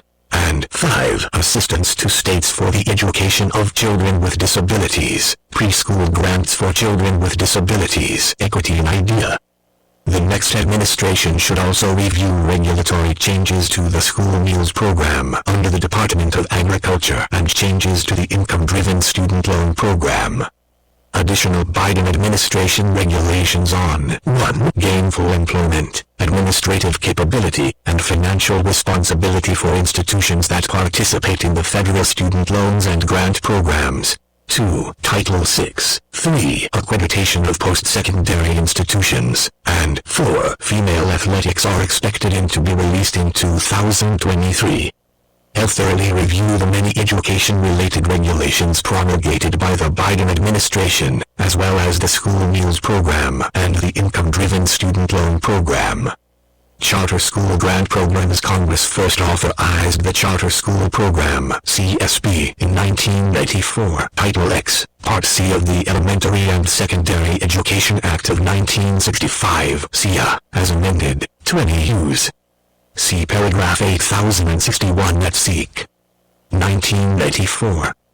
It most recently reauthorized the program in 2015 as part of the Every Student Succeeds ACT.13 on March 14, 2022. The department published a notice concerning proposed priorities, requirements, definitions, and grant selection criteria relating to the award of federal grants to applicants in CSP. This proposal increases the federal footprint in the charter school sector by ignoring statute and adding to the list of requirements imposed on charter schools. The new administration must take immediate steps to rescind the new requirements and lessen the federal restrictions on charter schools. Civil rights data collection. On December 13, 2021, OCR published a notice concerning proposed revisions to OCR's mandatory civil rights data collection, CRDC, in which it proposed mandate for leadership, the conservative promise to create and collect data on a new non-binary sex category in addition to the current male or female sex categories, and to retire data collection that indicates the number of 1. High school level interscholastic athletics sports in which only male and female students participate. 2. High school level athletics teams in which only male or female students participate. And 3. Participants on high school level interscholastic athletics sports teams in which only male or only female students participate. These poorly conceived changes are contrary to law, fail to take account of student privacy interests and statutory protections favoring parental rights under the Protection of Pupils' Rights Amendment, and jettison long-standing data collections that assist in the enforcement of Title IX. The new administration must quickly move to rescind these changes, which add a new non-binary sex category to OCR's data collection and issue a new CRDC that will collect data directly relevant to OCR's statutory enforcement authority. Student Assistance General Provisions, Federal Perkins Loan Program, and William D. Ford Federal Direct Loan Program Final Regulations effective July 1, 2023. The Department promulgated final regulations addressing loan forgiveness under the HEAS provisions for borrower defense to repayment (BDR), closed school loan discharge (CSLD), and public service loan forgiveness (PSLF). The regulations also included prohibitions against pre-dispute arbitration agreements and class action waivers for students enrolling in institutions participating in Title IV student loan programs. Acting outside of statutory authority, the current administration has drastically expanded BDR, CSLD, and PSLF loan forgiveness without clear congressional authorization at a tremendous cost to the taxpayers, with estimates ranging from $85.10 to $120 billion. The new administration must quickly commence negotiated rulemaking and propose that the department rescind these regulations.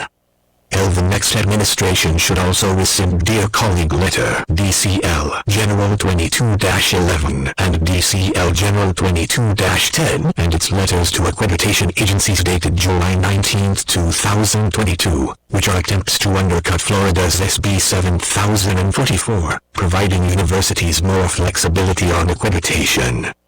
Non-discrimination on the basis of sex in education programs or activities receiving federal financial assistance, Title IX, with its notice of proposed rulemaking published on July 12, 2022. The Biden Education Department seeks to gut the hard-earned rights of women with its changes to the department's regulations implementing Title IX, which prohibits Department of Education discrimination on the basis of sex in educational programs and activities.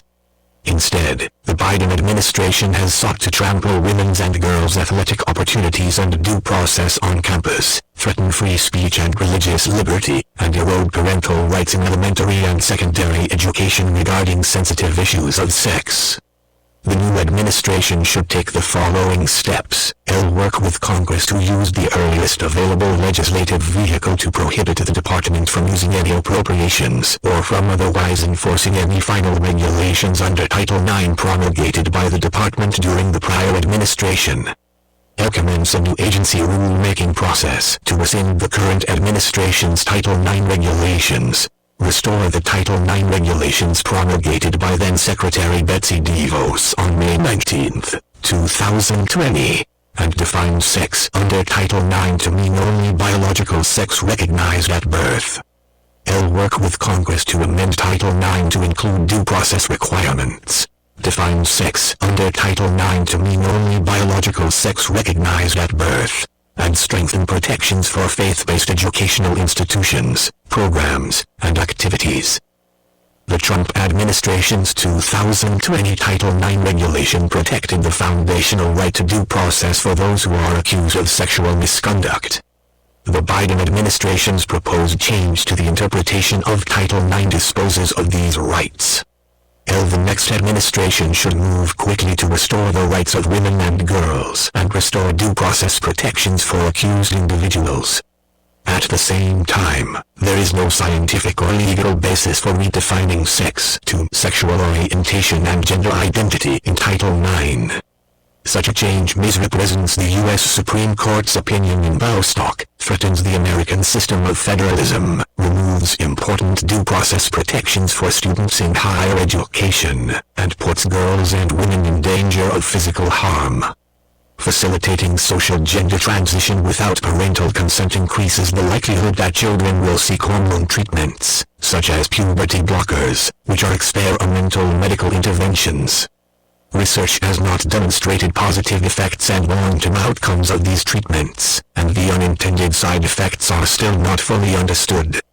Mandate for leadership. The conservative promise the next administration should abandon this change, redefining sex to mean sexual orientation and gender identity in Title IX immediately across all departments.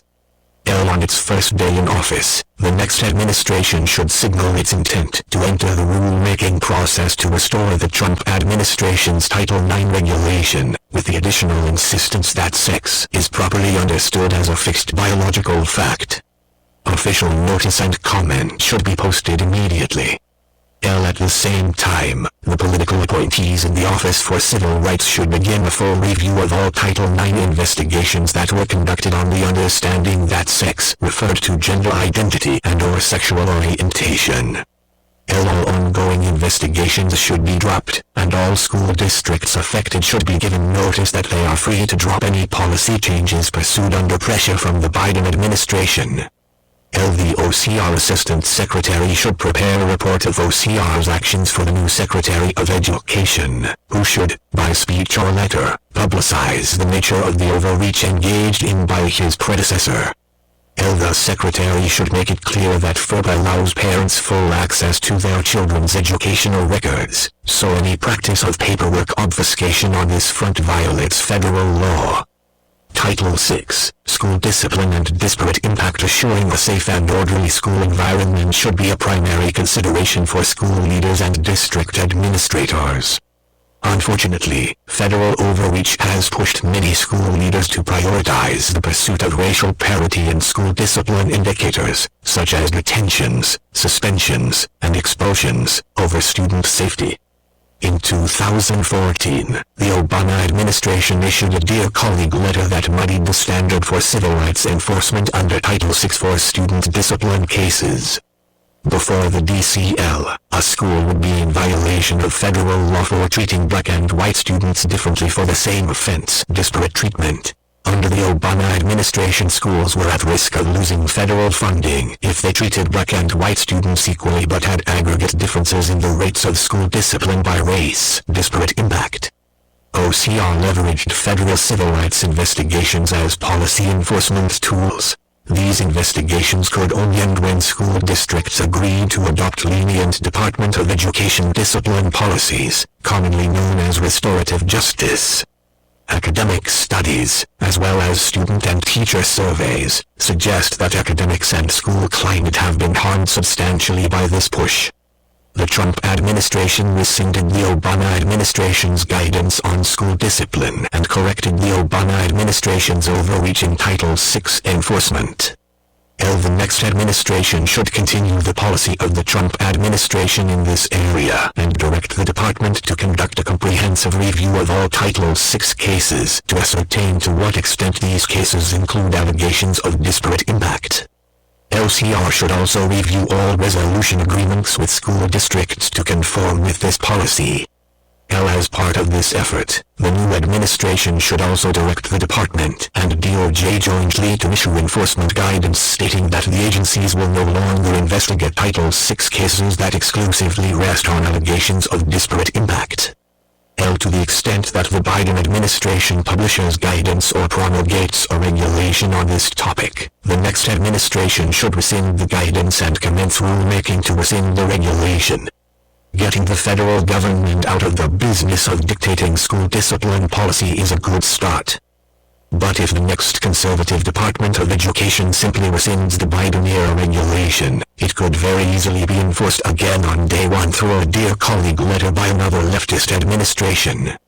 L. In addition to rescinding the policy and any related guidance, the next secretary should work with the next attorney general on a regulation that would clarify current regulations to state that Title VI of the Civil Rights Act does not include a disparate impact standard. As law professor Gail Heriot has noted, the alleged existence of a disparate impact standard under Title VI makes everything presumed illegal unless given special dispensation by the federal government. L. Although it would require political capital from the White House, given that mainstream news outlets are sure to frame it as an attack mandate for leadership, the conservative promise on civil rights, the next conservative administration should take sweeping action to assure that the purpose of the Civil Rights Act is not inverted through a disparate impact standard to provide a pretext for theoretically endless federal meddling. Assistance to states for the education of children with disabilities. Preschool grants for children with disabilities. Equity in IDEA. Effective January 18, 2017. The department issued final regulations under Part B of IDEA that require states to consider race and ethnicity in the identification, placement, and discipline of students with disabilities. The new administration should rescind this regulation.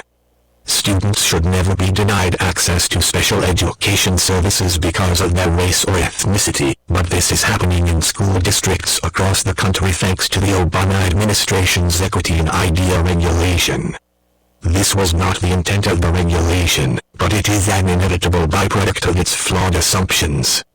The Obama administration looked at the racial statistics on special education assignment and made two assumptions: that African American students were disproportionately overrepresented, and that this overrepresentation constituted a harm that required federal pressure to ameliorate. School districts deemed to overrepresent minority students in special education assignment, or in discipline amongst special education students, are tagged by their state education agencies as engaging in significant disproportionality, and are required to reallocate 15% of their IDEA Part B money into coordinated early intervening services that are intended to address the root causes of disproportionality. In practice, this can mean raiding special education funding to pay for CRT-inspired equity consultants and professional development. This is especially problematic given that both of the assumptions behind equity in IDEA are flawed. Special education services provide extra assistance to students. They do not harm them. And according to the most rigorous research on the subject, conducted by Penn State's Paul Morgan, black students are actually underrepresented in special education once adequate statistical controls are made. That means that this regulation effectively further depresses the provision of valuable services to an already underserved group. The next administration should immediately commence rulemaking to rescind the Equity in IDEA regulation. No replacement regulation is required. The Office of Special Education and Rehabilitative Services (OSERS) should prepare a digest of the best research on this subject and share Department of Education it directly with state superintendents and state special education leaders across the country, who have been led by this regulation to believe a false problem diagnosis. Every effort should be made to dissuade states from continuing to operate on the assumption that overrepresentation requires state intervention after the federal pressure is rescinded. Provide school meals to children in need. Do not use federal meals to support radical ideology. In May 2022, the U.S. Department of Agriculture (USDA) tried to advance a radical political agenda using the federal school meal program. Nearly a century ago, federal lawmakers adopted the National School Lunch Program (NSLP) and School Breakfast Program (SBP) and other services that provide meals for K-12 students to give children from low-income families access to food while at school. Since the 1940s, federal lawmakers have greatly expanded these meal programs, creating an entitlement for nearly all students, regardless of family income levels, and have turned the meal programs into some of the most wasteful federal programs in Washington. Now, the USDA is threatening to withhold federal taxpayer spending for these meals from schools that do not implement Title IX of the Education Amendments of 1972, so that the term sex is replaced with sexual orientation and gender identity, (SOG). The next administration should prohibit the USDA or any other federal agency from withholding services from federal or state agencies, including but not limited to K-12 schools, that choose not to replace sex with SOG in that agency's administration of Title IX. The administration will have significant support for this policy change among state officials and members of Congress. 22 state attorneys general filed a lawsuit after the USDA's announcement that the agency intended to withhold spending from schools that do not replace sex with SOG. Members of Congress also introduced legislation in 2022 that would prohibit the agency from carrying out its intentions regarding Title IX. Phase out existing income-driven repayment plans. While income-driven repayment (IDR) of student loans is a superior approach relative to fixed payment plans, the number of IDR plans has proliferated beyond reason. and recent IDA plans are so generous that they require no or only token repayment from many students. The Secretary should phase out all existing IDA plans by making new loans, including consolidation loans, ineligible, and should implement mandate for leadership. The Conservative promise a new IDA plan. The new plan should have an income exemption equal to the poverty line and require payments of 10% of income above the exemption. If new legislation is possible, there should be no loan forgiveness, but if not, existing law would require forgiving any remaining balance after 25 years. President Biden has proposed a new income-driven repayment program that would be extremely generous to borrowers, requiring only nominal payments from most students. It would turn every policy lever to the most generous setting on record. For example, lowering the percentage of income owed from 10% to 25% under existing plans to 5%, lowering the number of years of payment required from 20 or 25 years to 10 years, and increasing income exemption from 150% to 225% of the poverty line. The median borrower who earns an associate degree would owe only $15 a month, regardless of how much he or she had borrowed. The median bachelor's degree borrower would owe only $68 a month. This plan essentially converts these student loans into delayed grant programs.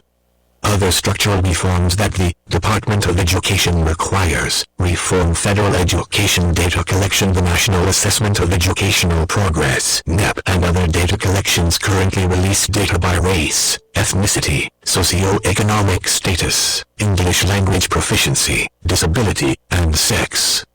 However, one of the most important, if not the most important, factor influencing student educational achievement and attainment is family structure. As education scholar Ian Rowe has noted, NAEP already collects data on students' family structure. It just does not make those data publicly available. The Department of Education, or whichever agency collects such data long-term, should make student data available by family structure to the public, including as part of its Data Explorer tool. As discussed above, data collection efforts should be consolidated under the Census Bureau. Data collection efforts in higher education should also be improved by housing higher education data at the Department of Labor. This would provide more transparency in evaluating post-secondary education and workforce training program outcomes, contextualize those results based on trends observed more generally, enable the adjusting of real Department of Education wages to account for regional differences in earnings and cost of living, and develop a reliable methodology for risk-adjusting institutional and program outcomes to more accurately reflect the value added of education programs as opposed to their admissions selectivity. Currently, the Department of Education relies on graduation rates and average earnings as proxies for educational quality.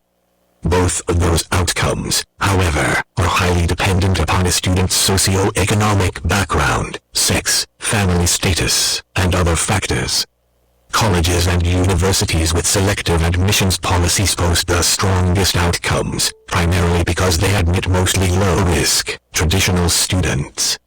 Open enrollment institutions post the weakest outcomes, largely because life is challenging and complicated for low-income and non-traditional students, who may be forced to drop out when a work schedule changes, a child needs more attention, or an unexpected repair or medical bill makes continuing impossible. Such confounding factors make it difficult to isolate the impact of educational quality versus socio-economic factors on student outcomes. The Department of Health and Human Services faced similar challenges in trying to evaluate healthcare outcomes, since social determinants of health result in worse health outcomes among those who are socioeconomically disadvantaged, have low educational attainment levels, have struggled with addiction, or have poor diet and exercise habits. Without risk adjustment of outcomes, hospitals treating wealthy patients will always appear to be delivering good care, and hospitals treating low-income patients will appear to be delivering poor care. Higher education outcomes data should be similarly risk-adjusted to more carefully isolate the impact of educational quality versus socio-economic status and other factors on college outcomes. Reform the negotiated rulemaking process at the U.S. Department of Education is required by Statute 14 to engage in negotiated rulemaking prior to promulgating new regulations under Subchapter 1 of the Elementary and Secondary Education Act, as well as Subchapters 2, Teacher Quality Enhancements, and IV of the Higher Education Act of 1964, Student Assistance. The purpose of negotiated rulemaking is to engage a committee of stakeholders early in the drafting of proposed regulations to ensure that the regulation can be implemented as written, to understand any potential unintended consequences, and to seek suggestions from stakeholders on alternative solutions. The goal is for the negotiators to reach a consensus, thus smoothing the way to promulgate a new rule. Although it is helpful for the department to receive stakeholder input, the negotiated rulemaking process has become an expensive and time-consuming undertaking. Consensus is only rarely reached, enabling the department to pursue its own path. The department's master calendar, which requires final rules to be mandate for leadership, the conservative promise published by October 1st, if they are to be implemented by July 1st of the subsequent year, compounds the problem, making it unduly challenging to update regulations as needed to keep pace with changes in education, finance, accounting, pedagogy, and student assessment. In recent decades, negotiated rulemaking has become a veritable three-ring circus, replete with negotiators who use their Twitter accounts and other social media feeds during negotiations to denigrate the process and their peer negotiators in real time. A few members of Congress use the public comment process to deliver political speeches, apparently to raise their own profiles, but without adding any new information to the process. Some advocacy groups have latched onto the process for fundraising purposes, sometimes misrepresenting negotiation language to agitate followers and supporters and encourage them to make financial contributions. At times, the department itself has appeared to sabotage consensus, which enables them to write the regulation as they wish and without regard to the concerns raised by negotiators. The Department of Education should work with Congress to amend the HEA to eliminate the negotiated rulemaking requirement. At a minimum, Congress should allow the department to use public hearings rather than negotiated rulemaking sessions. Reform the Office of Federal Student Aid. This proposal urges the new administration to end the abuse of FSA's loan forgiveness programs, to manage the federal student loan portfolio in a professional way, and to work with Congress for a long-term overhaul of the program for the benefit of students and taxpayers. The new administration must end the prior administration's abuse of the agency's payment pause and HEA loan forgiveness programs, including borrower defense to repayment, closed school discharge, and public service loan forgiveness. The new administration should also take immediate steps to commence the rulemaking process to rescind or substantially modify the prior administration's HEA regulations. The federal government does not have the proper incentives to make sound lending decisions, so the new administration should consider returning to a system in which private lenders, backed by government guarantees, would compete to offer student loans, including subsidized and unsubsidized loans. This would allow for Department of Education market prices and signals to influence educational borrowing, introducing consumer-driven accountability into higher education. Pell Grants should retain their current voucher-like structure. If Congress is unwilling to reform federal student aid, then the next administration should consider the following reforms. Switch to fair value accounting from FCRA accounting, and consolidate all federal loan programs into one new program that 1. Utilizes income-driven repayment, 2. Includes no interest rate subsidies or loan forgiveness, 3. Includes annual and aggregate limits on borrowing, and 4. Requires skin in the game from colleges to help hold them accountable for loan repayment. The Biden administration has mercilessly pillaged the student loan portfolio for crass political purposes without regard to the needs of current taxpayers or future students. This must never happen again. As detailed in Section 3, the next administration should work with Congress to spin off federal student aid into a new government corporation with professional governance and management. New policy priorities for 2025 and beyond. New legislation that should be prioritized for nearly 250 years. Congress has incorporated public and private institutions, including banks, the District of Columbia's city government, and other organizations that federal officials deem to be conducting operations in the public interest. Such charters offer a certain status to organizations, often viewed as a seal of approval, according to one Congressional Research Service report, which can help these organizations in their fundraising and other advocacy efforts. When the nation's largest teacher association, the National Education Association, NEA, cites its federal charter, it lends the NEA a level of significance and suggests an effectiveness that is not supported by evidence.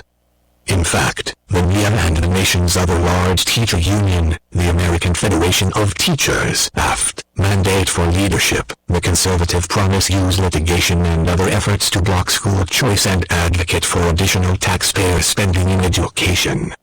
They also lobbied to keep schools closed during the pandemic.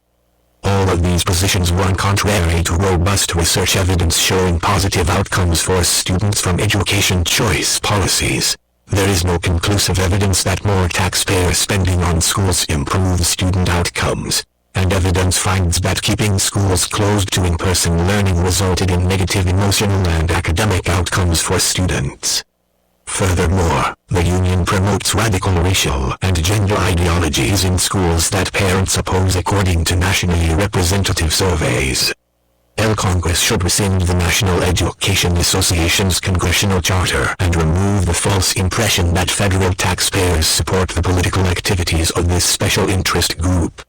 This move would not be unprecedented, as Congress has rescinded the federal charters of other organizations over the past century. The NEA is a demonstrably radical special interest group that overwhelmingly supports left-of-center policies and policymakers. Members should conduct hearings to determine how much federal taxpayer money the NEA has used for radical causes favoring a single political party. Parental rights in education and safeguarding students. Federal officials should protect educators and students in jurisdictions under federal control from racial discrimination by reinforcing the Civil Rights Act of 1964 and prohibiting compelled speech. Specifically, no teacher or student in Washington, D.C., public schools, Bureau of Indian Education schools, or Department of Defense schools should be compelled to believe, profess, or adhere to any idea, but especially ideas that violate state and federal civil rights laws. By its very design, critical race theory has an applied dimension, as its founders state in their essays that define the theory. Those who subscribe to the theory believe that racism, in this case, treating individuals differently based on race, is appropriate, necessary, even, making the theory more than merely an analytical tool to describe race in public and private life. The theory disrupts America's founding ideals of freedom and opportunity. So, when critical race theory is used as part of school activities such as mandatory affinity groups, teacher training programs in which educators are required to confess their privilege, or school Department of Education assignments in which students must defend the false idea that America is systemically racist, the theory is actively disrupting the values that hold communities together, such as equality under the law and colorblindness. As such, lawmakers should design legislation that prevents the theory from spreading discrimination. For K-12 systems under their jurisdiction, federal lawmakers should adopt proposals that say no individual should receive punishments or benefits based on the color of their skin. Furthermore, school officials should not require students or teachers to believe that individuals are guilty or responsible for the actions of others based on race or ethnicity. Educators should not be forced to discuss contemporary political issues, but neither should they refrain from discussing certain subjects in an attempt to protect students from ideas with which they disagree. Proposals such as this should result in robust classroom discussions, not censorship. At the state level, states should require schools to post classroom materials online to provide maximum transparency to parents. L again, specifically for K-12 systems under federal authority, Congress and the next administration should support existing state and federal civil rights laws and add to such laws a prohibition on compelled speech. Advancing legal protections for parental rights in education. While the U.S. Supreme Court and other federal courts have consistently recognized that parents have the right and duty to direct the care and upbringing of their children, they have not always treated parental rights as co-equal to other fundamental rights, like free speech or the free exercise of religion. As a result, some courts treat parental rights as a second-tier right and do not properly safeguard these rights against government infringement. The courts vary greatly over which species of constitutional review, rational basis, intermediate scrutiny, and strict scrutiny to apply to parental rights cases. This uncertainty has emboldened federal agencies to promote rules and policies that infringe parental rights. For example, under the Biden administration's proposed Title IX regulations, schools could be required to assist a child with a social or medical gender transition without parental consent, or to withhold information from parents about a child's social transition, for example, changing their names or mandate for leadership, the conservative promise pronouns. The federal government could demand that schools include curriculum or lessons regarding critical race or gender theory in a way that violates parental rights, especially if it requires minors to disclose information about their religious beliefs, or beliefs about race or gender in violation of the Protection of Pupil Rights Amendment, 20 U.S.C. Secretary 1232H. To remedy the lack of clear and robust protection for parental rights, the next administration should work to pass a federal Parents' Bill of Rights that restores parental rights to a top-tier right. Such legislation would give families a fair hearing in court when the federal government enforces any policy against parents in a way that undermines their right and responsibility to raise, educate, and care for their children. The law would require the government to satisfy strict scrutiny, the highest standard of judicial review, when the government infringes parental rights. It'll further ensure that any regulations that could impact parental rights contain similar protections and require federal agencies to demonstrate that their action meets strict scrutiny before a final rule is promulgated. At the same time, Congress should also consider equipping parents with a private right of action. Two federal laws provide certain privacy protections for students attending educational institutions or programs funded by the department. The Family Educational Rights and Privacy Act, FERPA, protects the privacy of student education records and allows parents and students over the age of 18 to inspect and review the student's education records maintained by the school and to request corrections to those records. FERPA also authorizes a number of exceptions to this records privacy protection that allow schools to disclose the student's education records without the consent or knowledge of the parent or student. The Protection of Pupil Rights Amendment (PRA) requires schools to obtain parental consent before asking questions, including surveys, about political affiliations or beliefs, mental or psychological issues, sexual behaviors or attitudes, critical appraisals of family members, illegal or self-incriminating behavior, religious practices or beliefs, privileged relationships, as with doctors and clergy, and family income, unless for program eligibility. The difficulty for parents is that FERPA and PRA do not authorize a private right of action. If a school refuses to comply with either statute, the only remedy is for the parent or student, if over the age of 18, to file an administrative complaint with the U.S. Department of Education, which must then work with the school to obtain compliance before taking any action to suspend or terminate Federal Department of Education financial assistance. Investigations can take months if not years. The department has never suspended or terminated the funding for an educational institution or agency for violating FERPA or PRA. In essence, Congress has granted parents and students important statutory rights without an effective remedy to assert those rights. The next administration should work with Congress to amend FERPA and PRA to provide parents and students over the age of 18 years with a private right of action to seek injunctive and declaratory relief, together with attorneys' fees and costs if a prevailing party, against educational institutions and agencies that violate rights enshrined in these statutes. This will empower parents and students, level the playing field between families and education bureaucracies, and encourage institutional compliance with these statutory requirements. Protect parental rights in policy. In addition to strengthening legal protections for parents, the next administration should prioritize legislation advancing such rights. Promising ideas have appeared in bills introduced in the 117th Congress, such as H.R. 8767, the Empowering Parents Act, 15 sponsored by Representative Bob Good, RVA, H.R. 6056, the Parents' Bill of Rights Act, 16 sponsored by Representative Julia Letlow, RLA, and H.J. Res. 99,17 proposing an amendment to the Constitution relating to parental rights, sponsored by Representative Debbie Lesko, Arizona.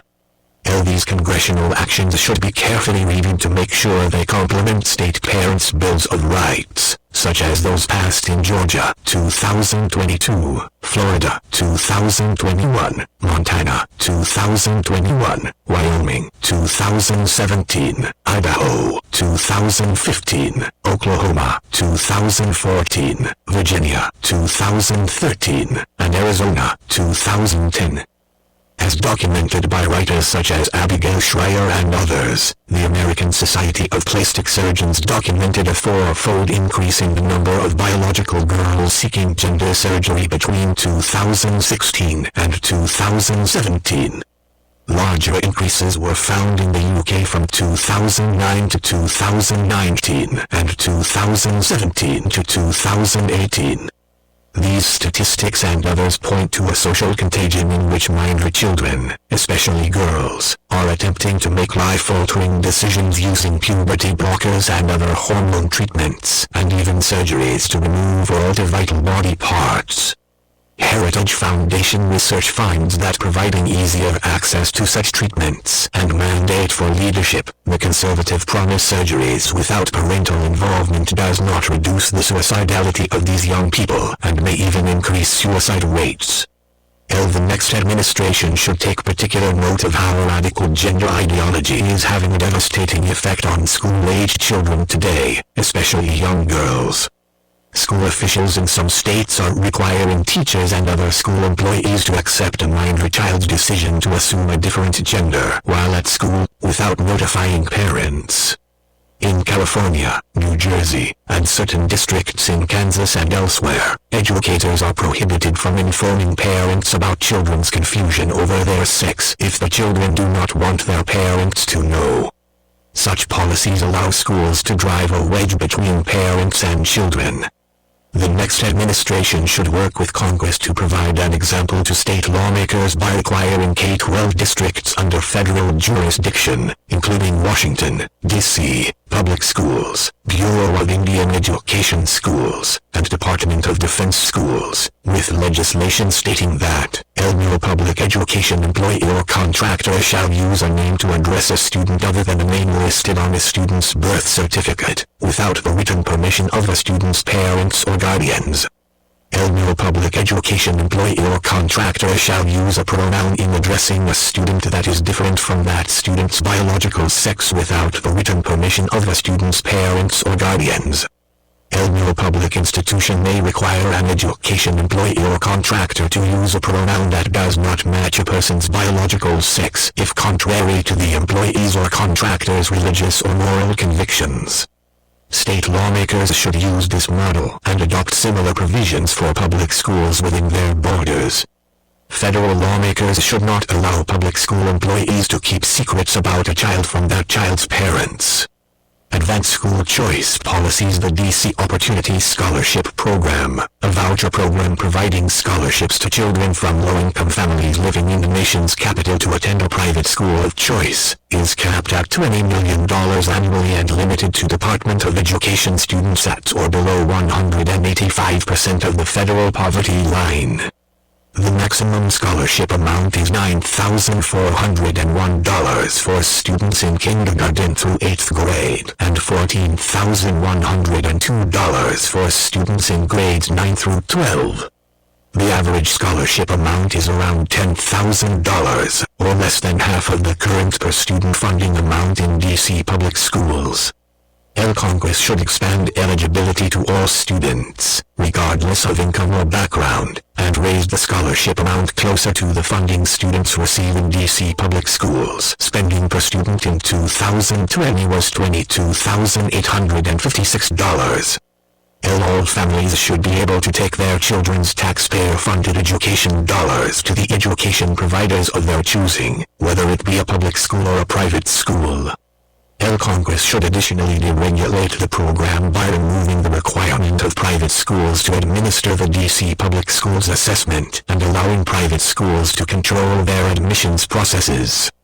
Provide education choice for populations under the jurisdiction of Congress. The federal government oversees 3 school systems that Washington should transform into examples of quality learning environments for every child in those systems. Students attending schools in Washington, D.C. Students in active duty military families, including students attending schools operated by the U.S. Department of Defense, and students attending schools on tribal lands, which include schools under the Bureau of Indian Education.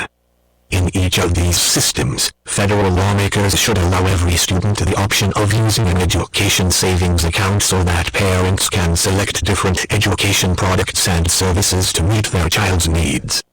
Nearly 50,000 students attended public schools in the District of Columbia in the 2021 to 2022 school year. In 2022, 4th grade math students scored 11 points lower than 4th graders in 2019, which means district children lost an entire year of learning over the course of the pandemic.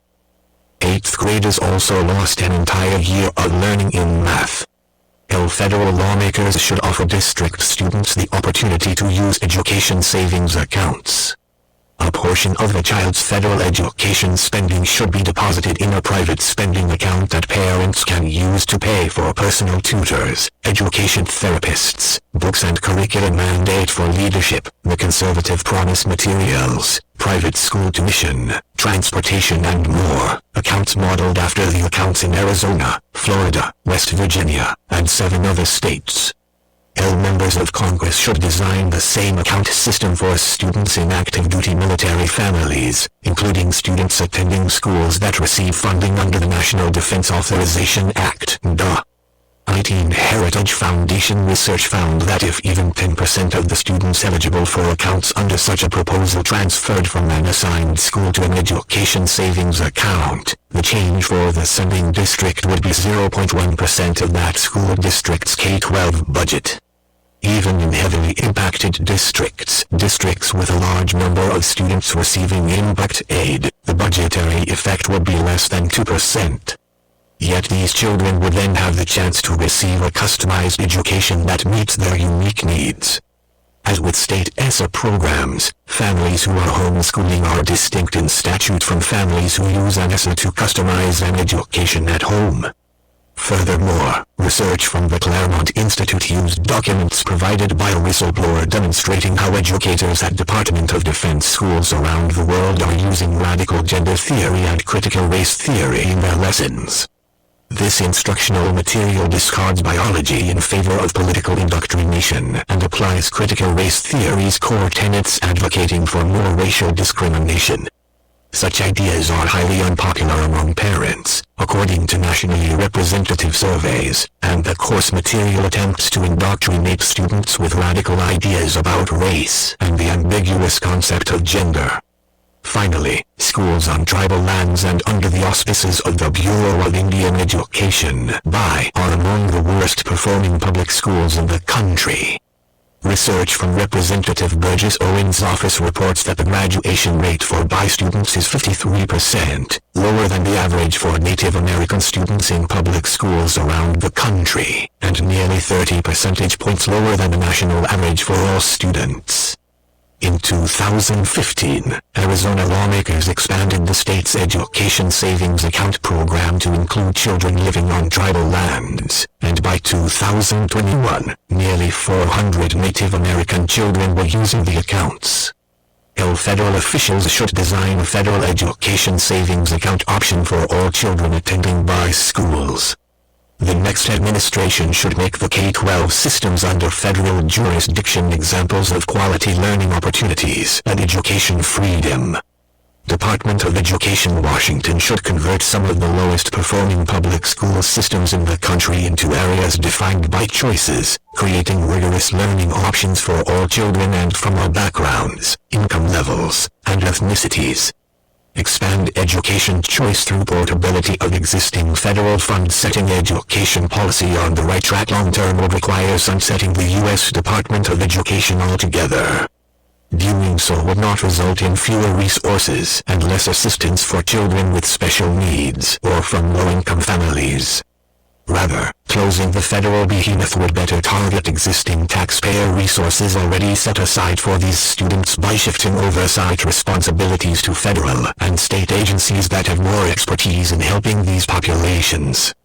The Individuals with Disabilities Education Act (IDEA) is the federal law governing taxpayer spending on K-12 students with special needs.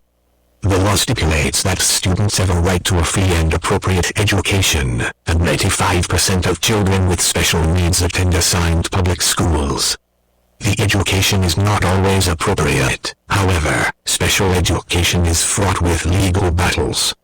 Some argue that the education of children with special needs is the most litigated area of K-12 education. Thus, despite a nearly 50-year-old federal law that sees regular revision and reauthorization and approximately $13.5 billion per year in federal taxpayer spending, parents still struggle to establish intervention plans for their students, with public school district officials regarding the physical and educational requirements for their children with special needs. State-level education options often exclusively serve children with special needs for these very reasons. Florida, Oklahoma, Tennessee, Mississippi, South Carolina, and North Carolina, to name a few states, all have education savings accounts or K-12 private school scholarship options for children with special needs. Federal lawmakers should move IDEA oversight and implementation to the U.S. Department of Health and Human Services. Officials should then consider revising IDEA to require that a child's portion of the federal taxpayer spending under the law be made available to families so parents can choose how and where a child learns. IDEA already allows families to choose a private school under certain conditions, but federal officials should update the law so that families can use their child's IDEA spending for textbooks, education therapies, personal tutors, and other learning expenses, similar to the way in which parents use education savings accounts in states such as Arizona and Florida. These micro-education savings accounts mandate for leadership. The conservative promise would give the families of children with special needs approximately $1,800 per child to help meet a child's unique learning needs. Members of Congress and the White House should consider a similar update to Title I of the Elementary and Secondary Education Act (SEA). Title I is the largest portion of federal taxpayer spending under this federal education law, and the section provides additional taxpayer resources to schools or groups of schools in lower income areas. Federal taxpayers committed $16.3 billion to Title I in FY 2019, spending that is dedicated to students in low-income areas of the U.S. per student. This spending amounts to more than $1,400 for a child in a large city and approximately $1,300 for a student in a remote, rural area. 19 research finds, though, that this enormous investment has not produced positive results for children in need. The achievement gap between children from the highest and lowest income deciles has not improved over the past 50 years. And recent, dismal outcomes on the National Assessment of Educational Progress showed declines for all students, with math scores registering declines for the first time in history. Initially, the responsibilities for administering and overseeing Title I should be moved to HHS, along with IDEA. All students attending schools that receive Title I spending should also have access to micro-education savings accounts that allow families to choose how and where their children learn according to their needs. All parents should be allowed to use their child's Title I resources to help pay for private learning options including tutoring services and curricular materials. Over a 10-year period, the federal spending should be phased out and states should assume decision-making control over how to provide a quality education to children from low-income families. Additional school choice options. House Republicans included school choice in their Commitment to America agenda. Although actions by state lawmakers are essential and any federal policy should be strictly designed so they do not conflict with state activities, Congress could consider school choice legislation such Department of Education as the Educational Choice for Children Act. This bill would create a federal scholarship tax credit that would incentivize donors to contribute to nonprofit scholarship granting organizations, SGOs. Eligible families could then use that funding from the SGOs for their children's education expenses including private school tuition, tutoring, and instructional materials. Additional K-12 reforms, allowing states to opt out of federal education programs. States should be able to opt out of federal education programs such as the Academic Partnerships Lead Us to Success (APLUS) Act. Much of the red tape and regulations that hinder local school districts are handed down from Washington. This regulatory burden far exceeds the federal government's less than 10% financing share of K-12 education. In the most recent fiscal year, FY 2022, states and localities financed 93% of K-12 education costs, and the federal government just 7%. That 7% share should not allow the federal government to dictate state and local education policy. To restore state and local control of education and reduce the bureaucratic and compliance burden, Congress should allow states to opt out of the dozens of federal K-12 education programs authorized under the Elementary and Secondary Education Act, and instead allow states to put their share of federal funding toward any lawful education purpose under state law. This policy has been advanced over the years via a proposal known as the Academic Partnerships Lead Us to Success (APLUS) Act. Higher Education Reform. Here, Accreditation Reform. Congress established two primary responsibilities for the U.S. Department of Education in the here. 1. To ensure the administrative capacity and financial responsibility of colleges and universities that accept Title IV funds. And 2. To ensure the quality of those institutions. Congress did not endow the Department of Education with the authority to involve itself in academic quality issues relating to colleges and universities that participate in the Title IV Student Aid Program. The HIA allows the agency only to recognize accreditors, which are then supposed to provide quality assurance measures. Unfortunately, the Biden administration has followed closely in the footsteps of the Obama administration by engaging in a politically motivated and inconsistent administration of the accrediting agency recognition process. As a result, accreditors have transformed into de facto government agents. Despite claims by Mandate for Leadership, the conservative promise the department and accreditation agencies that accreditation is voluntary, the fact that Americans are denied access to an otherwise widely available entitlement benefit if the institution elects to not be accredited makes accreditation anything but voluntary. Today, accreditation determines whether Americans can access federal student aid benefits, transfer academic credits, enroll in higher-level degree programs, and even qualify for federal employment. Unnecessarily focused on schools in a specific geographic region, institutional accreditation reviews have also become wildly expensive audits by academic peers that stifle innovation and discourage new institutions of higher education. Of particular concern are efforts by many accreditation agencies to leverage their Title IV student loans and grants gatekeeper rules to force institutions to adopt policies that have nothing to do with academic quality assurance and student outcomes. One egregious example of this is the extent to which accreditors have forced colleges and universities, many of them faith-based institutions, to adopt diversity, equity, and inclusion policies that conflict with federal civil rights laws, state laws, and the institutional mission and culture of the schools. Perhaps more distressingly, accreditors, while professing support for academic freedom and campus free speech, have presided over a precipitous decline in both over the past decade. Despite maintaining criteria that demand such policies, accreditors have done nothing to dampen the illiberal chill that has swept across American campuses over the past decade. The current system is not working. A radical overhaul of the HEA's accreditation requirements is thus in order.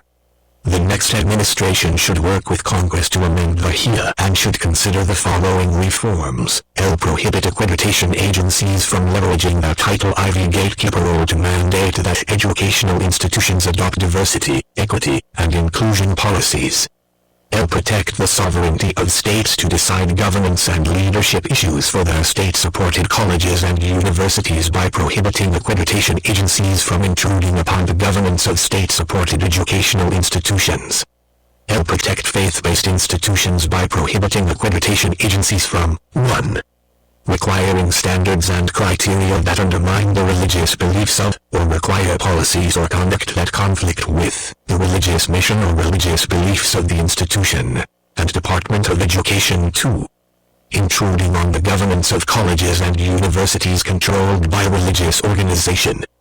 L. Revamp the system for recognizing accreditation agencies for Title IV purposes by removing the department's monopoly on recognition by 1. Authorizing states to recognize accreditation agencies for Title IV gatekeeping purposes and or 2. Authorizing state agencies to act as accreditation agencies for institutions throughout the United States.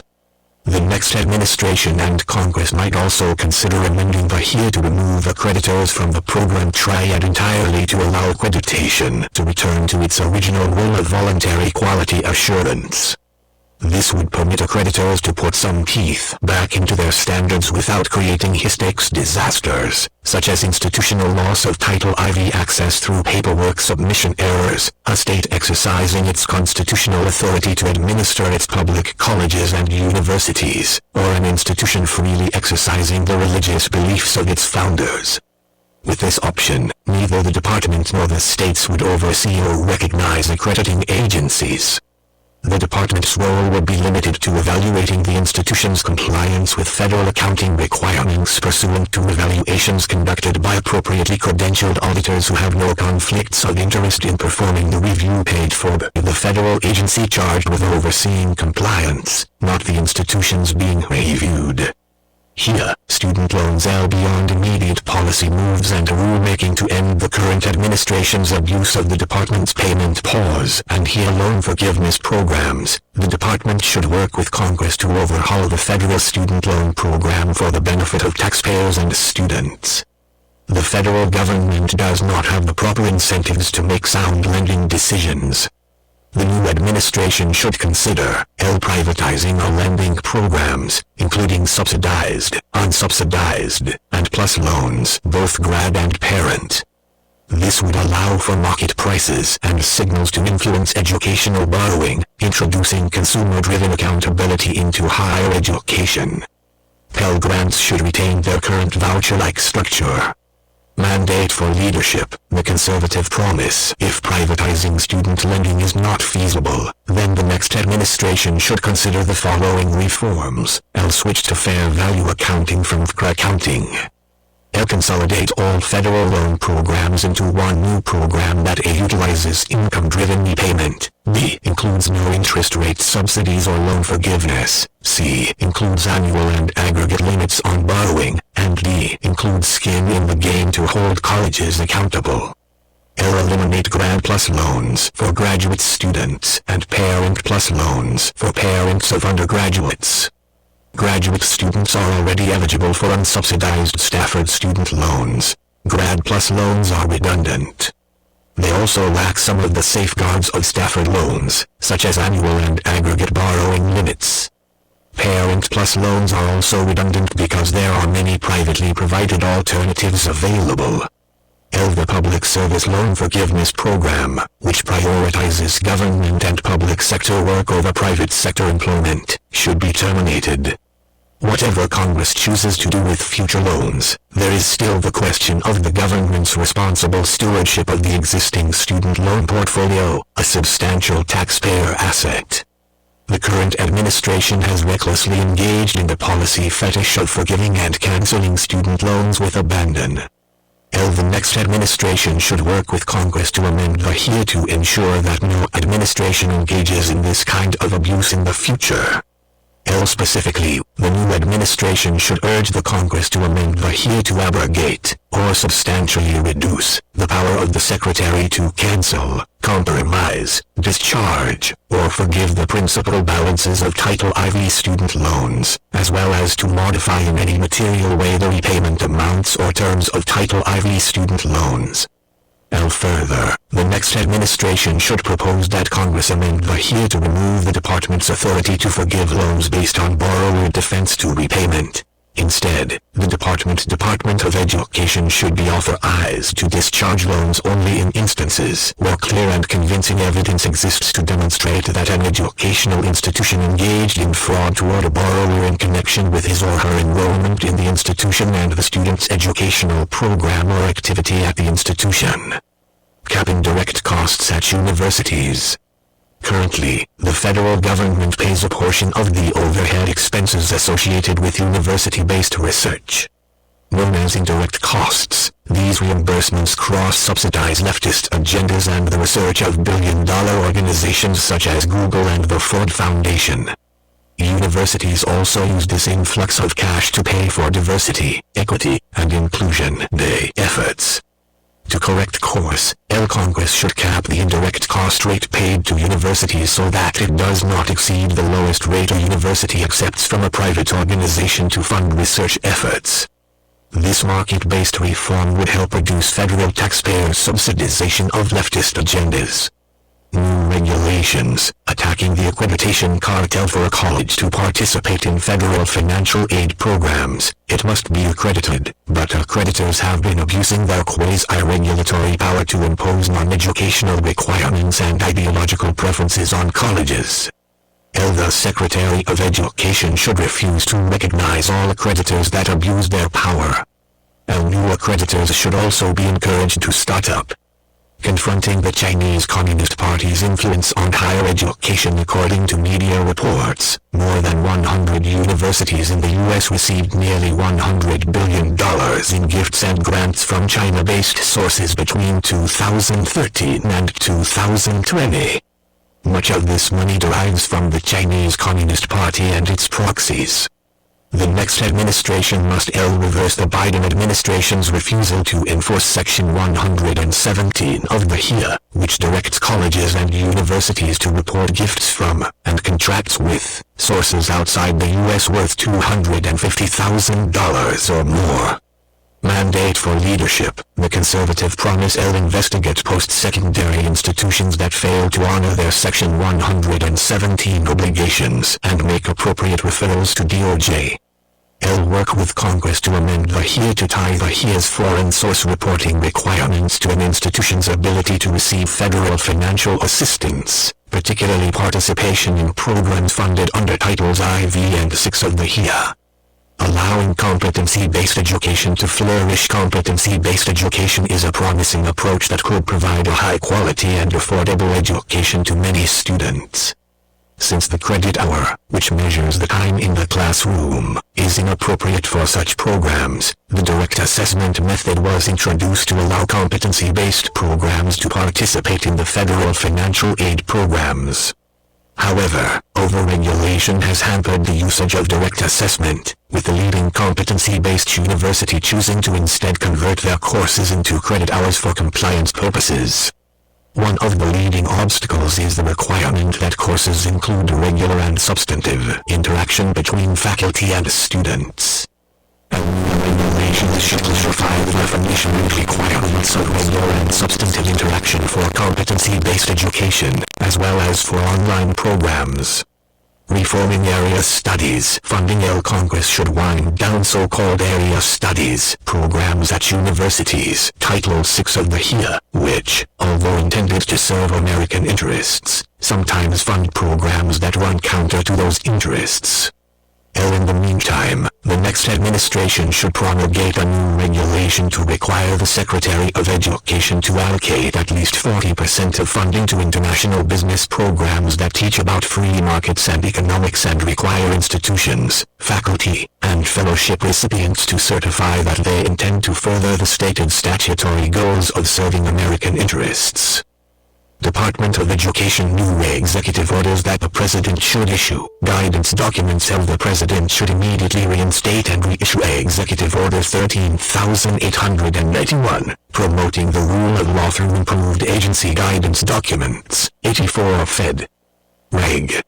55,235 October 9, 2019, and Executive Order 13,892, promoting the rule of law through transparency and fairness in civil administrative enforcement and adjudication. October 15, 2019.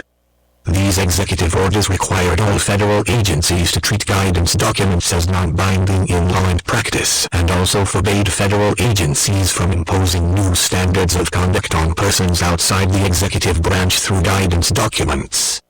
They required all federal agencies to apply regulations and statutes instead of guidance documents in any enforcement action. President Biden revoked these executive orders on January 20, 2021, demonstrating that these executive orders effectively restrained the abuses of an expansive administrative state. Require a notice and comment. The President should issue an executive order requiring the Office for Civil Rights Case Processing Manual to go through APA Administrative Procedures Act notice and comment. Protect the First Amendment. The President should issue an executive order requiring grant applications SF 424 series to contain assurances that the applicant will uphold the First Amendment in funded programs and work. Minimize bachelor's degree requirements. The President should issue an executive order stating that a college degree shall not be required for any federal job unless the requirements of the job specifically demand it. Eliminate the list of shame. Educational institutions can claim a religious exemption with the Office for Civil Rights at the Department of Education from the strictures of Title IX. In 2016, the Obama administration published on the Department of Education's website a list of colleges that had applied for the exemption. This list of shame of faith-based colleges, as it came to be known, has since been archived on its website, still publicly available. The President should issue an executive order removing the archived list and preventing such a list from being published in the future. Mandate for leadership. The conservative promise new agency policies that don't require new legislation or regulations to enact. Transparency of FERPA and per complaints. The Department of Education should be transparent about complaints filed on behalf of families regarding the Family Educational Rights and Privacy Act, FERPA, and the Protection of Pupil Rights Amendment, PRA. At the same time, the Department of Education should develop a portal and resources for parents on their rights under FERPA and PRA. This portal should also contain an explanation of the Health Insurance Portability and Accountability Act (HIPAA) and public school procedures to demonstrate that the law does not deprive parents of their right to access any school health records. The DC Opportunity Scholarship Program. In 2011, Congress added new requirements to the DC Opportunity Scholarship Program stating that participating private schools must submit to site visits by the program administrator, inform prospective students about the school's accreditation status, mandate that teachers of core subjects have bachelor's degrees, and require participating students to take some form of nationally referenced test. Notably, the 2011 reauthorization also required, for the first time, that participating private schools be accredited or be on a path to accreditation. The 2017 reauthorization went further, requiring that each participating school supply a certificate of accreditation to the administering entity upon program entry, demonstrating that the school is fully accredited before being allowed to participate. The list of approved accreditors is entirely too small to serve the mission of the diverse schools in the nation's capital. Although the accreditation regulations should be removed entirely by Congress, in the meantime, the next president should issue an executive order expanding the list of allowable accreditors. transparency around program performance, and they influence the next president should issue a series of executive orders requiring an accounting of how federal programs/grants spread day/CRT/gender ideology, a review of outcomes for Gear Up and the 21st Century Grants Programs, Department of Education, the reissuing of the report on school safety from 2018 with updated information, the release of a report to Congress on how to consolidate the department and trim non-essential employees, a report on the negative influence of action civics on students' understanding of history and civics and their disposition toward the United States, an update of the Coleman report to show the impact of family structure on student achievement, for accounting of CARES Act education expenditures, and a report on how many dollars make their way to the classroom in every federal education grant and program. Pursue antitrust against accreditors. The president should issue an executive order pursuing antitrust against college accreditors, especially the American Bar Association, ABA. New policies/regulations that require coordination with other agencies and or the White House. The department must coordinate any rulemaking with the White House, the Office of Management and Budget, OMB, DOJ, and other agencies that share responsibility with the department in the administration or enforcement of statute, such as Titles 6 and 9. Moreover, regarding regulations arising under civil rights laws administered by the department, Executive Order 12,550 requires the Attorney General to approve final regulations. The Assistant Attorney General for Civil Rights must approve notices of proposed rulemaking. Organizational issues. Historical budget information. Congressional appropriations for the U.S. Department of Education have risen from $14 billion in 1980 to $95.5 billion in 2021, an astounding increase, especially in light of the lack of improvements in student outcomes. Recommend budget cuts, shifts, and augmentations, if any.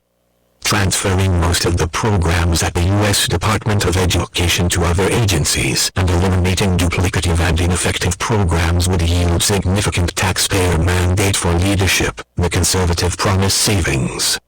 The proposal would immediately save more than $17 billion annually in various programs. Savings over a decade would be far more robust, as the revenue responsibility for many formula grant programs would be returned to the states. Some highlights include, eliminate competitive grant programs and reduce spending on formula grant programs. Competitive grant programs operated by the Department of Education should be eliminated, and federal spending should be reduced to reflect remaining formula grant programs authorized under Title I of the Elementary and Secondary Education Act, SEA, and a handful of other programs that do not fall under the competitive/project grant category. Remaining programs managed by the Department. Chart 4, U.S. Department of Education, total appropriations in billions of dollars, $0, $20, $40, $60, $80, $100, $120, 1980, 1985, 1990, 1995, 2000, 2005, 2010, 2015, 2020. Heritage.org note. Totals include mandatory and discretionary appropriations. Source: U.S. Department of Education, Budget History Tables, Education Department Budget History Table, www.ed.gov, accessed March 17, 2023. $95.50 $14 Department of Education, such as large formula grant programs for K-12 education, should be reduced by 10%. This would cut approximately 29 programs, most of which are discretionary spending.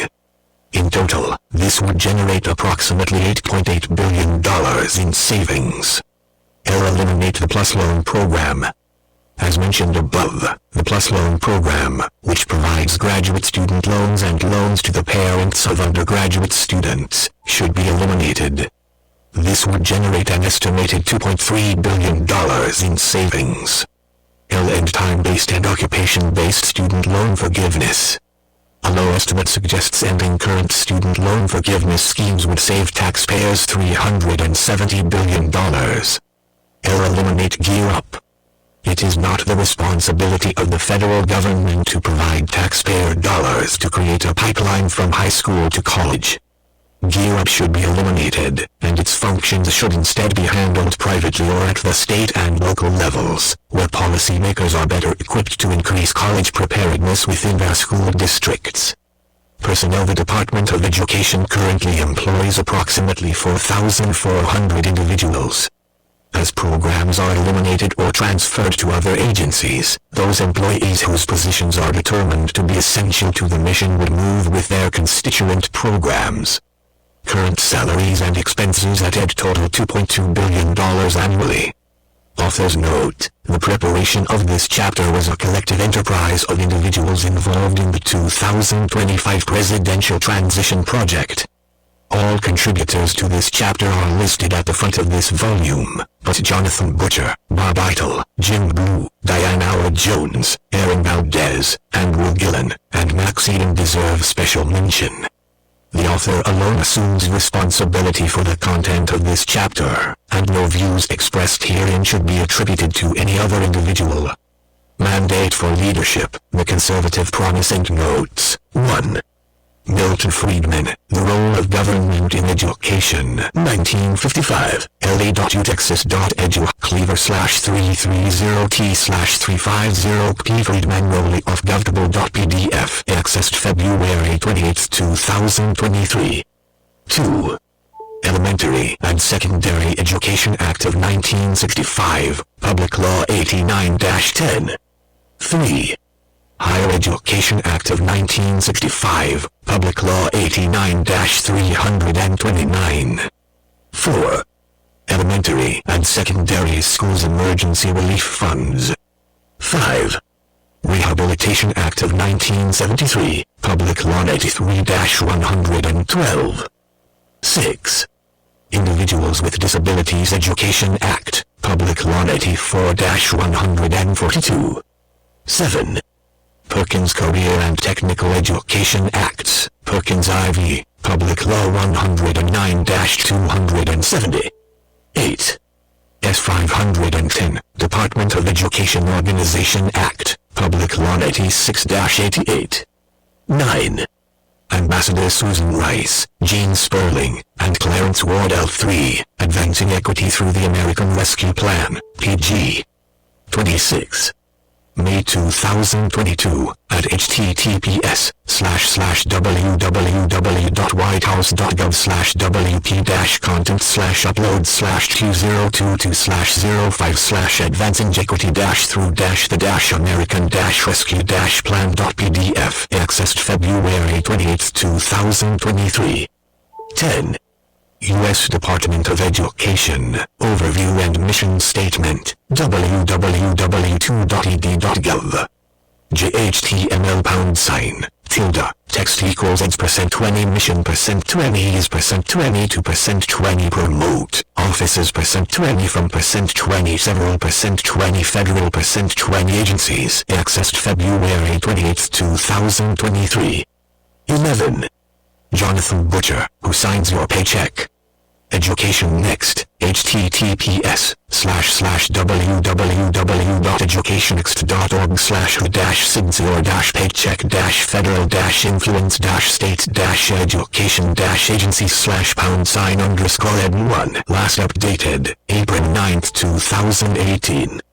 12. Education at a Crossroads, What Works and What's Wasted in Education Today, Subcommittee on Oversight and Investigations, Committee on Education and the Workforce, U.S. House of Representatives, 105th Cong. Second Sess. July 17, 1998, pages 13 and 14. 13. Every Student Succeeds Act, 20 Use. See paragraph 6301 at SEEK. 2015.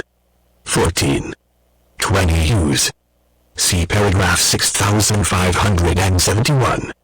Under Subchapter I of the Elementary and Secondary Education Act, Improving the Academic Achievement of the Disadvantaged, and Section 20 Use. See paragraph 1022F. 20 Use. See paragraph 1088A. Under Title 20, Section 1088A of the U.S. Code, the Secretary is authorized to waive the requirement for negotiated rulemaking if he or she determines that applying such a requirement with respect to given regulations is impracticable, unnecessary, or contrary to the public interest within the meaning of Section 553(b)(3)(b) of the APA, and publishes the basis for such determination in the Federal Register at the same time as the proposed regulations in question are first published. 20 Use. See paragraph 1088A B2. Congressional Research Service, Negotiated Rulemaking, in brief, April 12, 2021, CRSREPORTS.congress.gov, accessed March 13, 2023. 15. H.R. 8767, Empowering Parents Act, 117th Congress. 16. H.R. 5, Parents' Bill of Rights Act. 17. H. J. Res. 99, Public Law 115-30. 18. National Defense Authorization Act for Fiscal Year 2022. 19. National Center for Education Statistics, Fast Facts, Title I, census.ed.gov, accessed February 28, 2023. 12 American Energy and Science Dominance. The next conservative administration should prioritize energy and science dominance to ensure that Americans have abundant, affordable, and reliable energy, create good-paying jobs, support domestic manufacturing and technology leadership, and strengthen national security. Achieving these goals will require bold policy action and reforms that involve the U.S. Department of Energy, DOE, the Federal Energy Regulatory Commission, FERC, and the Nuclear Regulatory Commission, NRC. American energy dominance. Access to affordable, reliable, and abundant energy is vital to America's economy, national security, and quality of life. Yet ideologically driven government policies have thrust the United States into a new energy crisis just a few short years after America's energy renaissance, which began in the first decade of the 2000s, transformed the United States from a net energy importer, oil and natural gas, to energy independence, and then energy dominance. Americans now face energy scarcity, an electric grid that is less reliable, and artificial shortages of natural gas and oil despite massive reserves within the United States, all of which has led to higher prices that burden both the American people and the economy. The new energy crisis is caused not by lack of resources, but by extreme green policies. Under the rubrics of combating climate change and as environmental, social, and governance, the Biden administration, Congress, and various states, as well as Wall Street investors, international corporations, and progressive special interest groups, are changing America's energy landscape. These ideologically Department of Energy and related commissions, Bernard L. McNamee mandate for leadership, the conservative promise-driven policies are also directing huge amounts of money to favored interests and making America dependent on adversaries like China for energy. In the name of combating climate change, policies have been used to create an artificial energy scarcity that will require trillions of dollars in new investment, supported with taxpayer subsidies, to address a problem that government and special interests themselves created. The result has been increased energy costs that will hurt individuals and families, especially low-income Americans and seniors on fixed incomes. It'll make businesses that create the jobs that drive our economy and quality of life less competitive, and they'll make America less energy secure. Moreover, increased energy scarcity will allow government, either directly or through access to banks and Wall Street investors, to decide who is worthy to receive funding for energy projects. In the end, government control of energy is control of people and the economy. This is one reason why the trend toward nationalization of our energy industry through government mandates, bans on the production and use of oil and natural gas, and nationalization of the electric grid is so dangerous. At the same time, adversaries like China, Russia, North Korea, Iran, and non-state actors are constantly engaged in cyber attacks against our energy infrastructure. We have already seen what supposedly minor attacks, such as the cyber attack on the Colonial Oil Pipeline 1 or the physical attack on electric infrastructure in North Carolina, 2 can do. A coordinated cyber and physical attack on natural gas pipelines and the electric grid during an extended cold spell could be catastrophic. Yet the current administration's first concern is plowing taxpayer dollars into intermittent wind and solar projects and ending the use of reliable fossil fuels.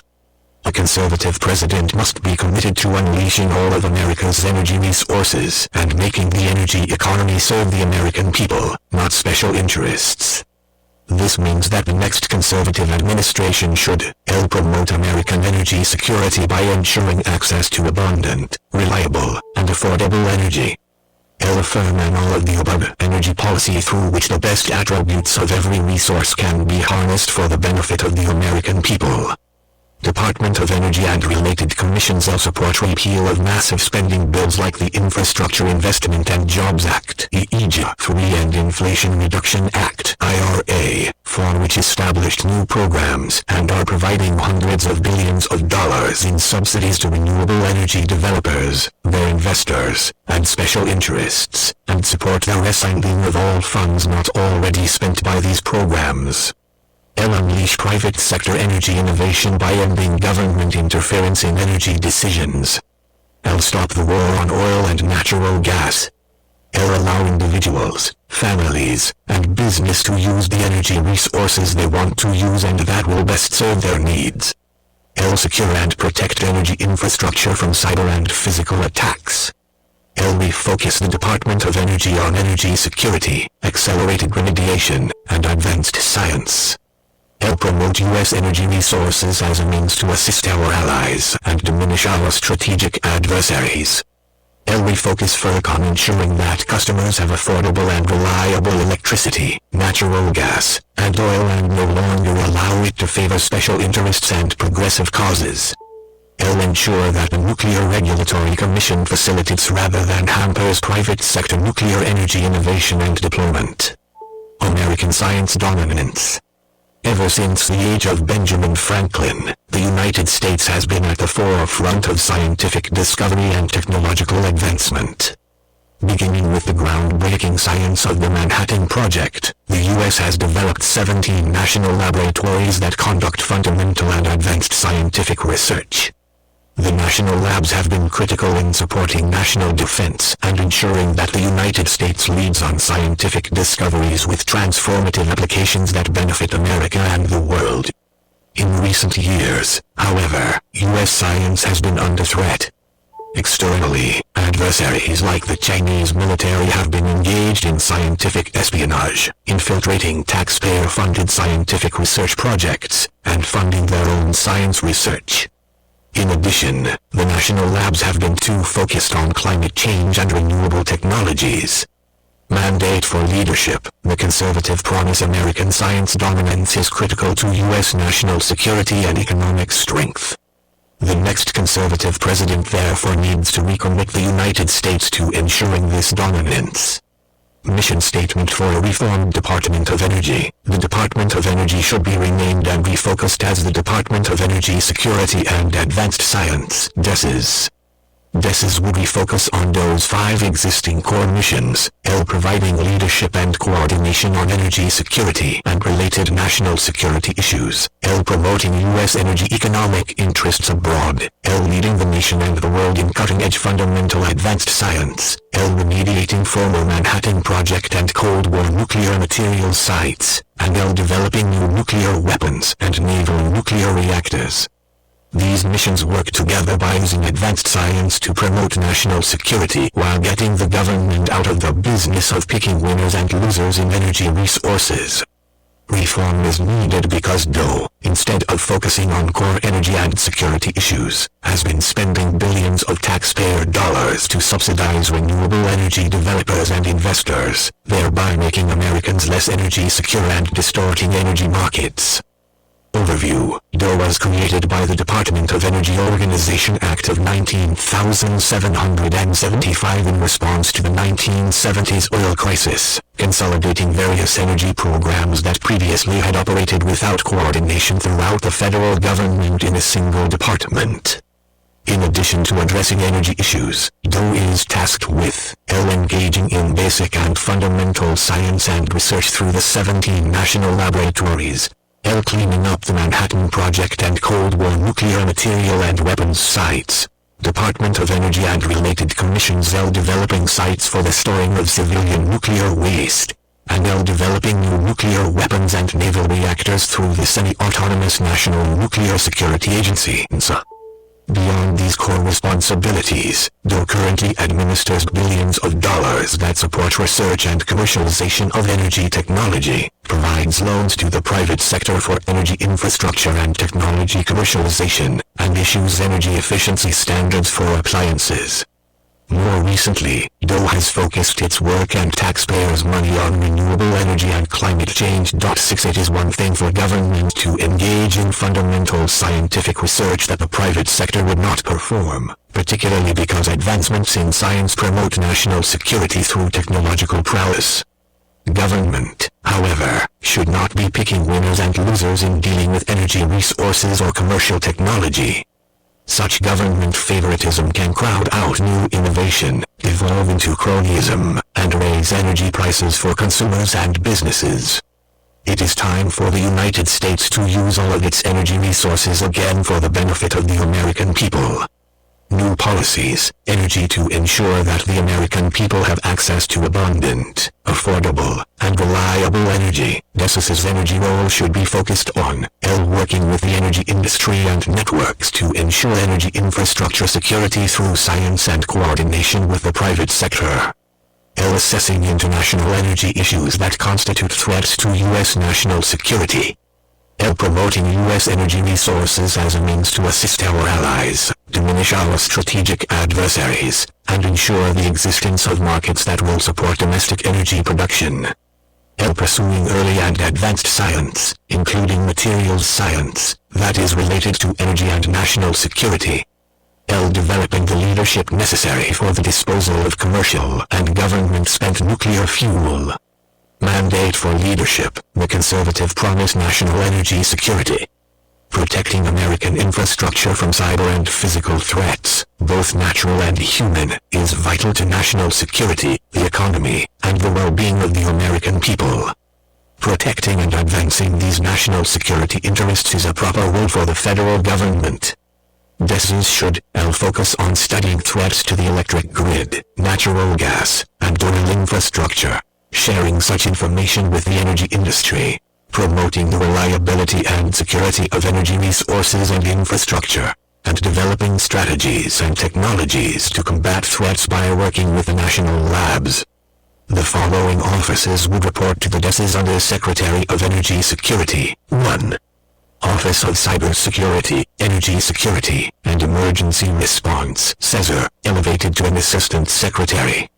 CESR would work with the existing or reconstituted versions, as described in more detail below, of the Office of Electricity, Office of Nuclear Energy, Nebraska, Office of Fossil Energy, FE, currently the Office of Fossil Energy and Carbon Management, FECM, Office of Energy Efficiency and Renewable Energy, EAR, and the Strategic Petroleum Reserve, SPR, to identify and address threats to energy infrastructure. 7. Instead of trying to decarbonize the American economy and allocating taxpayer dollars for commercialization of energy technologies, these offices would focus on energy security by identifying threats to energy supplies and infrastructure, developing strategies to address those threats, and funding fundamental science and technology where appropriate. 2. Office of Electricity, Assistant Secretary. 3. Office of Nuclear Energy, Assistant Secretary. 4. Office of Fossil Energy, Assistant Secretary, with Carbon Management deleted from its title and purpose. 5. Office of Energy Efficiency and Renewable Energy, Assistant Secretary. 6.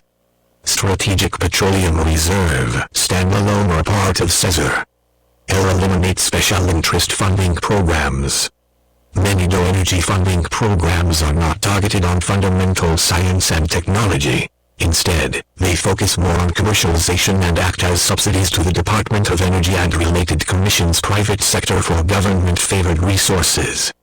The DOE Office of Clean Energy Demonstrations (UST), Office of State and Community Energy Programs (ARPA-E), Office of Grid Deployment (OGD), and DOE loan program should be eliminated or reformed.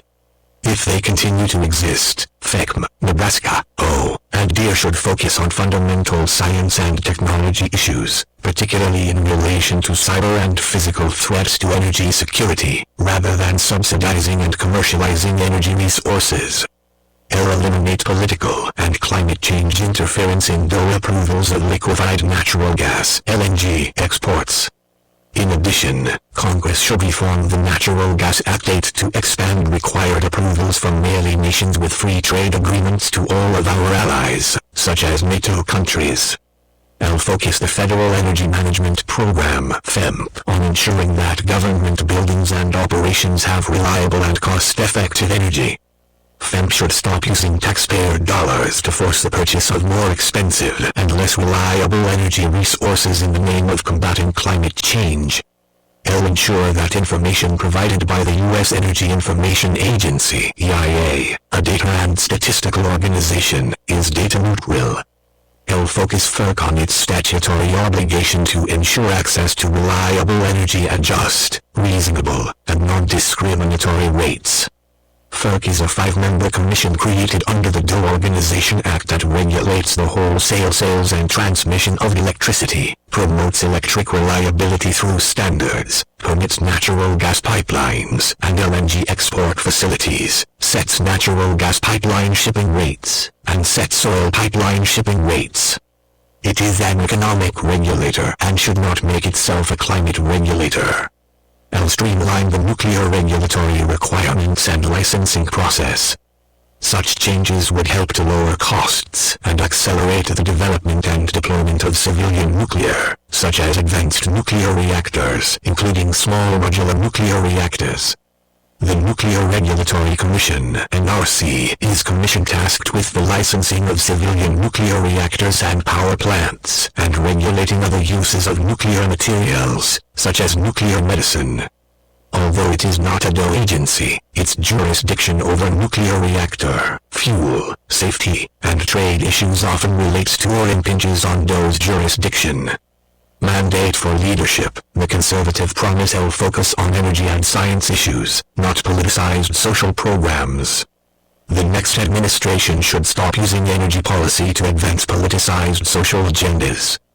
Programs that sound innocuous, such as energy justice, 9 Justice 40,10 and Day 11 can be transformed to promote politicized agendas. DOE should focus on providing all Americans with access to abundant, affordable, reliable, and secure energy, and DOE should manage its employees so that everyone is treated fairly based on his or her talent, skills, and hard work. New policies, international energy security to help the President and policymakers understand and apply U.S. energy interests in international affairs more effectively. Various DOE programs offices need to be reformed. Help promote American energy interests. The next administration should make U.S. energy dominance a key component of its foreign policy while ensuring that domestic and international goals are aligned. American energy dominance will allow the United States to secure energy for its citizens, markets for its energy exports, and access to new energy natural resources, and will provide tools for U.S. policymakers to assist our allies and deter our adversaries. DESND should analyze U.S. international energy security interests and develop a national energy security strategy (NES). This strategy would take account of the energy landscape across the globe to inform the President in his foreign policy and defense roles, but it should not be a tool for U.S. industrial policy, although it might highlight how current domestic industrial and climate policies threaten U.S. energy and national security. Strengthen the role of the new Department of Energy Security and Advanced Science. There are frequent turf battles on energy issues between the Department of State and DOE. Although the State Department clearly has the policy-making authority under the DOE Organization Act, it tends to ignore the expertise and perspectives that DOE provides. The existing Assistant Secretary for International Affairs should provide the principal support for the DOE Secretary and Deputy Secretary on National Security Council (NSC) activities and should interface with colleagues at the Departments of Defense, State, Treasury, and Commerce, as well as the intelligence community (IC). New policies, advanced science to ensure that America continues to lead the world in fundamental science. The national labs should be refocused, and national science policy should be reviewed and coordinated. Department of Energy and related commissions will refocus the national labs on fundamental and advanced science. DOE currently oversees 17 national laboratories. The 3 national labs run by DOEs and so should continue to focus on national security issues. The remaining 14 science and energy labs should focus on basic research projects. Demonstration and deployment of technology should be left to the private sector. This goal can be achieved by realigning the labs to limit duplication and mission creep and to maximize potential. L. Conduct a whole-of-government assessment and consolidation of science. Before the start of a new administration, there should be a review of all the federal science agencies. 1-2 This should include a review of the ill-advised attempt to expand the National Science Foundation's mission from supporting university research to supporting an all-encompassing technology transition. Specific to DOE, there should be a review to measure, prioritize, and consolidate DOE programs based on a range of beneficial factors, including degree of relationship to national security, furtherance of energy security, cyber but also international aspects, and importance to scientific discovery/advancement. New policies, remediation of nuclear weapons development programs, and civilian nuclear waste. Cleaning up the radioactive waste produced in support of the Manhattan Project and the Cold War at America's nuclear development sites is a massive and complicated process led by DOE's Office of Environmental Management. Projected liabilities and costs to be borne by America's taxpayers, according to DOE's FY 2023 budget request, total $887,205 billion. 13. In addition, the federal government is required by law to dispose of nuclear waste produced by the private sector, including spent fuel rods from nuclear power plants. The new decisions should continue DOE's remediation of radioactive waste created by the nuclear weapons projects from the Manhattan Project and Cold War. Strong leadership focused on accelerating the cleanup, coupled with technical and administrative innovation, will be needed to reduce the federal government's third-largest liability. Develop a new approach that increases the level of private sector responsibility for the disposal of nuclear waste. Disposing of civilian nuclear waste is an important national issue that requires strong scientific study. According to an independent audit conducted by the public accounting firm of KPMG, the Nuclear Waste Fund holds $46 billion in payments by utilities and their ratepayers, plus interest, for a permanent waste disposal site for spent nuclear fuel and other nuclear waste. 1 For the mandate for leadership, the conservative promise licensing process for Yucca Mountain as a permanent repository for spent nuclear fuel is on hold. Without storage sites, spent nuclear fuel remains temporarily stored at nuclear plants. In addition to permanent storage, low-level nuclear waste facilities are needed. New policies, so the U.S. nuclear arsenal needs to be updated and reinvigorated if we are to be able to deal effectively with threats from China, Russia, and other adversaries. As a semi-autonomous agency, NSA has the primary responsibility for researching and designing new nuclear warheads and for ensuring that the existing nuclear arsenal is still potent. These efforts require significant funding and scientific know-how. In addition, NSA develops and designs nuclear propulsion reactors for the U.S. Navy. NSA also plays a role in preventing nuclear proliferation. With strong leadership by the Secretary of Defense, the next administration should fund the design, development, and deployment of new nuclear warheads, including the production of plutonium pits in quantity. 15L expand the U.S. Navy and develop new nuclear naval reactors to ensure that the Navy has the nuclear propulsion it needs to secure America's strategic interests. And ineffective and counterproductive non-proliferation activities like those involving Iran and the United Nations.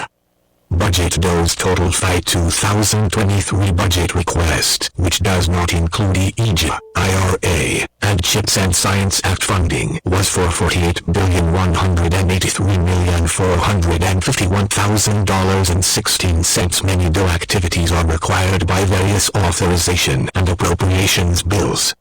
To implement many of the policies contained in these proposals, several laws will need to be amended, including the Department of Energy Organization Act, EIJA, IRA, and possibly portions of the CHIPS, creating healthy incentives to produce semiconductors, and Science Act. 17 ending taxpayer subsidies will promote an all-of-the-above energy policy, lead to more energy resources, reduce costs, and save taxpayers billions of dollars. Office of Cybersecurity, Energy Security, and Emergency Response, CESAR, Mission/Overview. CESAR's mission is to enhance the security and resilience of U.S. critical energy infrastructure to all hazards, to mitigate the impacts of disruptive events and risk Department of Energy and related commissions to the sector overall through preparedness and innovation, and to respond to and facilitate recovery from energy disruptions in collaboration with other federal agencies, the private sector, and state, local, tribal, and territory governments. IT needed reforms. The threats to U.S. energy infrastructure are real and persistent, and CESAR's role, working to support national security by working with the private sector to ensure energy security, is a proper one for government. Though CESAR is properly focused on the threat to the grid from inverter-based resources like wind and solar, it needs to focus on the entire energy system, including the interdependence between natural gas and electric generation and cybersecurity. A good first step would be to reinstate an iteration of the Trump administration's Executive Order 13,920, securing the United States bulk power system. 19. The Biden administration also placed the Strategic Petroleum Reserves (SPR) and DOE's Federal Power Act 202(c) Authority 20 under the CESAR office, which should continue in the next administration. New policy CESAR should be refocused to prioritize the cybersecurity, physical security, and resilience of critical infrastructure. Through research and development, technical assistance to states and industry, and emergency exercises, CESAR can make a difference in our energy security posture. Budget CESAR received $177 million for FY 2022 under the Energy and Water Development and Related Agencies Appropriations Bill 2022-21 and $550 million through the Infrastructure Investment and Jobs Act. 2 The FY 2023 budget request is for $202 million.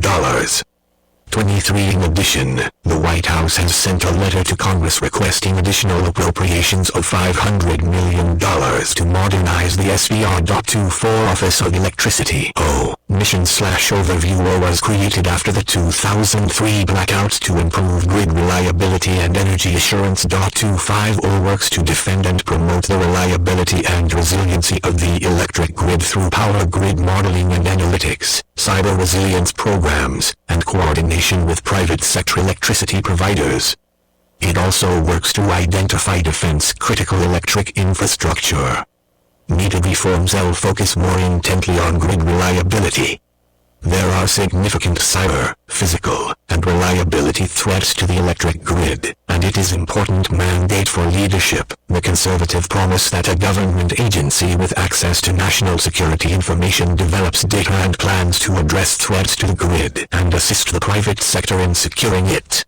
Although it does not stand out as a problematic office, additional focus and priority could be given to its original mission of working on grid reliability and resilience. Or could be combined with CESAR as well as what is left of the Grid Deployment Office if it is eliminated. L. Eliminate applied programs. O. Administers grant programs for things like energy storage and the testing of grid-enhancing technologies, GETs. These programs should be eliminated. The next administration should work with Congress to eliminate all DOE applied energy programs including O, except perhaps those related to basic science for new energy technology. New policies will prioritize grid security. O, along with CESAR if they are combined, should focus on the security of critical infrastructure equipment used in the bulk power system as envisioned in President Trump's May 2020 Executive Order 13920 and a related December 2020 Prohibition Order 26 which was revoked in April 2021 by President Biden. 27 In addition, CESAR/O should 1. Focus on the interdependence of and threats to electric generation and natural gas pipelines.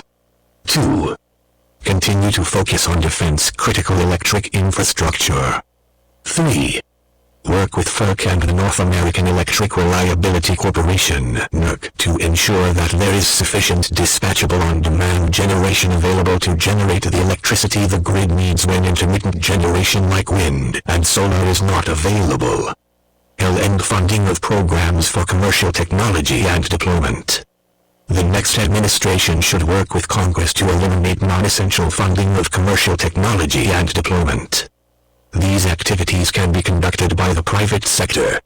Budget was FY 2021 enacted budget was $211,720,000, and DOE has requested $297,386,000 for FY 2023.28 Department of Energy and Related Commission's Office of Nuclear Energy, Nebraska. Mission/overview. The Office of Nuclear Energy's mission is to advance nuclear energy science and technology to meet U.S. energy, environmental, and economic needs. It has 5 stated goals: enable continued operation of existing U.S. nuclear reactors, enable deployment of advanced nuclear reactors, develop advanced nuclear fuel cycles, maintain U.S. leadership in nuclear energy technology, and enable a high-performing organization. 29 Under the Nuclear Waste Policy Act, 30 The Office of Nuclear Energy has also been responsible for the DOE's statutory requirements to collect and dispose of spent nuclear fuel. Since the Obama administration's dissolution of the Office of Civilian Radioactive Waste Management, 31 Needed reforms. Nebraska is too influential in driving the business decisions of commercial nuclear energy firms. Instead of focusing on a limited set of basic research and development activities that solve foundational technical issues that apply broadly to energy production, Nebraska intervenes in nearly all aspects of the commercial nuclear energy industry. Absent wholesale reforms that restructure the Federal Energy and Science bureaucracy to eliminate such functional energy offices, the next administration should substantially limit Nebraska's size and scope. Adopt broader regulatory and energy policy reforms that reduce regulatory obstacles, allow all energy sources to compete fairly in the marketplace, and establish a predictable policy environment. This will avoid unfair bias against the nuclear industry. New policies. Nebraska should transition to a more limited scope of responsibilities that focuses on basic research, solving broadly applicable technology challenges, and solving the nuclear waste management issue as it relates to the development and deployment of advanced next-generation reactors, which can include small modular reactors (SMR). While respecting existing contractual obligations, Nebraska should not initiate any new civilian reactor demonstration and commercialization projects. Nebraska also should focus on overcoming technical barriers that are preventing commercial reactor demonstration projects from moving forward. Any activities in support of existing nuclear plants and any other projects mandate for leadership, the conservative promise directed toward commercialization, including licensing support, should be shouldered by the private sector. Reorganize its remaining activities into 3 basic lines of responsibility: nuclear fuels across the fuel cycle, reactor technology, and civilian radioactive waste. Budget. The above reforms would cost substantially less than the $1,675,060,000 requested for FY 2023.32 legislation, such as the EG placed additional funding for new reactor demonstration projects outside of Nebraska. These responsibilities and their associated funds should be moved to Nebraska as appropriate. Nebraska should not simply add or subtract programs, as some programs may help to support Nebraska's new priorities. The better approach would be to build a new budget and program strategy that accounts for related new programs and submit a new budget request reflecting Nebraska's new priorities. Office of Fossil Energy and Carbon Management (FECM) Mission/Overview DOE is authorized by law to increase the conversion efficiency of all forms of fossil energy, reduce costs, improve environmental performance, and increase the energy security of the United States. 33 In recent years, the Office of Fossil Energy (FE) has been transformed from its statutory role of improving fossil energy production to one that is focused primarily on reducing the carbon dioxide emissions from fossil fuel extraction, transport, and combustion. This change is reflected in the office's new name, the Office of Fossil Energy and Carbon Management (FECM), effective as of July 2021, and FECM's mission, to minimize the environmental impacts of fossil fuels while working towards net zero emissions. 34 Needed reforms are eliminate carbon capture, utilization and storage (CUS) programs. Despite the recent expansion of the 45Q tax credit for carbon capture, utilization and storage (CUS) to $87 per ton, most carbon capture technology remains economically unviable, although private sector innovations are on the horizon. CUS programs should be left to the private sector to develop. 35 If the office continues any CUS research, that research should be focused more on innovative utilization. Pursue the processing of critical minerals. Development of domestic critical material sources is important for national security, as the vast Department of Energy and related commission's majority of critical materials are mined or processed, or both, in Russia and China. 36 The processing of critical materials from fossil fuel waste products, primarily coal, has shown some potential and, in view of our vast domestic reserves of coal and abundant waste from coal mining and combustion, should be pursued. New policies will eliminate FECM. The next administration should work with Congress to eliminate all of those applied energy programs, including those in FECM, with the possible exception of those that are related to basic science for new energy technology. Taxpayer dollars should not be used to subsidize preferred businesses and energy resources, thereby distorting the market and undermining energy reliability. Rename FECM if it cannot be eliminated under its original designation as the Office of Fossil Energy, and with its original mission, increasing energy security and supply through fossil fuels. Focus on energy security and supply. Absent elimination of FECM, Congress should direct FECM appropriations toward increasing energy security and supply. Congress has already directed these goals, including the reduction of costs. 37 Will ensure that LNG export approvals are reviewed and processed in a timely manner. In particular, 1. Ensure that LNG export applications are reviewed and approved expeditiously. 2. Maintain the categorical exclusion from the National Environmental Policy Act (NEPA) 38 for LNG exports that was established by the Trump administration. 39 Or, if it is revoked by the Biden administration, reinstate it. 3.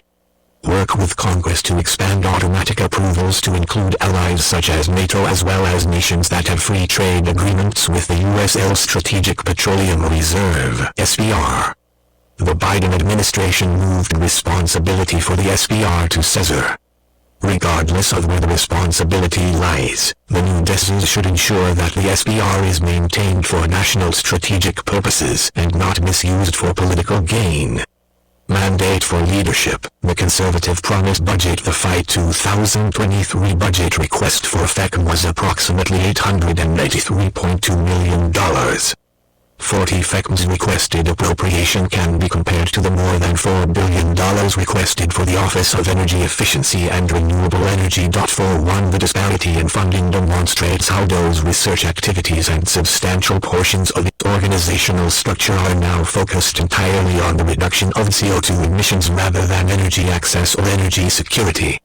Office of Energy Efficiency and Renewable Energy. Here, mission/overview. The Office of Energy Efficiency and Renewable Energy traces its roots to the Energy Policy and Conservation Act of 1975-42, but most of its programs today are rooted in the Energy Policy Act of 2005.43 under the Biden administration. EA's mission is to accelerate the research, development, demonstration, and deployment of technologies and solutions to equitably transition America to net zero greenhouse gas (GHG) emissions economy-wide by no later than 2050, and ensure that the clean energy economy benefits all Americans.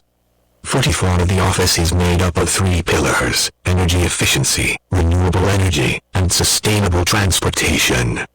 Needed reforms and the focus on climate change and green subsidies. Under the Biden administration, EAR is a conduit for taxpayer dollars to fund progressive policies, including decarbonization of the economy and renewable resources. EAR has focused on reducing carbon dioxide emissions to the exclusion of other statutorily defined requirements such as energy security and cost.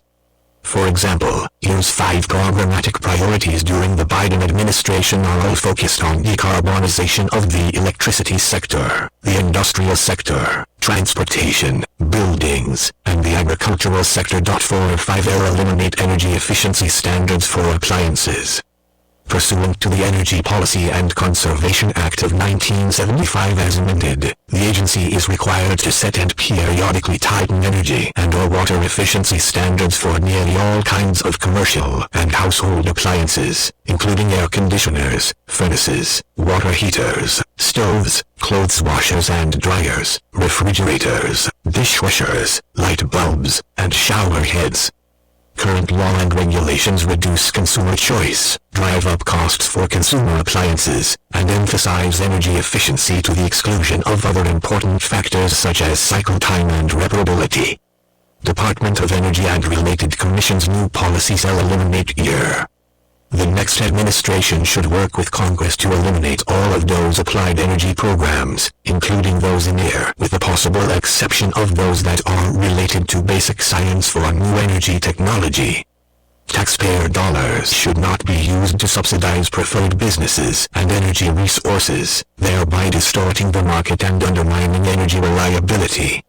Reduce EAR funding. If EAR cannot be eliminated, then the administration should engage with Congress and the House and Senate Appropriations Committees on EAR's budget. EAR's budget was around $1.5 billion a year when the advances were made that led to dramatic cost decreases in wind, solar, and battery technology. In recent years, Congress has appropriated many billions of dollars in excess of EAR's normal budget, though requested more than $4 billion for FY 2023. 46. It should rescind these excess monies so that those not required to spend them. If funding cannot be reduced, then it should be reallocated to more fundamental research and less toward commercialization and deployment. Focus on fundamental science and research. If EAR cannot be eliminated, then the administration should focus on broader and more fundamental energy research, consistent with law. The Biden administration is too focused on deploying technologies instead of relying on the private sector. Moreover, under the Biden administration, EAR is too focused on decarbonization and not at all on the cost of energy. EAR eliminate energy efficiency standards for appliances. The next administration should work with Congress to modify or repeal the law mandating energy efficiency standards. Before or in lieu of repealing the law, there are steps the agency can take to refocus on the consumer by giving full force to the provisions already in the law that serve to limit regulatory overreach and protect against excessively stringent standards. For example, the Trump bill prioritized the relatively few appliance regulations that were likely to save consumers the most energy and refrained from those whose modest benefits are unlikely to justify the costs. It also took steps to ensure that any new standards do not compromise product quality or eliminate any features. These and other consumer protections are in the statute, but have often been ignored. Mandate for leadership. The conservative promise budget year was funded at slightly more than $2.8 billion in FY 2021, and though requested slightly more than $4 billion for FY 2023.47, Congress needs to rescind the appropriated monies that year has not spent and begin fresh with new appropriations. Grid Deployment Office, GDO, Mission/Overview. The Grid Deployment Office was established to implement parts of the Infrastructure Investment and Jobs Act. Pursuant to the EJA, GDO administers funds appropriated by Congress to support transmission expansion and low/zero carbon resources. In addition, GDO is developing studies of the electric grid to address congestion, enhance reliability and resilience, and promote clean energy. For it needed reforms and grid planning and focus instead on reliability. FERC and NERC have the primary responsibility for addressing reliability. States have the primary authority to site and permit transmission lines, and regional transmission organizations assist in planning regional transmission needs for parts of the country. But Congress granted some grid planning and siting authority to FERC and DOE through the Energy Policy Act of 2005 and the EJA, as well as grid funding through the Inflation Reduction Act. Instead of focusing on grid expansion for the benefit of renewable resources or supporting low/carbon generation, GDO should be incorporated into the reformed Office of Cybersecurity, Energy Security, and Emergency Response, which would work to enhance the grid's reliability and resilience. To the extent that they remain in effect, the funding programs that GDO oversees and administers should emphasize grid reliability, not renewables expansion. Consider whether to defund the civil nuclear tax credit program and hydroelectric power efficiency and production incentives established in the EJA and administered through GDO.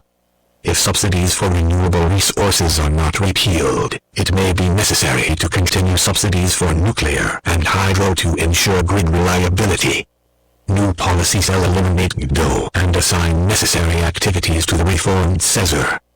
It appears that GDO's current purpose is to promote the integration of low/zero carbon resources onto the grid by supporting subsidies for such resources and building new transmission facilities at Department of Energy and related commissions, a cost that poses a barrier to renewable generation expansion. However, some of the grants that it administers under the EJA appear to be properly focused on enhancing the reliability and security of the electric grid. They should be reassigned to the reformed and expanded CESR. and DOE/GDO's role in grid planning for the benefit of renewable developers. Under the Energy Policy Act of 2005 and the EJA, DOE is to perform grid congestion studies and has authority to identify national interest electric transmission corridors (NIETC). Under the Biden administration, DOE is working on a national transmission planning study and is administering $2.5 billion to support nationally significant transmission lines, increase resilience by connecting regions of the country, and improve access to cheaper clean energy sources. 49L defund most GDO programs. GDO oversees nearly $20 billion in new appropriations created by the EJA, including the Grid Modernization Grant Program, the Transmission Facilitation Program, and the Civil Nuclear Credit Program, among others. Congress should rescind any money not already spent. Budget. Congress appropriated $10 million for GDO in FY 2021, and DOE has requested $90.2 million for FY 2023.50. Office of Clean Energy Demonstration (UST) Mission/Overview. The UST was established in December 2021 to implement the EJA. Its mission is to deliver clean energy demonstration projects at scale in partnership with the private sector to accelerate deployment, market adoption, and the equitable transition to a decarbonized energy system. 51 needed reforms and market distortions and stop shifting technology and development risks to taxpayers. The EST is distorting energy markets and shifting the risk of new technology deployment from the private sector to taxpayers. The EJ provided more than $20 billion in government subsidies to help the private sector deploy and market clean energy and decarbonizing resources. Government should not be picking winners and losers and should not be subsidizing the private sector to bring resources to market. Mandate for leadership. The conservative promise new policies will eliminate EST. The next administration should work with Congress to eliminate all energy demonstration programs, including those in EST. Taxpayer dollars should not be used to subsidize preferred businesses and energy resources, thereby distorting the market and undermining energy reliability. We focus on resources that will support reliability. To the extent that the various energy research and development funding authorities cannot be repealed, funded projects should be consistent with the programmatic goals of the next administration. For example, the already awarded Advanced Reactor Demonstration Program should help to move SMRs from pilot scale to commercialization and in the process address material, fuel, and regulatory issues that would pose deployment risk to utilities and Wall Street. Budget Dose Fight 2023 budget request includes $214 million to initiate a new $150 million competition to support demonstrations that address integration issues of renewable energy into the U.S. transmission and distribution grids. 52 overall, the $21.5 billion provided by the Bipartisan Infrastructure Law. 53 supports several EST programs, Advanced Reactor Demonstration Projects, $2.5 billion. Carbon Capture Large-Scale Pilot Projects, $937 million. Carbon Capture Demonstration Projects Program, $2.5 billion. Clean Energy Demonstration Program on current and former mine land, $500 million. Energy Improvements in Rural or Remote Areas, $1 billion. Industrial Demonstrations Program, $6.3 billion. Long Duration Energy Storage Demonstrations, $505 million. Regional Clean Energy Hubs, $8 billion. Regional Direct Air Capture Hubs, $3.5 billion. 54 Department of Energy and related commissions personnel by drawing resources from across the DOE. The EST has already grown to 70 personnel in 6 months. If EST is eliminated, those positions can be eliminated. If EST is reduced, its personnel can be reduced to fit its scope. Loan Program Office, LPO, Mission/Overview. LPO's mission is to finance next-generation U.S. energy infrastructure, serve as a bridge to bankability for breakthrough projects and technologies, and de-risk them at early stages of investment so they can be developed at commercial scale and achieve market acceptance. 55 The Biden administration directed the program to subsidize the administration's net zero energy transition away from conventional fuels by 2050 and to promote union jobs and domestic supply chains. 56 The LPO coordinates with the U.S. Treasury Federal Financing Bank and is organized into 7 divisions: outreach and business development, origination, portfolio management, risk management, technical and project management, legal, and management and operation. Its loan programs were originally designed as temporary programs, but have since been amended and expanded.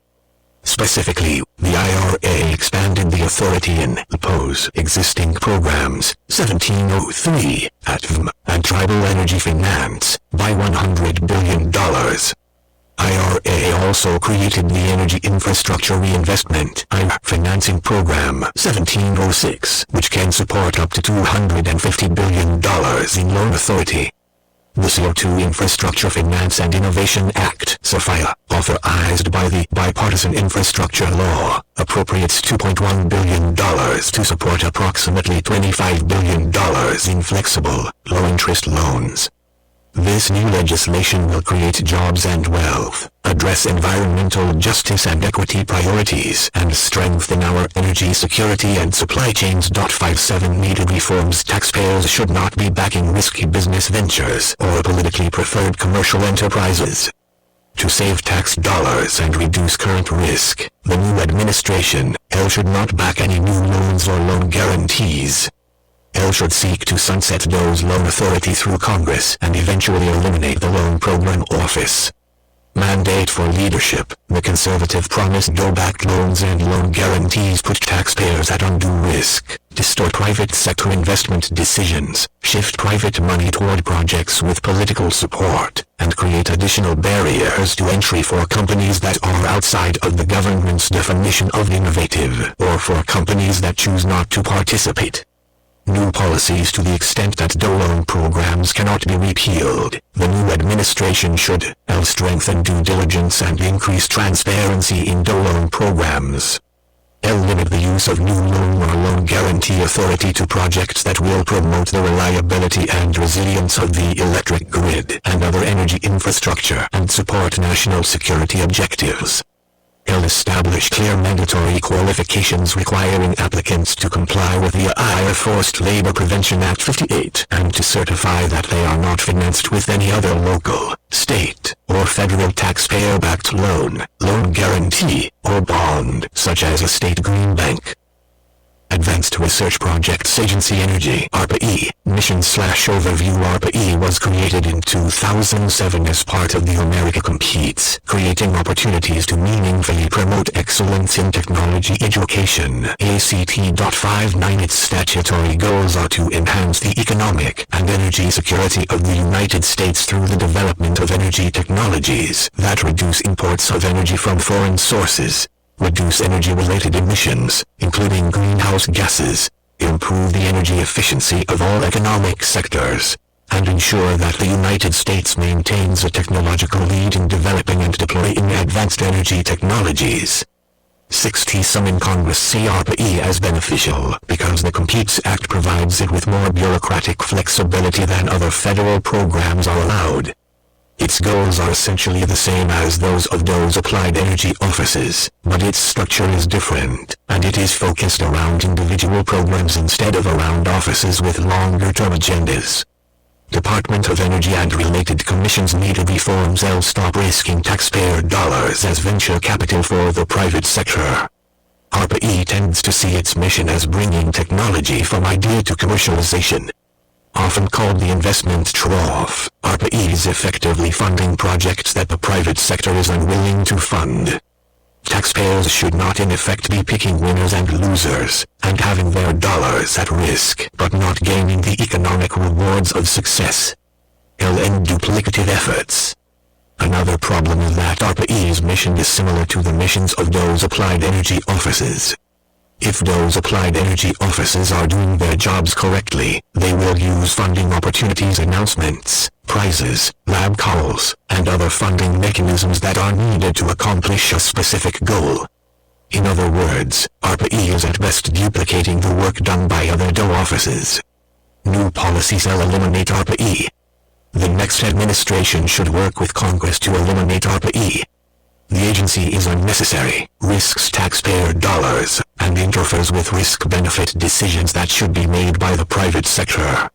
Budget. Congress appropriated $427 million for ARPA-E in FY 2021, and slightly more than $700 million has been requested for FY 2023.61 Federal Energy Management Program (FEMP) Mission/Overview. The Federal Energy Management Program (FEMP) describes its mission as working with other federal agencies to meet energy-related goals, identify affordable solutions, facilitate public-private partnerships, and provide energy leadership to the country by identifying government best practices. 62 Congress has created a number of energy and energy efficiency requirements and guidelines for federal agencies. 63 and FEMP works with those agencies to help them meet their congressionally mandated goals. Needed reforms. As the world's largest single energy consumer, the federal government should use energy efficiently and cost-effectively, especially because the taxpayer is paying the energy bills. The Obama administration required the federal government to set extra statutory and aggressive goals regarding the use of renewable mandate for leadership, the conservative promise energy. The Trump administration took a less aggressive approach in Executive Order 13,834, which specified that each agency shall prioritize actions that reduce waste, cut costs, enhance the resilience of federal infrastructure and operations, and enable more effective accomplishment of its mission. 64 new policies. A conservative administration should follow the language of Executive Order 13,834 and direct federal agencies to reduce waste, cut costs, enhance the resilience of federal infrastructure and operations, and enable more effective accomplishment of its mission. For FEMP, this means focusing on helping federal agencies to follow the law and use energy efficiently and cost-effectively. Budget FEMP was funded at $40 million in FY 2022,65, and slightly less than $170 million is requested for FY 2023.66 if it is focused on helping the federal government to carry out its statutorily based energy goal. Much less money is needed. Clean Energy Corps, Mission/Overview. Under the EGA, the Clean Energy Corps is charged with investing more than $62 billion to deliver a more equitable clean energy future for the American people. 67. The Corps says that it will focus on deploying next-generation clean energy technology to help America meet its goals of a carbon-free power sector in 2035 and a decarbonized economy in 2050. 68. Needed reforms. The Clean Energy Corps is a taxpayer-funded program to create new government jobs for employees who will work together to research, develop, demonstrate, and deploy solutions to climate change. DOE anticipates recruiting an additional 1,000 employees using a special hiring authority included in the bipartisan infrastructure law. 69. Taxpayers should not have to fund a cadre of federal employees to promote a partisan political agenda. New policies eliminate the Clean Energy Corps by revoking funding and eliminating all positions and personnel hired under the program. Budget funding for Clean Energy Corps employees is not clearly defined in the FY 2023 DOE budget request. Department of Energy and Related Commissions. Energy Information Administration (EIA) Mission/Overview. The U.S. Energy Information Administration collects, analyzes, and disseminates independent and impartial energy information to promote sound policy making, efficient markets, and public understanding of energy and its interaction with the economy and the environment. 17. Needed reforms. The EIA is not an inherently problematic agency and historically has provided independent and impartial analysis. Requests for EIA analyses can be made by the administration or from members of Congress or congressional committees. EIA needs to be committed to providing unbiased forecasting and data so that policymakers, industry, and the public can have a clear understanding of our energy resources and energy economy. Strong leadership will be needed to ensure that data and reporting are not misused to promote a politicized energy transition. New policies will clarify levelized cost of electricity. Levelized cost of electricity (LCOE) refers to the estimated revenue required to build and operate a generator over a specified cost recovery period. 71. It is used in the National Energy Modeling System (NEMS) to compare the cost of technologies to determine which technologies are expected to be constructed in the future. Although it is useful in comparing the costs of resources over time, LCOE can also mask the massive amounts of capital needed to deploy new generation. Moreover, in the case of intermittent resources such as wind and solar, LCOE does not include the cost for backup or firming power from dispatchable resources. EIA should ensure that its reporting provides an accurate assessment of generation costs. The cost of backup power for when wind and solar resources are not available should be included when comparing the technologies and reported as a separate component in the modeling documents. Revise reserve margins. EIA, in conjunction with FERC, NERC, regional transmission organizations, RTOs, and the electric industry, should change how electric grid reserve margins are defined and calculated. In the past, reserve margins have looked at the amount of nameplate capacity on the grid to serve peak load plus a reserve. increasing number of intermittent, non-dispatchable resources like wind and solar, peak load and reserve margins need to be re-evaluated. Reserve margins need to be timed to load changes throughout the day and consider the availability of dispatchable on-demand resources to meet load when renewables may not be available. Mandate for leadership. The Conservative Promise L update reports on the impacts of federal financial interventions and subsidies. EIA's most recent report on federal financial interventions and subsidies was issued in April 2018. 72. This is an important analysis because it clearly shows the level of the federal government's intervention in each area of the energy system for a given fiscal year. In the past, EIA performed the analysis pursuant to a request from Congress or the administration. This report should become a project that is performed annually or every other year as part of EIA's base program. It'll ensure the objectivity of the International Energy Outlook (EO). In the past, EIA published the EO every year. It is now published every 2 years. EO forecasts are important because the International Energy Agency's forecasts in its annual World Energy Outlook are becoming unrealistic and politically oriented to push Europe's climate goals. EIA forecasts should be based on current laws and regulations and should not be used to promote favored policies. It'll assess the case for privatization. There are some who think that EIA should be privatized. The cost savings to taxpayers should be considered. On the other hand, EIA has generally demonstrated neutral data presentation that is helpful to policymakers and the private sector. Budget. Congress appropriated $126.8 million for EIA in FY 2021, and the FY 2023 budget request is for approximately $144.5 million. 73. Office of International Affairs IA Mission/Overview. The Office of International Affairs has primary responsibility for addressing international energy issues that have a direct impact on research, development, utilization, supply, and conservation of energy affecting the United States. 74. It focuses on enhancing global energy security through countering malign influence, diversifying supplies, and increasing energy access, and is committed to increasing U.S. energy exports and trade to enhance growth. 75. Needed reforms. Will expand IA's role and focus its activities on U.S. international energy security interests. International energy activities should be consolidated under IEA, and the Department of State's Bureau of Energy Resources should be eliminated to ensure a proper understanding of domestic energy Department of Energy and related commissions policy and how it affects foreign policy, as well as the international energy landscape and how it affects U.S. national and economic security. L. Develop a strategy for identifying and accessing resources and advancing U.S. economic interests.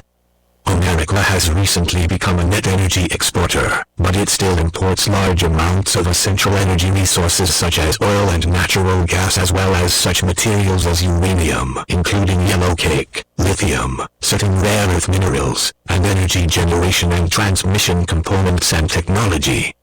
The United States needs a clear understanding of its global energy and economic interests and a strategy for protecting them. L. Oppose climate reparations.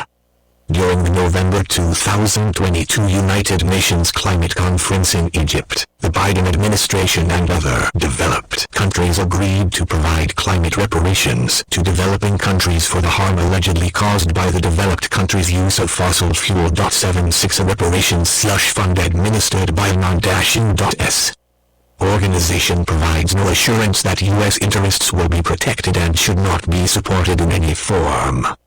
New policies will identify U.S. energy security interests and promote American energy dominance. To this end, IA should work closely with the DES's Office of Policy on the National Energy Security Strategy. L. Strengthen the new DES's vis-à-vis the Department of State. The State Department's Bureau of Energy Resources has generally excluded IA from serious discussions of international affairs to the detriment of DOE and broader interagency policy development. In addition, though embassy representatives are generally excluded from giving policy advice to senior diplomats and are used merely as sources of information instead of being active advocates for the Secretary's priorities. The Secretary of Energy is a senior member of the President's National Security Council and should function as such. The DOE's deputy secretaries, undersecretaries, and assistant secretaries should be guaranteed representation at all deputies and policy coordination committee meetings. In addition, senior political and career staff should hold positions on the NSC staff equivalent to their counterparts at State, Defense, Treasury, and the intelligence community (IC). DES's billets should replace State Department Bureau of Energy Resources billets at the relevant posts worldwide. Mandate for leadership. The conservative promise L stop climate reparations. The President should refuse to provide climate reparations under an unratified treaty, and IA should encourage other countries to reconsider their desire to provide reparations. Arctic Energy Office A mission/overview A was established during the Trump administration to create a central office overseeing U.S. Arctic interests in Alaska and the other Arctic nations in response to the growing strategic sensitivity of this geographic region and the natural resources it contains. It serves as the principal advisor to the Undersecretary on all domestic Arctic issues, including energy, science, and national security. 77 needed reforms. In October 2022, the Biden administration released its national strategy for the Arctic region. 78. Although recognizing national security threats in the Arctic, it also focuses heavily on climate change, sustainability, and international cooperation. The United States must establish a strategic plan to promote its national security, energy, and economic interests in the Arctic. An analysis and plan to support the responsible development of Alaska's energy assets should be a priority. New policies help defend American interests in the Arctic Circle. The next administration needs to define American strategic and economic interests in the Arctic Circle. A should help to identify those interests, as well as threats posed by countries like Russia and China, and develop appropriate policy options for the President's consideration. L ensure that A is clearly focused. In particular, this means identifying U.S. energy interests in the Arctic Circle, identifying foreign government and commercial interests and activity in the region, and ensuring that the United States does not forego important energy and national security interests in the Arctic. L expand A's operations in Alaska. A's operations in Alaska should be expanded to encompass broader national energy security interests in the region, including rare earths, oil, and natural gas. A should also be the lead for Antarctic operations as a counter to growing Russian and Chinese interest in Antarctic resources. Department of Energy and related commissions personnel. A should provide a senior Arctic energy official to the U.S. Arctic Council delegation in recognition of the key role that energy plays in Arctic development. Office of Intelligence and Counterintelligence (EAC) mission/overview. DOE's Office of Intelligence and Counterintelligence is responsible for all intelligence and counterintelligence activities throughout the DOE complex, including nearly 30 intelligence and counterintelligence offices nationwide. It leverages the Energy Department's unmatched scientific and technological expertise in support of policymakers as well as national security missions in defense, homeland security, cybersecurity, intelligence, and energy security, and is a member of the U.S. intelligence community. 79 needed reforms. Robust security protocols are necessary to protect DOE technology and innovations from foreign penetration and espionage. In addition, DOE's general isolation from the rest of the intelligence community prevents appropriately cleared senior staff from getting the thorough issue briefings that their colleagues elsewhere in the national security realm receive. New policies will improve accountability and utilization. EAC should be led by a qualified appointee and report directly to the Secretary and Deputy Secretary. EAC will require strong political leadership, which means finding an appointee with a NIC background. In addition, upgrading the new DSS's general security posture would require the Secretary's direct intervention to improve protocols and access the necessary resources from the rest of the IC. This would not be achievable at a lower level. Office of Policy UP, Mission/Overview UP has taken various roles over different administrations. During the Obama administration, UP was a large office and was tasked with drafting the Quadrennial Energy Review, QER. The Trump administration shut down the QER and gave UP a leaner research and advisory role. Under the Biden DOE, UP appears to be focused on preparing reports on climate change and renewables. 80 Mandate for Leadership, the conservative promise needed reforms will help to develop policy. Because the appointees running DOE's various program offices are properly focused on managing their programs, not enough thought is given to identifying future challenges and developing potential solutions to benefit the American people. It'll help to ensure that policies are properly implemented. Policy initiatives from the Secretary are often understood or implemented inconsistently by program offices. UP can help the Secretary to ensure that important policy initiatives are implemented, particularly when they involve multiple program offices. New policies will develop a national energy security strategy. UP could be tasked with developing a national energy security strategy for the Secretary. This strategy could be prepared in conjunction with the White House National Security Strategy and the DoD National Defense Strategy to convey these priorities to Congress and design policy initiatives for their implementation. Such a strategy could summarize cyber and physical threats to energy infrastructure, challenges involved in obtaining rare earth minerals to support domestic energy production and consumption, and foreign actions that threaten U.S. energy security and dominance. However, it would be important to guard against attempts to transform the strategy into a government-led industrial policy or, in progressive administration, an economy-wide climate policy. Office of Technology Transitions (OT) Mission/Overview. The Secretary of Energy authorized the creation of this office in 2015. Its mission is to expand the public impact of the department's research, development, demonstration, and deployment (RDD&D) portfolio to advance the economic, energy and national security interests of the nation. OT serves as the front door to U.S. Department of Energy's products, facilities and expertise, and integrates market pull into its planning to ensure the greatest return on investment from DOE's RDD and D activities to the taxpayer. 81 needed reforms OT should ensure that the best emerging technologies from DOE and the national labs are properly supported and protected. Because America's technological edge is a key national security asset, and in view of China's predatory thefts of intellectual property, OT should, Department of Energy and related commissions will ensure that R&D funds are used for projects that protect and advance that edge. It'll ensure that successful advances, with a focus on new natural resource development technologies, artificial intelligence, cybersecurity, and space, are transferred swiftly to American interests in the private sector. New policies will focus on benefits to Americans. OT's operations should be based on the recognition that the new technologies generated by American taxpayers' investment in DOE are a significant national security asset rather than some neutral scientific gift to humanity. It'll increase oversight and coordination. OT needs to be vigilant in overseeing and coordinating OT offices associated with each national lab for security and economic espionage reasons. The work funded by the American people needs to be protected, and when commercialized, it needs to go to American businesses. Office of Science, South Carolina, Mission/Overview. The Office of Science, South Carolina, supports and oversees research facilities and programs that cover basic science through its application to the demonstration and deployment of energy technologies. South Carolina oversees 10 of the 17 DOE national labs and 28 major federal research user facilities.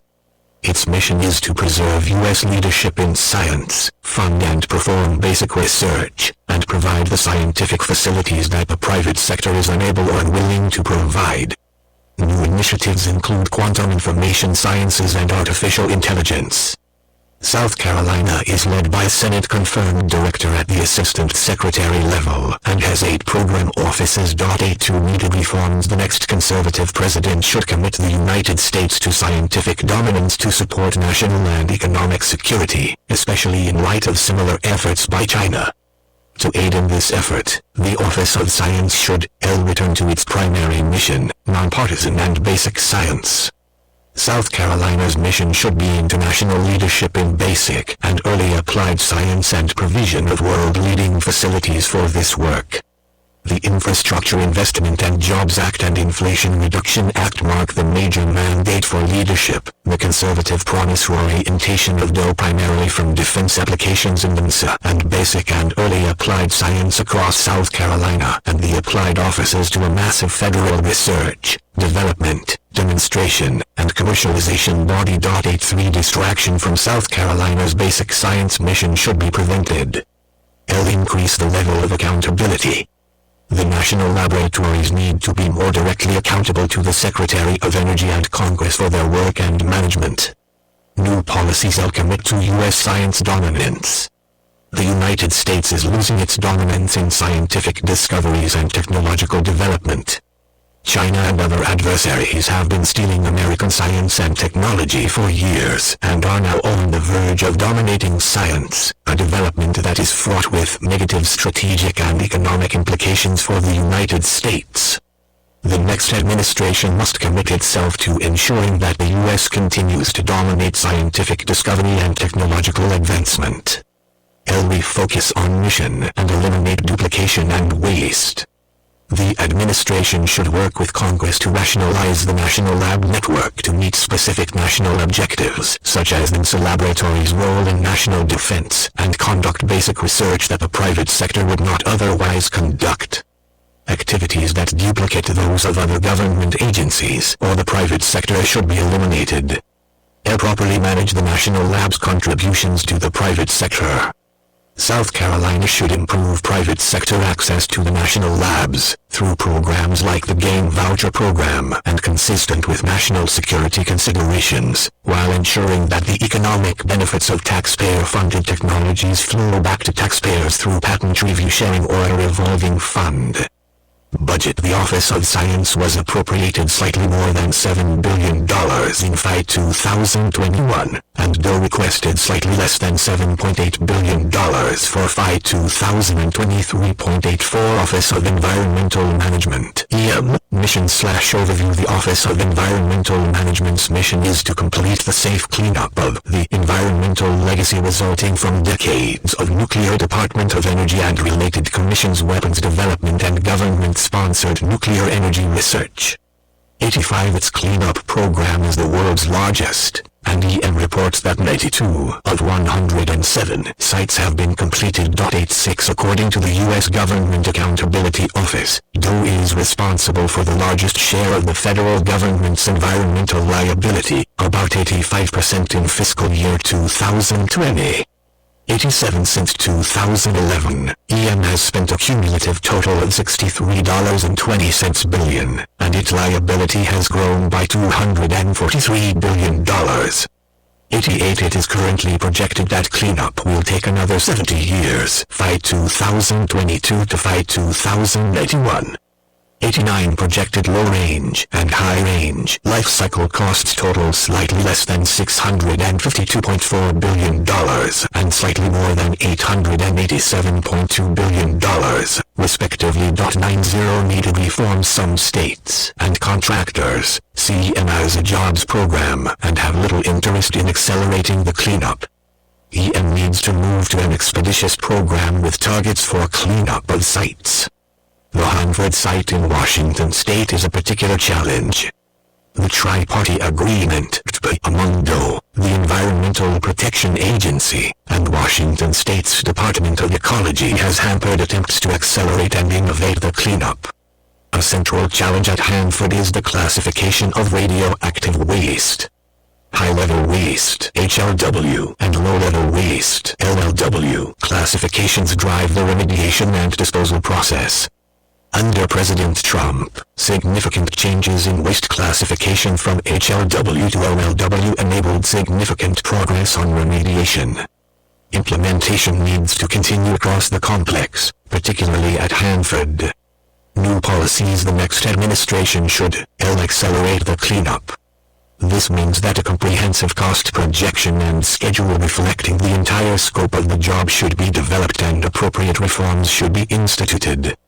To save taxpayers a potential $500 billion over the long run and reduce current risk, a 10-year program to complete all sites by 2035, except Hanford with a target date of 2060, should be considered. Such a commitment will require increased funding for EM during those accelerated periods. To the extent that funding from the EGA and IRA cannot be repealed, requests to divert those funds to EM's cleanup obligations should be considered. Fully implement high-level waste determination. Fully adopting the high-level waste HLW determination across the DOE complex, particularly at Hanford, would allow LLW to be grouted rather than vitrified. Mandate for leadership. The conservative promise will increase the use of commercial waste disposal. Using commercial disposal would reduce capital costs, $2 billion, for new disposal sites to accelerate cleanup and reduce local post-cleanup environmental liability at multiple sites. Revisit the Hanford Cleanup's regulatory framework. Hanford poses significant political and legal challenges with the state of Washington, and DOE will have to work with Congress to make progress in accelerating cleanup at that site. DOE and EPA need to work more closely to coordinate their responses to claims made under the TPA and work more aggressively for changes, including congressional action if necessary, to achieve workable cleanup goals. Establish more direct leadership and accountability to the Deputy Secretary consistent with Government Accountability Office recommendations. 91L Change environmental management's culture to promote innovation and completion. Budget environmental management received slightly less than $7.6 billion in FY 2021, and its budget request for FY 2023 is approximately $8.06 billion. 92. The additional funding necessary to accelerate closure of the program will need to be considered as part of a broader government-wide discussion about yearly appropriations. Office of Civilian Radioactive Waste Management, OCRM. Currently Office of Spent Fuel and Waste Disposition, Mission/Overview. The Nuclear Waste Policy Act of 1982 conferred the responsibility for commercial nuclear waste disposal on the federal government. 93. And in 2002, Congress designated a single repository located at Yucca Mountain in Nevada as the National Repository Site. The Act also established the Office of Civilian Radioactive Waste Management, OCRM. 94. The Obama administration shut down OCRM in 2010.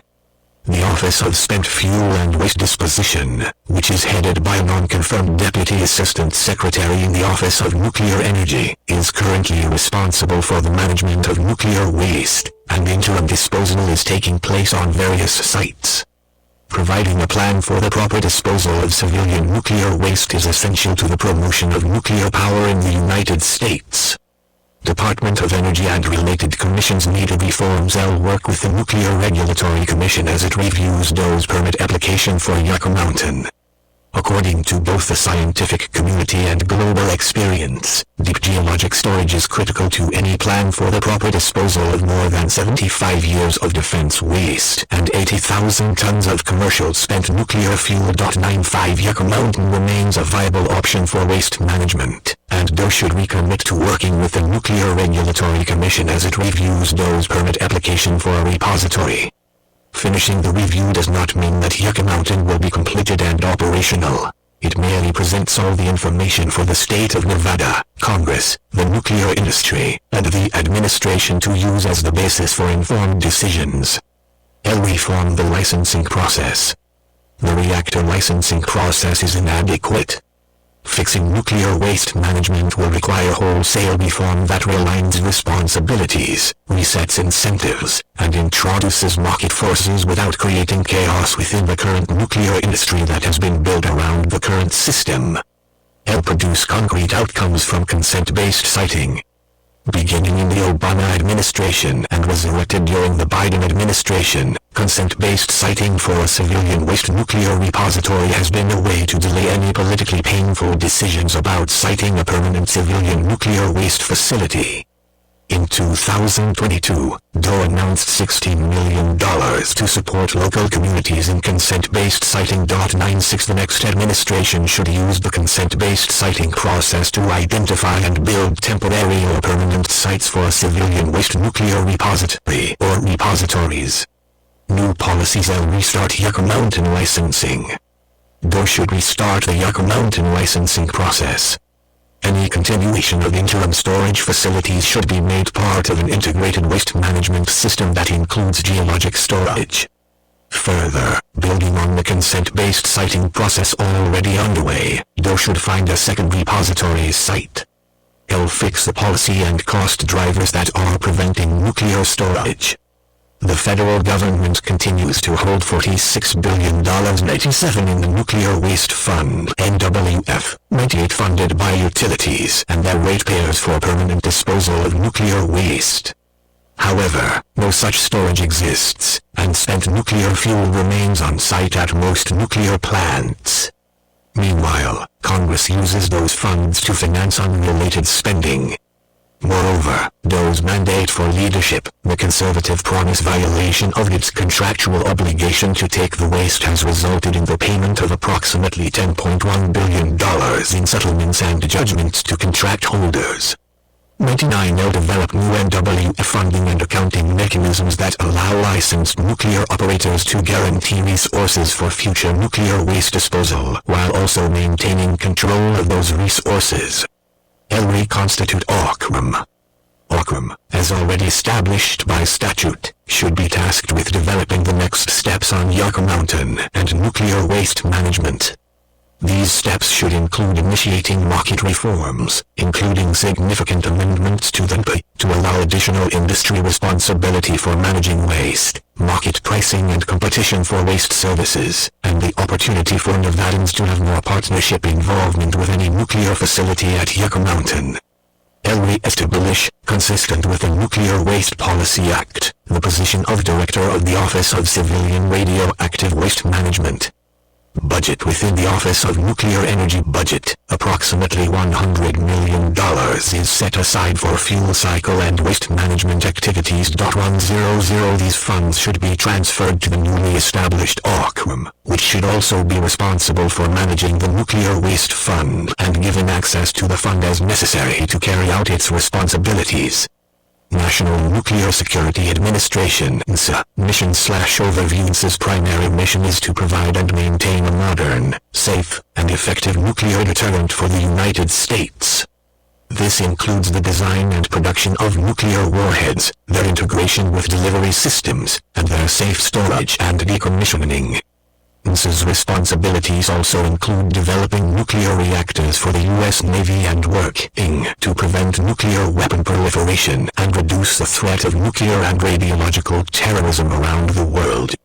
101 NSA was established by the NSA Act, which also defines its authority. 102 Needed reforms. The United States, through the NSA, needs to make the design, development, and deployment of new nuclear warheads a top priority. Existing warheads were Department of Energy and related commissions designed and built during the Cold War, and the U.S. lacks sufficient plutonium production capabilities. 103 Because this process will take time, NSA and NSA labs need to ensure that existing nuclear warheads are viable and provide an appropriate strategic deterrent. New policies. The expansion of Chinese nuclear forces, the continued nuclear threat from Russia, and active nuclear programs in North Korea, Iran, and elsewhere require NSA's recommitment to the nuclear mission. A conservative administration should continue to develop new warheads for each branch of the triad: land, sea, and air defenses. If possible, reverse the Biden administration's decision to retire the B-83 bomb in order to maintain two aircraft-delivered warheads and its decision to cancel the submarine-launched cruise missile (SLCM). 104 Also undertake an evaluation of the need for nuclear anti-submarine and air defense weapons in light of emerging threats. L maintain 2 production sites for plutonium pits, a key element of warhead production at Los Alamos and Savannah River. 105L reject ratification of the Comprehensive Test Ban Treaty and indicate a willingness to conduct nuclear tests in response to adversary nuclear developments if necessary. This will require that NSA be directed to move to immediate test readiness to give the administration maximum flexibility in responding to adversary actions. L review all new Navy, Department of Homeland Security, and U.S. Department of Transportation Maritime Administration construction programs. The review should be conducted by the Director of Naval Reactors, DNR, with an eye to the possible inclusion of advanced affordable nuclear reactor technology and extension of DNR authority over these agencies' nuclear construction programs. L review the non-national security portfolios at the Los Alamos, Lawrence Livermore, and Sandy Labs and identify divestments to focus on nuclear deterrence. Los Alamos, Lawrence Livermore, and Sandy provide unique capabilities for nuclear deterrence, and each lab maintains extensive non-national security research programs and commercial activities. Mandate for leadership. The Conservative Promise L review the operations of the Nuclear Weapons Council, NWC.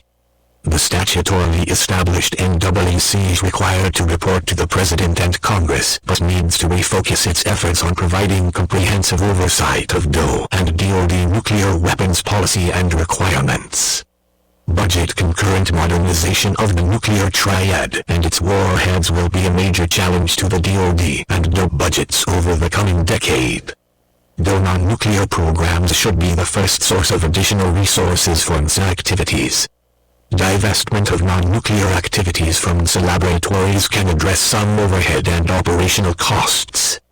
NSA received $19.7 billion in 2021, and its FY 2023 budget request was $21.4 billion. 106. The next administration should ensure that funding is targeted to the accelerated development of new warheads.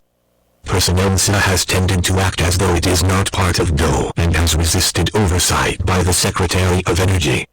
The NSA Act grants some autonomy to the NSA, but it also makes it clear that NSA is under the authority of the Secretary. NSA's leaders need to understand that ultimately, they report to the Secretary. FERC, Electric Reliability and Resilience, Mission/Overview. The Federal Power Act tasks FERC, along with the FERC-designated North American Electric Reliability Corporation, NERC, with promoting the reliability of the bulk power system, the transmission and generation needed to power the electric grid. 107. NERC develops technical standards, and FERC adopts them as mandatory standards, including cybersecurity standards, with which transmission providers, generators, and utilities must comply. Under the Federal Power Act, critical electric infrastructure security and issues like electromagnetic pulse (EMP) are addressed by both FERC and DOE. 108. In addition, the Infrastructure Investment and Jobs Act directed FERC to establish incentive-based rate treatments by encouraging utilities to invest in advanced cybersecurity technology and participate in cybersecurity threat information sharing programs.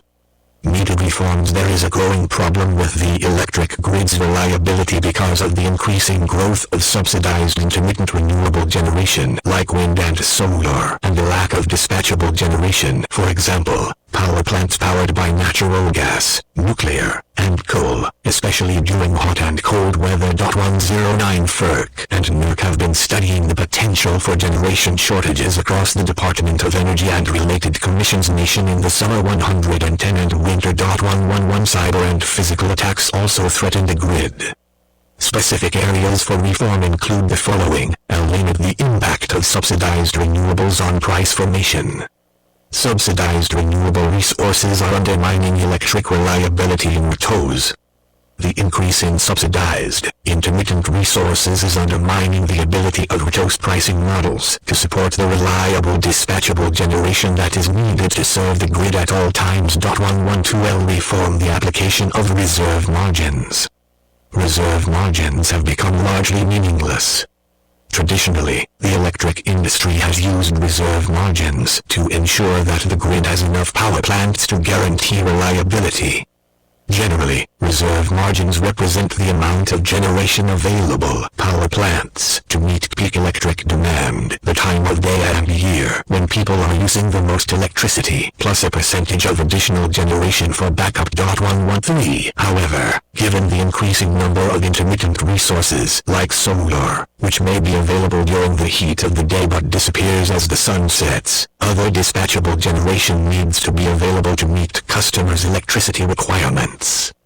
Therefore, the definitions and calculations of reserve margins and peak load need to be updated to focus on the modern grid's reliability challenges for all times of the day and year. Recognize the interdependence of electric generation and natural gas. The interdependence of electric generation and natural gas pipelines continues to grow. Given natural gas's important role in generating electricity, especially as backup when renewables are not available, lack of natural gas pipelines or attacks on existing pipelines could threaten our ability to generate electricity. Expand resource diversity and reliability. Resource diversity is needed to support grid reliability. Pressure to use 100% renewables or non-carbon emitting resources threatens the electric grid's reliability. A grid that has access to dispatchable resources such as coal, nuclear, and natural gas for generating power is inherently more reliable and resilient. Protect against cyber and physical attacks. The threat of cyber and physical attacks on electric infrastructure by foreign actors like China, Russia, North Korea, and Iran, as well as terrorists, continues to grow. The attacks with guns on substations in North Carolina in December 2022 that left customers without power demonstrate the grid's vulnerability. 114 Mandate for leadership. The conservative promise new policies reform RTOs to require reliability. FERC should direct RTOs to establish reliability pricing for eligible dispatchable generation resources or require intermittent resources to procure backup power for times when they are not available to operate. In addition, Congress should repeal subsidies for generation resources. Update the definition and calculation of reserve margins to support reliability. FERC, NERC, and DOE should revise the definition of reserve margins to ensure the grid's reliability throughout the day and the year. This will mean recognizing that reserve margins may need to consider net peak and exclude non-dispatchable resources from inclusion in reserve margin calculations. Expand and protect natural gas infrastructure in support of electric generation. FERC needs to ensure that its consideration of natural gas pipeline applications recognizes the role that natural gas plays in electric reliability. FERC also needs to make sure that RTO pricing mechanisms support generators that need to contract for natural gas service on a firm basis. Support resource diversity and reliability. FERC, NERC, and DOE play key roles in balancing consumer, industrial, and national defense interests to ensure an ongoing reliable, plentiful, and accessible national electricity supply. NERC reliability reviews and FERC's reliability rules should be aware that over-reliance on any one power generation fuel source entails concurrent cost and availability risk. FERC should reform market rules that unduly discriminate against dispatchable resources needed for reliability. Strengthen security against cyber and physical threats. FERC and NERC need to enhance the security of the bulk power system by, for example, banning Chinese-made components, investing in transformers, and hardening substations and other critical infrastructure. DOE should play a leading role in identifying and addressing threats to the grid. FERC, RTOs/ISOs and electric power markets, mission/overview. For more than 20 years, FERC has issued regulations and directed policies for the creation and operation of regional transmission organizations, RTOs, and independent system operators, ISOs, to manage the dispatch of generation and Department of Energy and related commissions transmission of electricity. 115 Under the misnomer electric power markets, these regulatory constructs use marginal price clearing auctions, in some cases both hourly day-ahead auctions and 5-minute day-of-need auctions, and locational marginal pricing to procure electric generation and set prices to meet the needs of the grid. Some RTOs also have capacity auctions. Of the nation's 7 RTOs, 6 are subject to FERC jurisdiction but not are caught in Texas. Areas without an RTO include the southeast and portions of the west, although California is in an RTO. Needed reforms. Too many conservatives have assumed that because RTOs are described as electric power markets, market forces of supply and demand set electric prices and benefit customers. RTOs are complex regulatory constructs with rules set by FERC that obscure government interference and preferences for preferred resources. Furthermore, government preferences and subsidies for resources like wind and solar distort price formation for electricity that is undermining the reliability of the grid. Finally, customers are not seeing the full economic benefits that non-fuel, subsidized resources should provide. Additionally, electric reliability is threatened in many RTOs, as subsidized renewables like wind and solar are receiving tax credits and state renewable portfolio standards (RPS) programs have disrupted market functions. Price distortions have driven out reliable, dispatchable resources like coal, natural gas, and nuclear generation in various RTOs. The result, electric reliability is decreasing in many parts of the country. 116 As noted, FERC and NERC have been studying the potential for summer and winter shortages. 117 RTOs are not providing the full economic benefits of renewables to customers. Because RTOs use marginal price auctions, where natural gas usually sets the clearing price paid to all generators, the economic benefits of renewables, no fuel, tax credits, etc. are flowing mainly to renewables investors and not to customers, although customers do benefit from some decrease in marginal costs. Yet reliability is decreasing, so customers are getting the worst of both worlds, paying more for electricity and having less reliability for the money. Big Green and Big Tech want RTO expansion. Renewable developers, large industrial users, and Big Tech tend to want RTO expansion for their own economic and as reasons. These entities can benefit economically from the complexity and marginal pricing regime of the RTOs. Increased costs and reliability problems are often shifted to other customers. Mandate for leadership. The conservative promise unlike vertically integrated utilities that are accountable to state elected officials and state public utility commissions, RTOs and their participants are accountable only to FERC. Even then, however, accountability is indirect through the tariffs, rules that the RTOs adopt and FERC approves. In addition, unlike utilities, generators in an RTO have no obligation to serve customers. New policies. FERC must make reliability of the grid and service to end-use top priorities. To do so, it should re-examine the premise of RTOs. RTOs no longer seem to work for the benefit of the American people. Marginal price auctions for energy are not ensuring the reliability of the grid and are not passing the full economic benefits of subsidized renewables on to customers.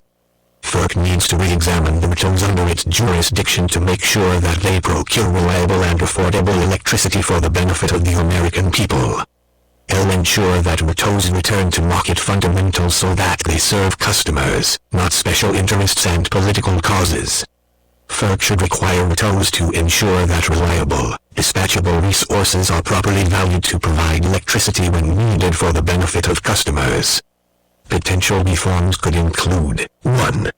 Requiring renewable generators to provide intraday backup by dispatchable on-demand generation so that bids by intermittent resources into RTOs equate fairly with far more valuable on-demand dispatchable resources. 2. Creating dual energy markets for dispatchable and non-dispatchable resources. Or 3. Eliminating capacity markets where intermittent resources participate and instead establishing reliability markets where dispatchable on-demand resources participate.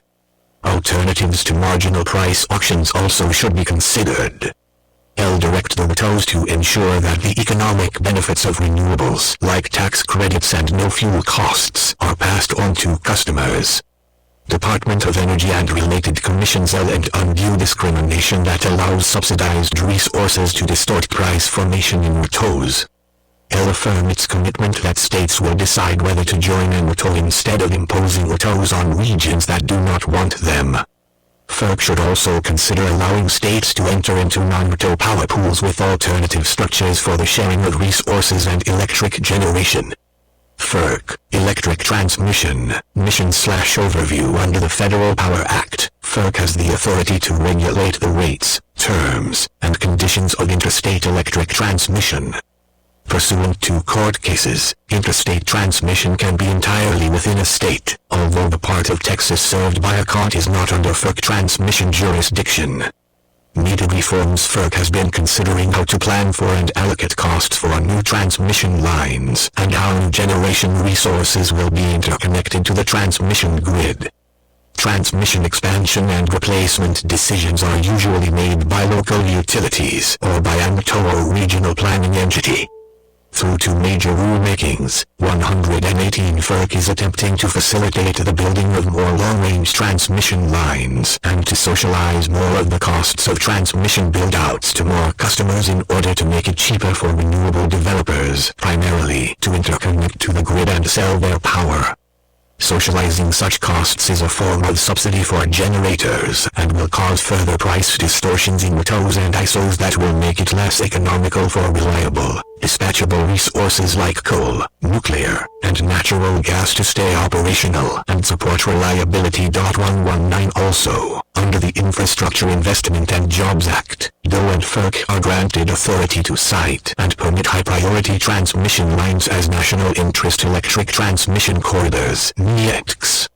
The Inflation Reduction Act provides funding to DOE to support transmission expansion. 120 These initiatives will undermine state input and decision-making. FERC will consider rules on how NETC transmission applications are to be made.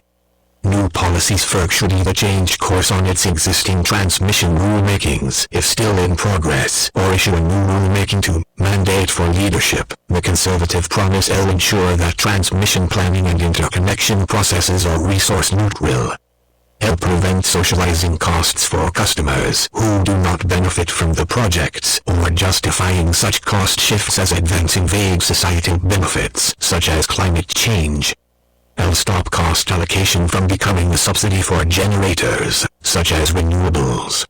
With respect to NETCs, FERC and the new DESs should ensure that state interests are respected and not allow such NETC transmission lines to be developed as a mere subsidy to renewable developers. Furthermore, much of the transmission build-out, including its attendant costs, is being driven by renewable developers seeking market share. These projects are causing rates for customers to go up and hurting reliability. FERC needs to ensure that transmission build-outs are planned for the benefit of customers. FERC, Natural Gas Pipelines, Mission/Overview. FERC permits, sites, and authorizes the construction and operation of interstate natural gas pipelines. 121 It also regulates the rates for the shipping of natural gas. 122, but not the price of the natural gas commodity, which is market-based. FERC is charged with ensuring that natural gas pipelines are approved if they are required by the public convenience and necessity. 123 Pipeline permitting is subject to environmental reviews under NEPA, and the rate for the pipeline and the shipping of the commodity is set by FERC under a just and reasonable standard. Once FERC approves a project, the holder of the certificate has the sovereign's power of eminent domain. Needed reforms. Natural gas pipelines are vital for the economy, manufacturing, heating, and electric generation. Opposition from Keep It in the Ground environmentalists has made it harder to gain approvals for natural gas pipelines. Under Democrat leadership, FERC has proposed official policies to consider upstream and downstream GHG emissions from the use of the natural gas that would be shipped in the pipeline to be part of FERC's public interest determination when deciding whether to approve a pipeline. There is conflicting direction from the D.C. Circuit on the GHG issue, which also could be seen as a major questions issue under the U.S. Supreme Court's West Virginia v. EPA decision. 124 Department of Energy and related commissions. New policies. FERC should recommit itself to the purpose of providing the American people with access to affordable and reliable natural gas. Limit its decision-making on natural gas pipeline certificates to the question of whether there is a need for the natural gas. limit its NEPA analysis to the impacts of the actual pipeline itself, not indirect upstream and downstream effects. In addition, Congress, the states, and FERC should consider how better to protect and compensate property owners whose property is taken for the benefit of the public. FERC also needs to be mindful that natural gas pipelines and projects are important for domestic access to natural gas, including local natural gas utilities, natural gas-fired electric generation, and manufacturing, as well as for exports of liquefied natural gas. FERC, LNG export facilities, mission/overview FERC permits, sites, and authorizes the construction and operation of LNG export facilities. 125 It does not authorize the export of natural gas, nor exercises that authority. LNG export facilities are important for delivering natural gas to markets around the world and have become an important policy tool in limiting the ability of Russia and Middle Eastern countries to use energy as a tool in foreign affairs. Needed reforms. LNG exports are opposed by climate activists. In addition, some domestic manufacturers argue that LNG exports decrease available U.S. supplies of natural gas and increase the domestic price, thereby harming the competitive advantages of U.S. manufacturers in world markets. Currently, most LNG export facilities are along the Gulf of Mexico in Texas and Louisiana. 126 Attempts to build facilities on the West Coast, Jordan Cove LNG 127, and the East Coast have not moved forward for a variety of reasons. Delays and costs of litigation can cause developers to cancel projects. An Alaska facility was approved by FERC in 2020, and the Biden administration has indicated its support. 128 An East Coast facility in Pennsylvania or nearby would unlock Marcellus Shale natural gas for export. Mandate for leadership. The conservative promise. FERC is considering policy statements that would consider GHG emissions as part of its NEPA review and its determination as to whether approval of an LNG export facility is consistent with the public interest.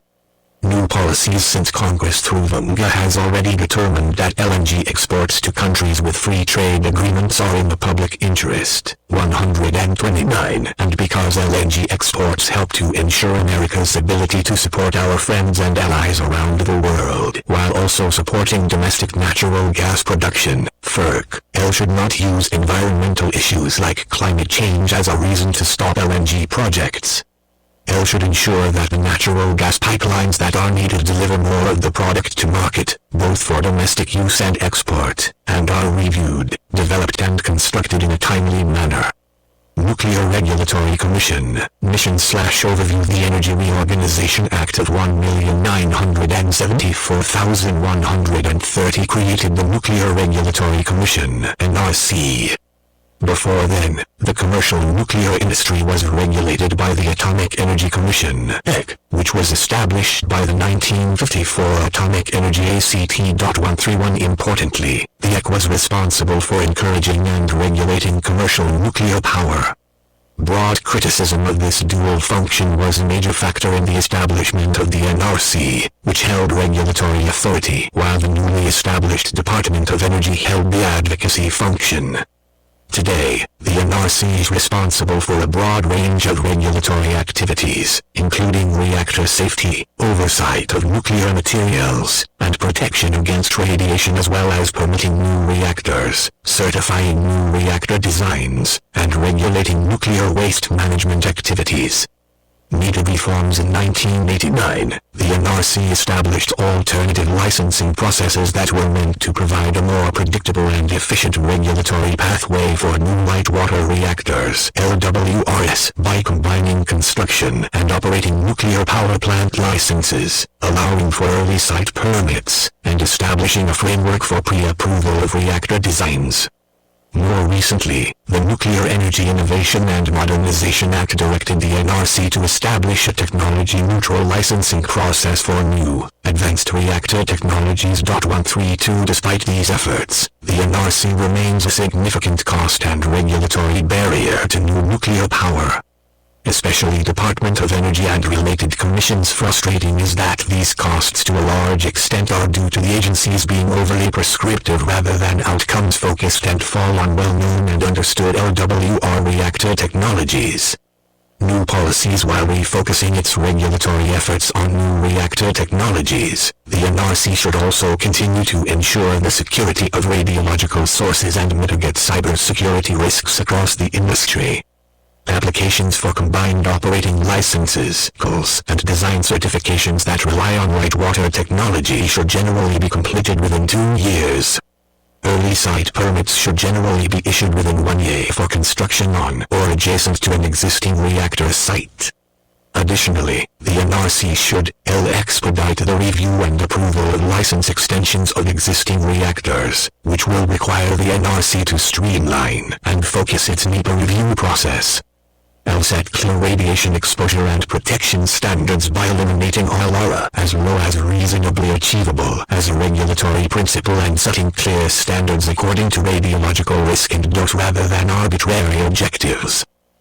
Work with Congress to reform its funding approach so that licensee fees are generally required for activities that are specific to a regulated entity, with other agency costs being provided through normal appropriations. Budget in FY 2022, the NRC was required to recover approximately 85% of its $887.7 million budget through licensee fees. 133 The Nuclear Energy Innovation and Modernization Act requires the NRC to recover nearly all of its costs through fees. These reforms would likely not cost additional money but could rebalance the fee versus appropriations calculation.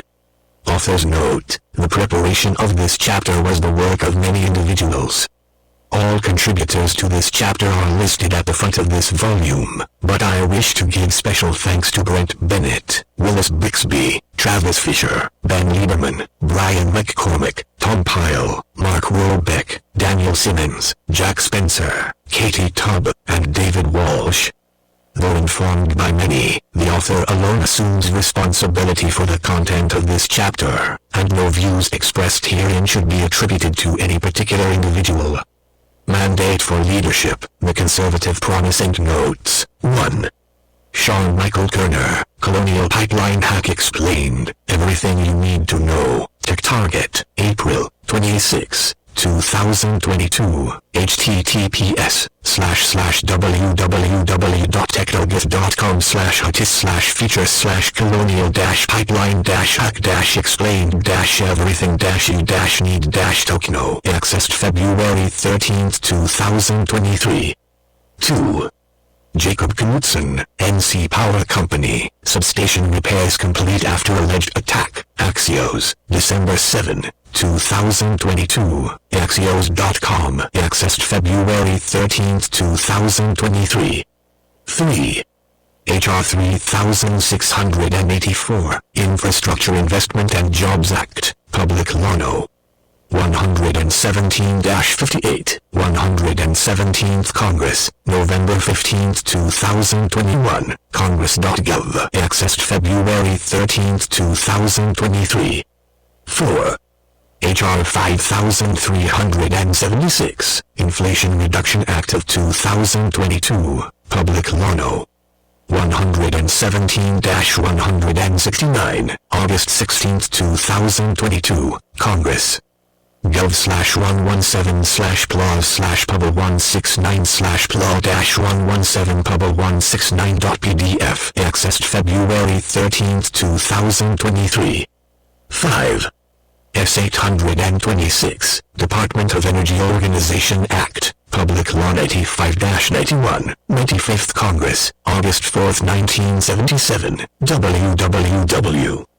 congress.gov/95/statute/91/statute-91-pg565.pdf, accessed February 13, 2023. 6.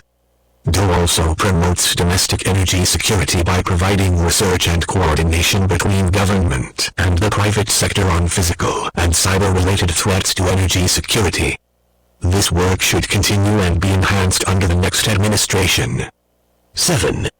Elimination of Nebraska, Fay, and deer might also be considered. However, there are benefits from having political appointees run separate offices. Specifically, separate program offices can focus on threats that are unique to their energy areas, and having political appointees run separate offices helps to ensure focused, unobstructed pursuit of policy objectives. 8. H.R. 6586, Natural Gas Act, Public Law No. 75-688, 75th Congress, June 21, 1938, GovTrackless. s3.amazon.com/legislink/pdf/statute-52-pga21a.pdf accessed February 24, 2023. 9. U.S. Department of Energy, Promoting Energy Justice, energy.gov accessed February 13, 2023. 10. U.S. Department of Energy, Office of Economic Impact and Diversity, Justice 40 Initiative, www.energy.gov/diversity/justice40-initiative, accessed February 13, 2023. 11. Press release. DOE releases first ever plan to advance diversity, equity, inclusion and accessibility. U.S. Department of Energy, September 1, 2022. https://www.energy.gov/articles/DOE-releases-first-ever-plan advance-diversity-equity-inclusion-and-accessibility accessed February 14, 2023. 12. Including the National Aeronautics and Space Administration, National Science Foundation, Defense Advanced Research Projects Agency, Department of Homeland Security Science and Technology Directorate, National Oceanic and Atmospheric Administration, etc. 13. Table, Environmental Management, Life Cycle Cost by Project Baseline Summary, PBS, $M, in U.S. Department of Energy, Office of Chief Financial Officer, Department of Energy FY 2023 Congressional Budget Request, Volume 6, Environmental Management, April 2022, p. 53, energy.gov files/2022-09/DOE-FY2023-budget-volume-6-EM-V3.PD, accessed February 13, 2023. 14. KPMG, Independent Auditors Report, United States Department of Energy Nuclear Waste Fund Annual Financial Report as of and for the years ended September 30, 2022 and 2021, November 8, 2022, p. 8. In U.S. Department of Energy, Office of Inspector General, Office of Cyber Assessments and Data Analytics, Audit Report, the Department of Energy Nuclear Waste Fund's Fiscal Year 2022 Financial Statement Audit, DOE-OIG 23-05, November 2022, p. 10. Energy.gov, accessed February 13, 2023. 15. C. Patty Jane Geller, U.S. Nuclear Weapons, in 2023 Index of U.S. Military Strength, ed. Dakota Aylward, Washington, The Heritage Foundation, 2023, pages 481-506, thf_media.s3.amazonas.com military_index/2023_index diffuse military strength.pdf. 16. U.S. Department of Energy, Office of Chief Financial Officer, Department of Energy FY 2023 Congressional Budget Request, Budget in Brief, March 2022, pages 9, 21, 23, and 43, energy.gov files/2022-03/DOE-FY2023-budget-IN-brief-v2.pdf, accessed February 13, 2023. 17. H.R. 4346, Chips and Science Act, Public Law No. 117-167, 117th Congress, August 9, 2022, www. congress.gov/117/plow/pub167/plow-117pub167.pdf accessed February 13, 2023. 18. U.S. Department of Energy, Office of Cybersecurity, Energy Security, and Emergency Response. About Us, energy.gov accessed February 27, 2023. Department of Energy and Related Commissions. 19. President Donald J. Trump, Executive Order 13920, securing the United States bulk power system, May 1, 2020, in Federal Register, Volume 85, No. 86, May 4, 2020, pages 26,595-26,599, govinfo.gov pkg/afr-2020-05-04/pdf/2020-09695.pdf accessed February 13, 2023. 20. 19 U.S. Code Paragraph 824A, C, law.cornell.edu, accessed February 27, 2023. 21. Report No. 117-98, Energy and Water Development and Related Agencies Appropriations Bill, 2022, Committee on Appropriations, U.S. House of Representatives, 117th Cong. First Sess. July 20, 2021, p. 6, https://www.congress.gov/117/crpt/hrpt98/crpt98.pdf accessed February 13, 2023. 22. H.R. 3684, Infrastructure Investment and Jobs Act, Public Law No. 11-58, 117th Congress, November 15, 2021, Division J, Title 3. 23. U.S. Department of Energy, Office of Chief Financial Officer, Department of Energy FY 2023 Congressional Budget Request, Budget in Brief, p. 7. 24. Timothy Gardner, White House asks Congress for $500 MLN to modernize oil reserve. Reuters, November 16, 2022. Reuters.com accessed February 13, 2023. 25. U.S. Department of Energy, Office of Electricity, Our History, https://www.energy.gov/we/about-us/our history accessed February 13, 2023. 26. Press Release, Secretary of Energy signs order to mitigate security risks to the nation's electric grid, U.S.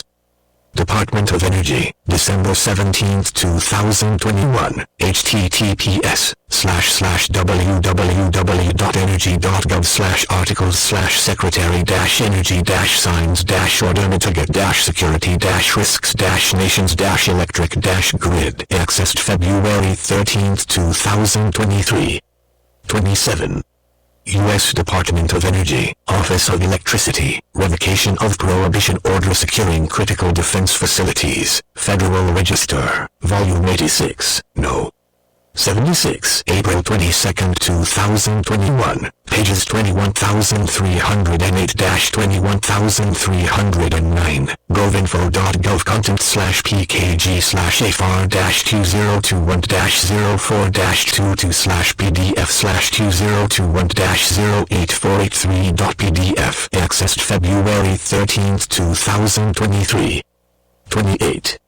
U.S. Department of Energy, Office of Chief Financial Officer, Department of Energy FY 2023 Congressional Budget Request, Budget in Brief, pages 19 and 61. 29. U.S. Department of Energy, Office of Nuclear Energy, About Us, energy.gov accessed February 13, 2023. 30. H.R. 3809, Nuclear Waste Policy Act of 1982, Public Law No. 97-425, 97th Congress, January 7, 1983, https://www.congress.gov/97/statute/statute-96-statute-96-PG2201.pdf, accessed February 24, 2023. 31.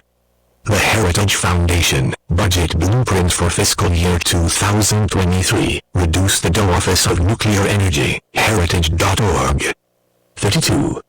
U.S. Department of Energy, Office of Chief Financial Officer, Department of Energy FY 2023 Congressional Budget Request, Budget in Brief, pages 23 and 58. 33. 42 U.S.C. paragraph 16,291, law.cornell.edu, accessed February 27, 2023. 34. U.S. Department of Energy, Office of Fossil Energy and Carbon Management, About Us, Mission, https://www.energy.gov/fecum/mission, accessed February 13, 2023. 35.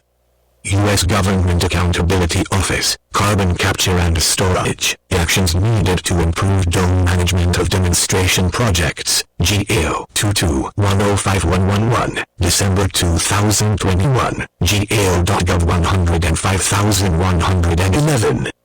PDF, accessed February 13, 2023. 36.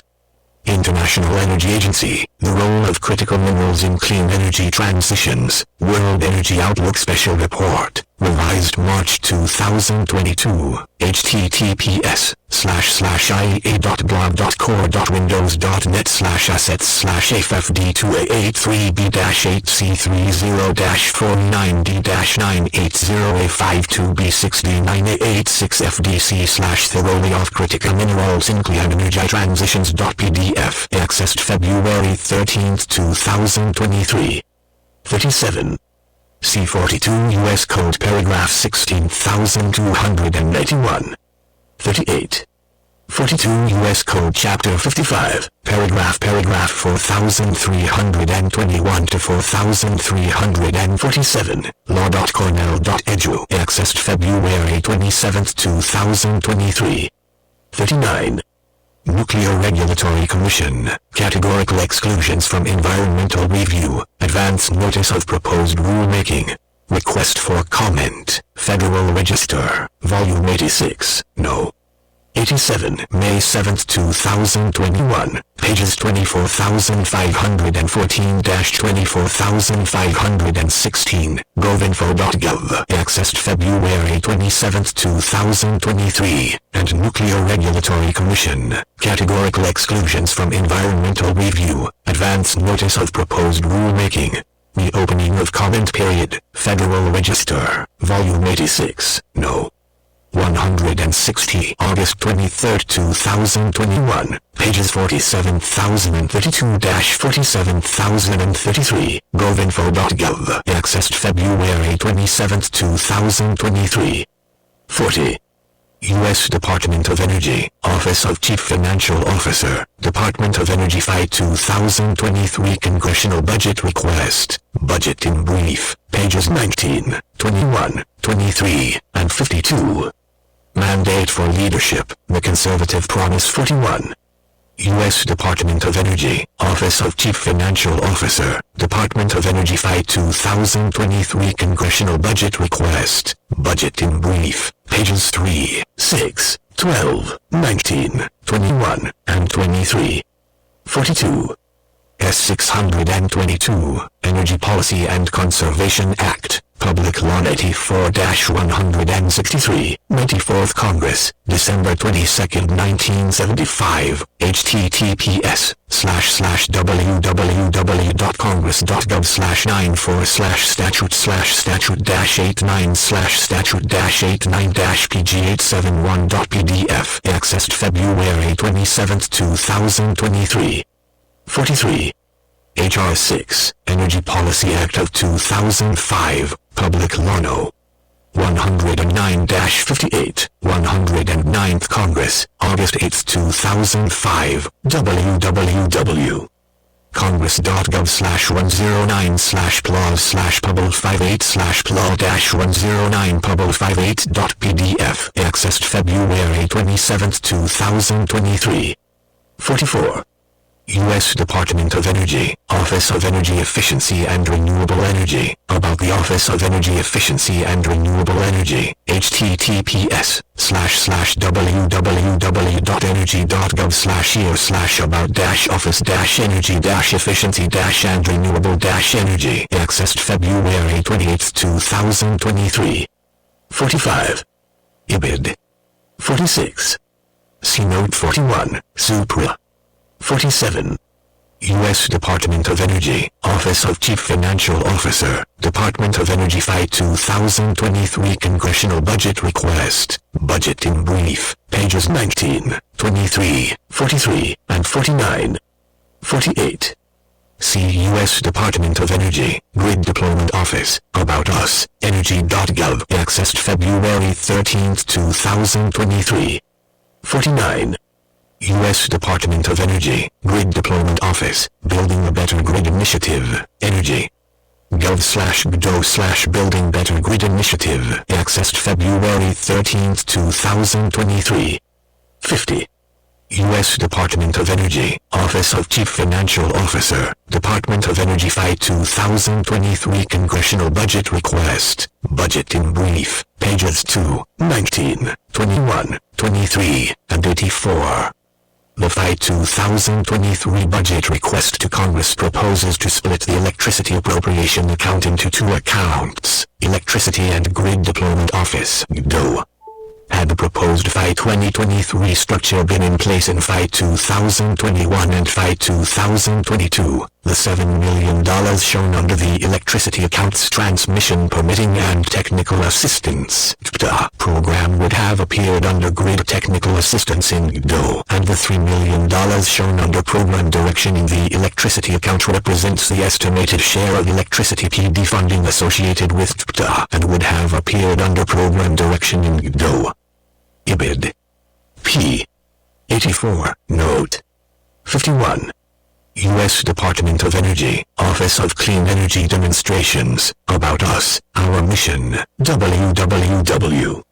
energy.gov/ist/about-us accessed February 13, 2023. 52. U.S. Department of Energy, Office of Chief Financial Officer, Department of Energy FY 2023 Congressional Budget Request, Budget in Brief, p. 6. 53. U.S. Department of Energy, Office of Clean Energy Demonstrations, About Us, Our Story, www. energy.gov/ist/about-us accessed February 28, 2023. 54. U.S. Department of Energy, Office of Clean Energy Demonstrations, IST Project Portfolio, www. energy.gov/ist/office-clean-energy-demonstrations accessed February 28, 2023. 55. U.S. Department of Energy, Office of Chief Financial Officer, Department of Energy FY 2023 Congressional Budget Request, Volume 3, Cybersecurity, Energy Security, and Emergency Response, Federal Energy Management Program, Grid Deployment Office, Indian Energy Policy and Programs, Loan Programs, Manufacturing and Energy Supply Chains, Office of Clean Energy Demonstrations, Petroleum Reserves, Power Marketing Administrations, State and Community Energy Programs, April 2022, p. 104, Energy. gov/site/default/2022-09/DOE-FY2023-budget-volume-3-v2.pdf accessed February 13, 2023. 56. See, for example, IBID. Pages 104 and 107. 57. U.S. Department of Energy, Loan Program Office, LPO Year in Review 2022, New Legislation, January 5, 2023. Energy.gov. Accessed February 28, 2023. Emphases in original. 58. H.R. 6256, to ensure that goods made with forced labor in the Xinjiang Autonomous Region of the People's Republic of China do not enter the United States market, and for other purposes. Public Law No. 117-78, 117th Congress, December 23, 2021, Congress.gov. Accessed February 28, 2023. 59. H.R. 2272, America Competes Act, Public Law 110-69, 110th Congress, August 9, 2007, Paragraph 5012, www. Congress.gov/110/PLAW/publ69/PLAW-110publ69.pdf. Accessed February 13, 2023. 60. IBID. Paragraph 5012, C1. 61. U.S. Department of Energy, Office of Chief Financial Officer, Department of Energy FY 2023 Congressional Budget Request, Budget in Brief, March 2022, p. 103. Department of Energy and Related Commission 62. U.S. Department of Energy, Federal Energy Management Program, about the Federal Energy Management Program, Mission and Stakeholders, https://www.energy.gov/year/femp/about-federal-energy management-program, accessed February 13, 2023. 63. C. For example, 42 U.S. Code Paragraph 8252, Law.Cornell. Edu. Accessed February 13, 2023. Paragraph 8253, Law.Cornell.edu. Accessed February 13, 2023. Paragraph 8254, Law.Cornell.edu. Accessed February 13, 2023. Paragraph 8255, Law. Cornell.edu/usecode/text/42/8255. Accessed February 13, 2023. Paragraph 8256, Law.Cornell.edu text/42/8256. Accessed February 13, 2023. Paragraph 8257, Law.Cornell.edu. Accessed February 13, 2023.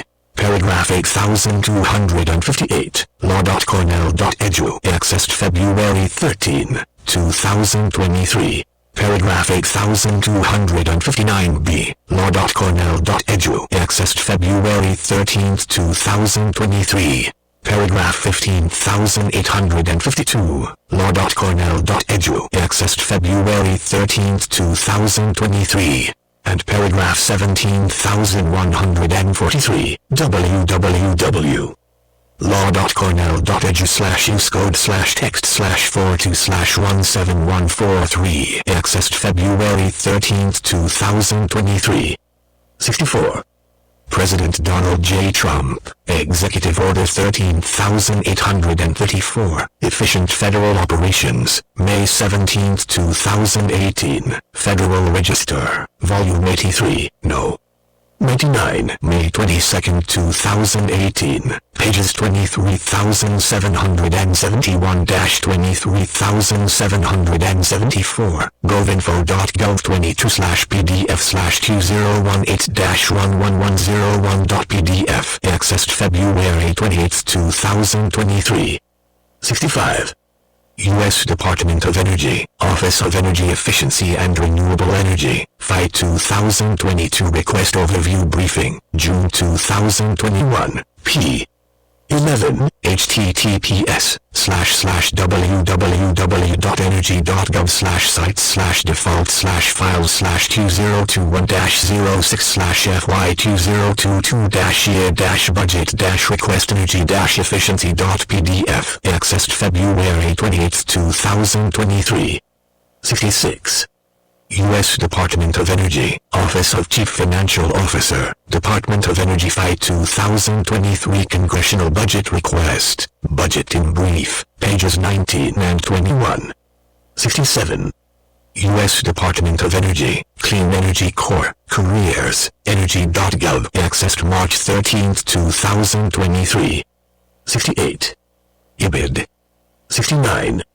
U.S. Department of Energy, DOE kicks off recruitment to support implementation of bipartisan infrastructure law, January 13, 2022, https:/www.energy.gov/articles/DOE-kicks-recruitment-support implementation-bipartisan-infrastructure-law, accessed March 13, 2023. 70.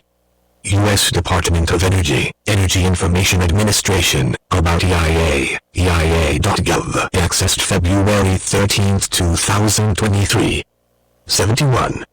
U.S. Department of Energy, Energy Information Administration, levelized costs of new generation resources in the Annual Energy Outlook 2022, March 2022, p. 1. EIA.gov generation.pdf, accessed March 13, 2023. 72. U.S. Department of Energy, U.S. Energy Information Administration, direct federal financial interventions and subsidies in energy in fiscal year 2016, April 2018, EIA.gov. PDF, accessed March 1, 2023. 73. U.S. Department of Energy, Office of Chief Financial Officer, Department of Energy FY 2023 Congressional Budget Request, Budget in Brief, pages 19, 24, and 105. 74. U.S. Department of Energy, Office of International Affairs, Mission, Our Mission, Energy.gov Our Mission, accessed February 13, 2023. 75. U.S. Department of Energy, Office of International Affairs, Priorities, Our Objectives, Energy. Gov/yes/priorities, accessed February 13, 2023. 76.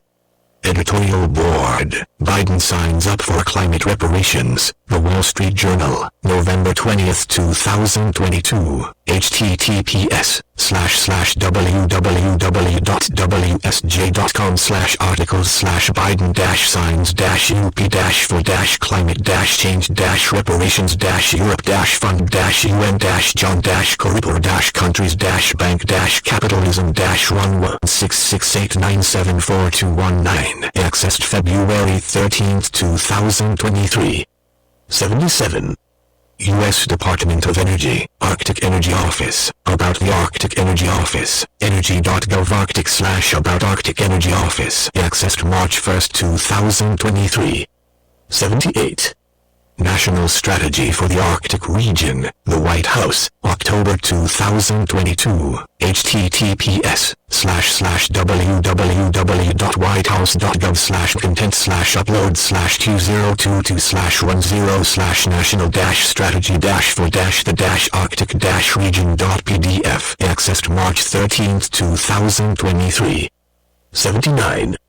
U.S. Department of Energy, Office of Intelligence and Counterintelligence website, energy.gov intelligence/office intelligence and counterintelligence, accessed February 13, 2023. 80. See U.S. Department of Energy, Office of Policy, Publications, energy.gov, accessed February 13, 2023. Mandate for Leadership, The Conservative Promise 81. U.S. Department of Energy, Office of Technology Transitions, About Us, Mission, Energy.gov Technology Transitions/Mission 0, accessed February 13, 2023. 82. Advanced Scientific Computing Research, ASCR, Basic Energy Sciences, BESS, Biological and Environmental Research, BER, Fusion Energy Sciences, FES, High Energy Physics, HEP, Nuclear Physics, NT, Isotope R&D and Production, IRP, and Accelerator R&D and Production, RDAP. U.S. Department of Energy, Office of Chief Financial Officer, Department of Energy FY 2023 Congressional Budget Request, Volume 5, Science, April 2022, pages 10-14, energy.gov science-v2.pdf, accessed March 1, 2023. 83. For example, the CHIPS and Science Act authorizes $50 billion for the Office of Science. U.S. Department of Energy, statement by Secretary Granholm on congressional passage of the CHIPS and Science Act, July 28, 2022, https://www.energy.gov/articles/statement-secretary-granholm-congress-chips-and-science-act, accessed February 13, 2023. 84.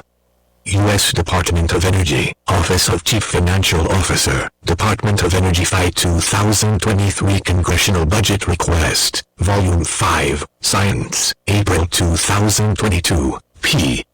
7. https://www.energy.gov/sites/default/files/2022-05-05-science-v2.pdf, accessed March 2, 2023. 85. U.S. Department of Energy, Office of Environmental Management, Mission, energy.gov mission, accessed March 1, 2023. 86. U.S. Department of Energy, Office of Environmental Management, Cleanup Sites, energy.gov/cleanup sites, accessed March 1, 2023. 87. U.S. Government Accountability Office, DOE's Environmental Liability, GAO 21-585R, June 2021, p. 2. https://www.gao.gov/assets/gao-21-585r.pdf, accessed March 13, 2023. 88. Chart, EM's Annual Spending and Estimated Environmental Liability, Fiscal Years 2011 to 2020, INIBID. p. 1. 89. U.S. Department of Energy, Office of Chief Financial Officer, Department of Energy FY 2023 Congressional Budget Request, Volume 6, Environmental Management, April 2022, p. 53. Energy.gov default/files/2022-09/DOE-FY2023-budget-volume-6-EM-v3.pdf, accessed March 1, 2023. 90. IBID. 91. U.S. Government Accountability Office, Nuclear Waste, DOE needs greater leadership stability and commitment to accomplish cleanup mission, GAO 22-104805, GAO.gov.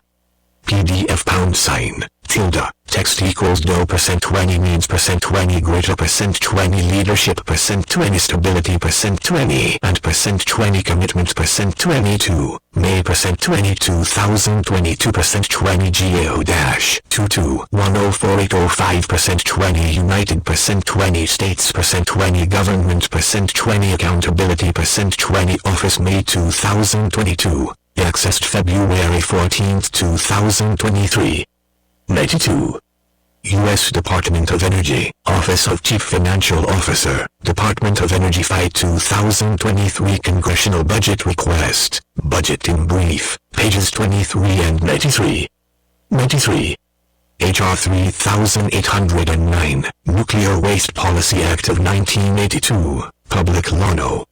97-425, Title I, Subtitle B 94. IBID.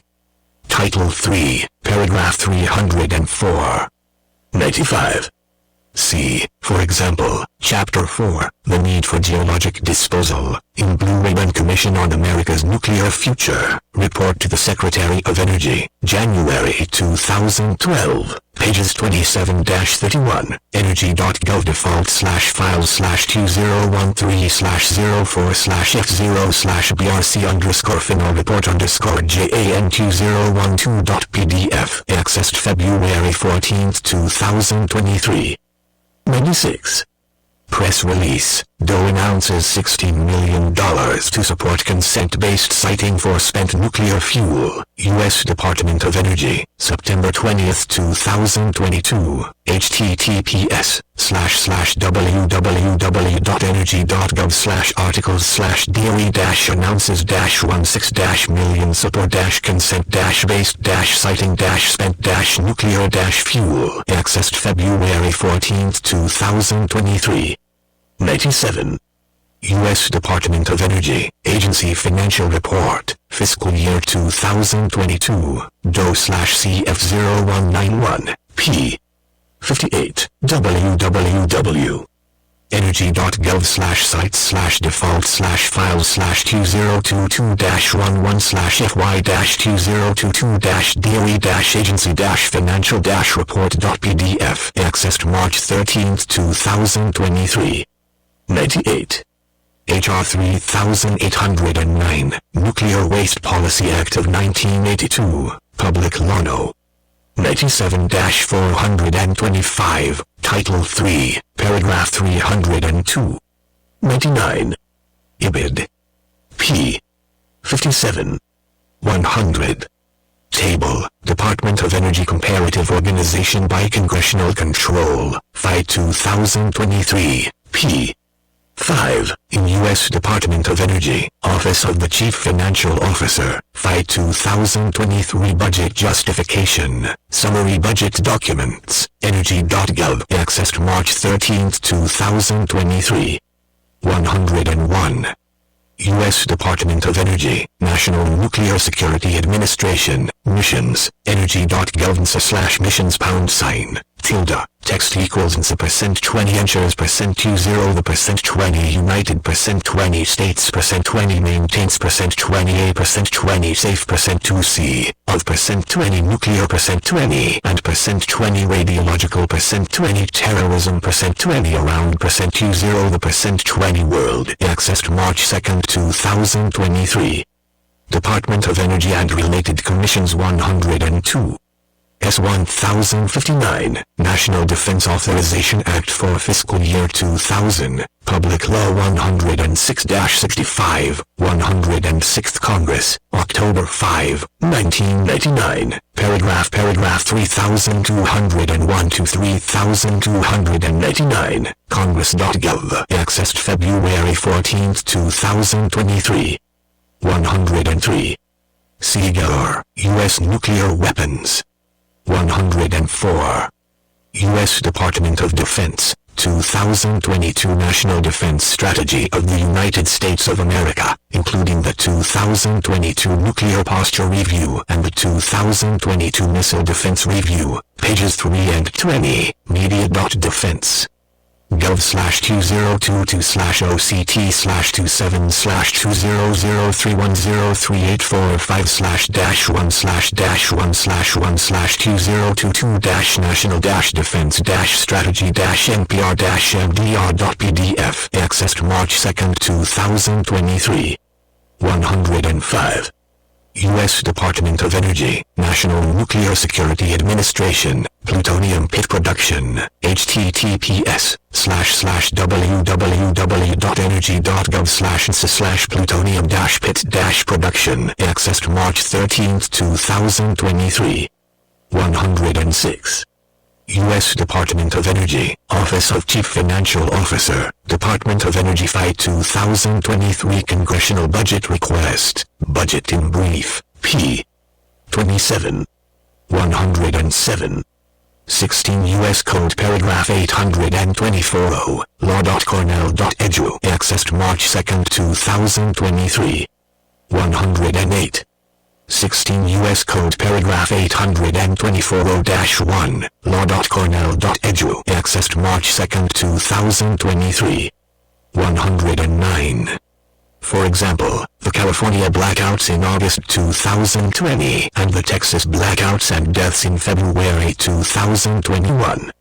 110.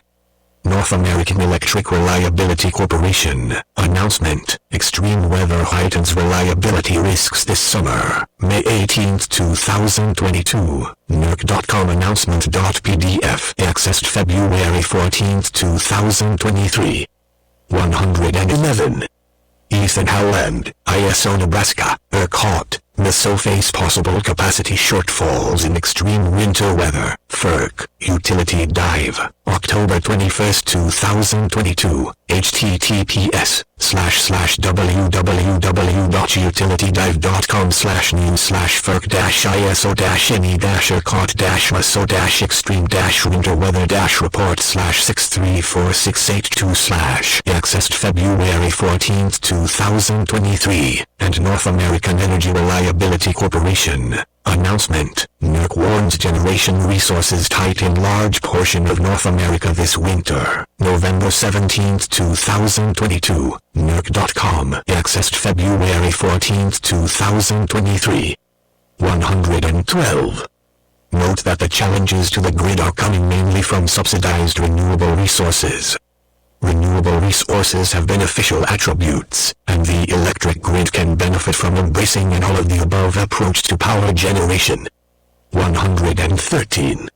See U.S. Department of Energy, U.S. Energy Information Administration, Glossary, Reserve Margin, https://www.ia.gov/tools/glossary/index.php?id=reserve_margin, accessed February 14, 2023. 114. Dan Frosh and Ginger Adams Otis, North Carolina power outage leaves 33,000 without electricity after substation attack. The Wall Street Journal, December 5, 2022. WSJ.com attack on North Carolina power substations leaves 45,000 without electricity. 11,670,200,585. Accessed February 14, 2023. 115. U.S. Department of Energy, Federal Energy Regulatory Commission, Power Sales and Markets, RTOs and ISOs, last updated May 3, 2022, FERC.gov, accessed February 14, 2023. 116. Such as the blackouts and shortages in California, August 2020, summer 2022, and Texas, February 2021, summer 2022. 117. See notes 110 and 111, Supra, North American Electric Reliability Corporation, 2022 Summer Reliability Assessment, May 2022, NERC.com SRE_2022.pdf, accessed March 13, 2023, and North American Electric Reliability Corporation, 2022 to 2023 Winter Reliability Assessment, November 2022, NERC.com Assessments %20D/NERC_WRE_2022.pdf, accessed March 13, 2023. 118. U.S. Department of Energy, Federal Energy Regulatory Commission, Building for the Future through Electric Regional Transmission Planning and Cost Allocation and Generator Interconnection, Notice of Proposed Rulemaking, Federal Register, Volume 87, No. 86, May 4, 2022, pages 26,504-26,611, govinfo.gov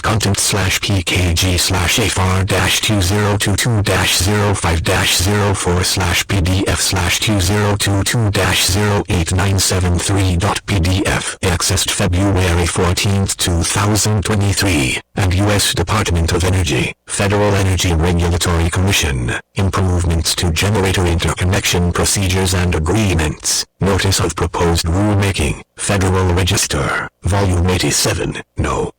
127, July 5, 2022, pages 39,934-40,032, govinfo.gov, accessed February 14, 2023.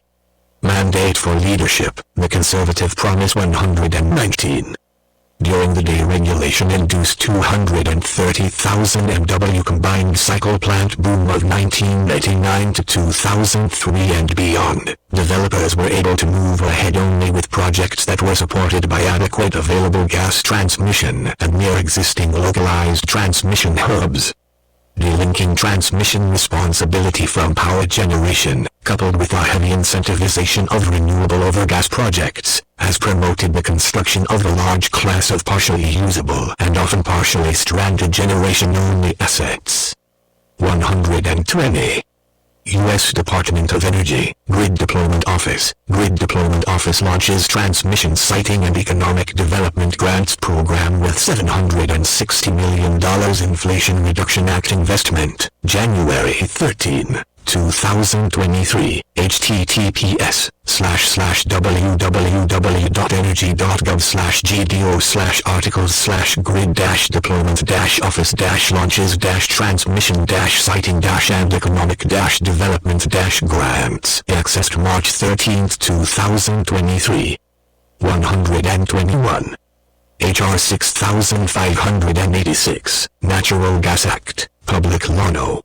75-688, Paragraph 7. 122. IBID. Paragraph 4 and 5. 123. IBID. Paragraph 7, C. 124. West Virginia v. EPA, 597 US___, 2022, supremecourt.gov, accessed March 2, 2022. 125. H.R. 6586, Natural Gas Act, Public Law No. 75-688, Paragraph 3. 126. U.S. Department of Energy U.S.-based operating export LNG terminals are located in Louisiana 3, Texas 2, Alaska 1, Georgia 1, and Maryland 1. Map, North American LNG export terminals, existing, in U.S. Department of Energy, Federal Energy Regulatory Commission, North American LNG export terminals, existing, approved not yet built, and proposed, February 8, 2023, FERC.gov, accessed February 14, 2023. 127. Nina H. Farah, Miranda Wilson, and Carlos Ancondo, Jordan Cove Project dies. What it means for FERC, Gas, Energy Wire, December 2, 2021, https://www.enews.net/articles/jordan-cove-project-dies-what-it means-for-FERC-gas/ accessed February 14, 2023. 128. Carlos Ancondo, Biden admin backs contested Alaska LNG project, Energy Wire, October 25, 2022, https://www.enews.net/articles/biden-admin-backs-contested-alaska-LNG-project/ accessed February 14, 2023. 129. As discussed in the section on the Office of Fossil Energy and Carbon Management, INFRA, these automatic approvals should be extended to allies of the United States, not just to those with free trade agreements. 130. H.R. 11510, Energy Reorganization Act of 1974, Public Law No. 93-438, 93rd Congress, October 11, 1974, https://www.congress.gov/93/statute-88-pg1233.pdf, accessed February 27, 2023. 131. H.R. 9757, Atomic Energy Act of 1954, Public Law No. 83-703, 83rd Congress, August 30th, 1954, paragraph 21-28, Congress.gov, accessed February 27, 2023. 132. S-512, Nuclear Energy Innovation and Modernization Act, Public Law No. 115-439, January 14, 2019, paragraph 103, Congress.gov, accessed March 2, 2023. 133. U.S. Nuclear Regulatory Commission, Congressional Budget Justification Fiscal Year 2022, June 2021, p. 12, NRC.gov, accessed March 2, 2023.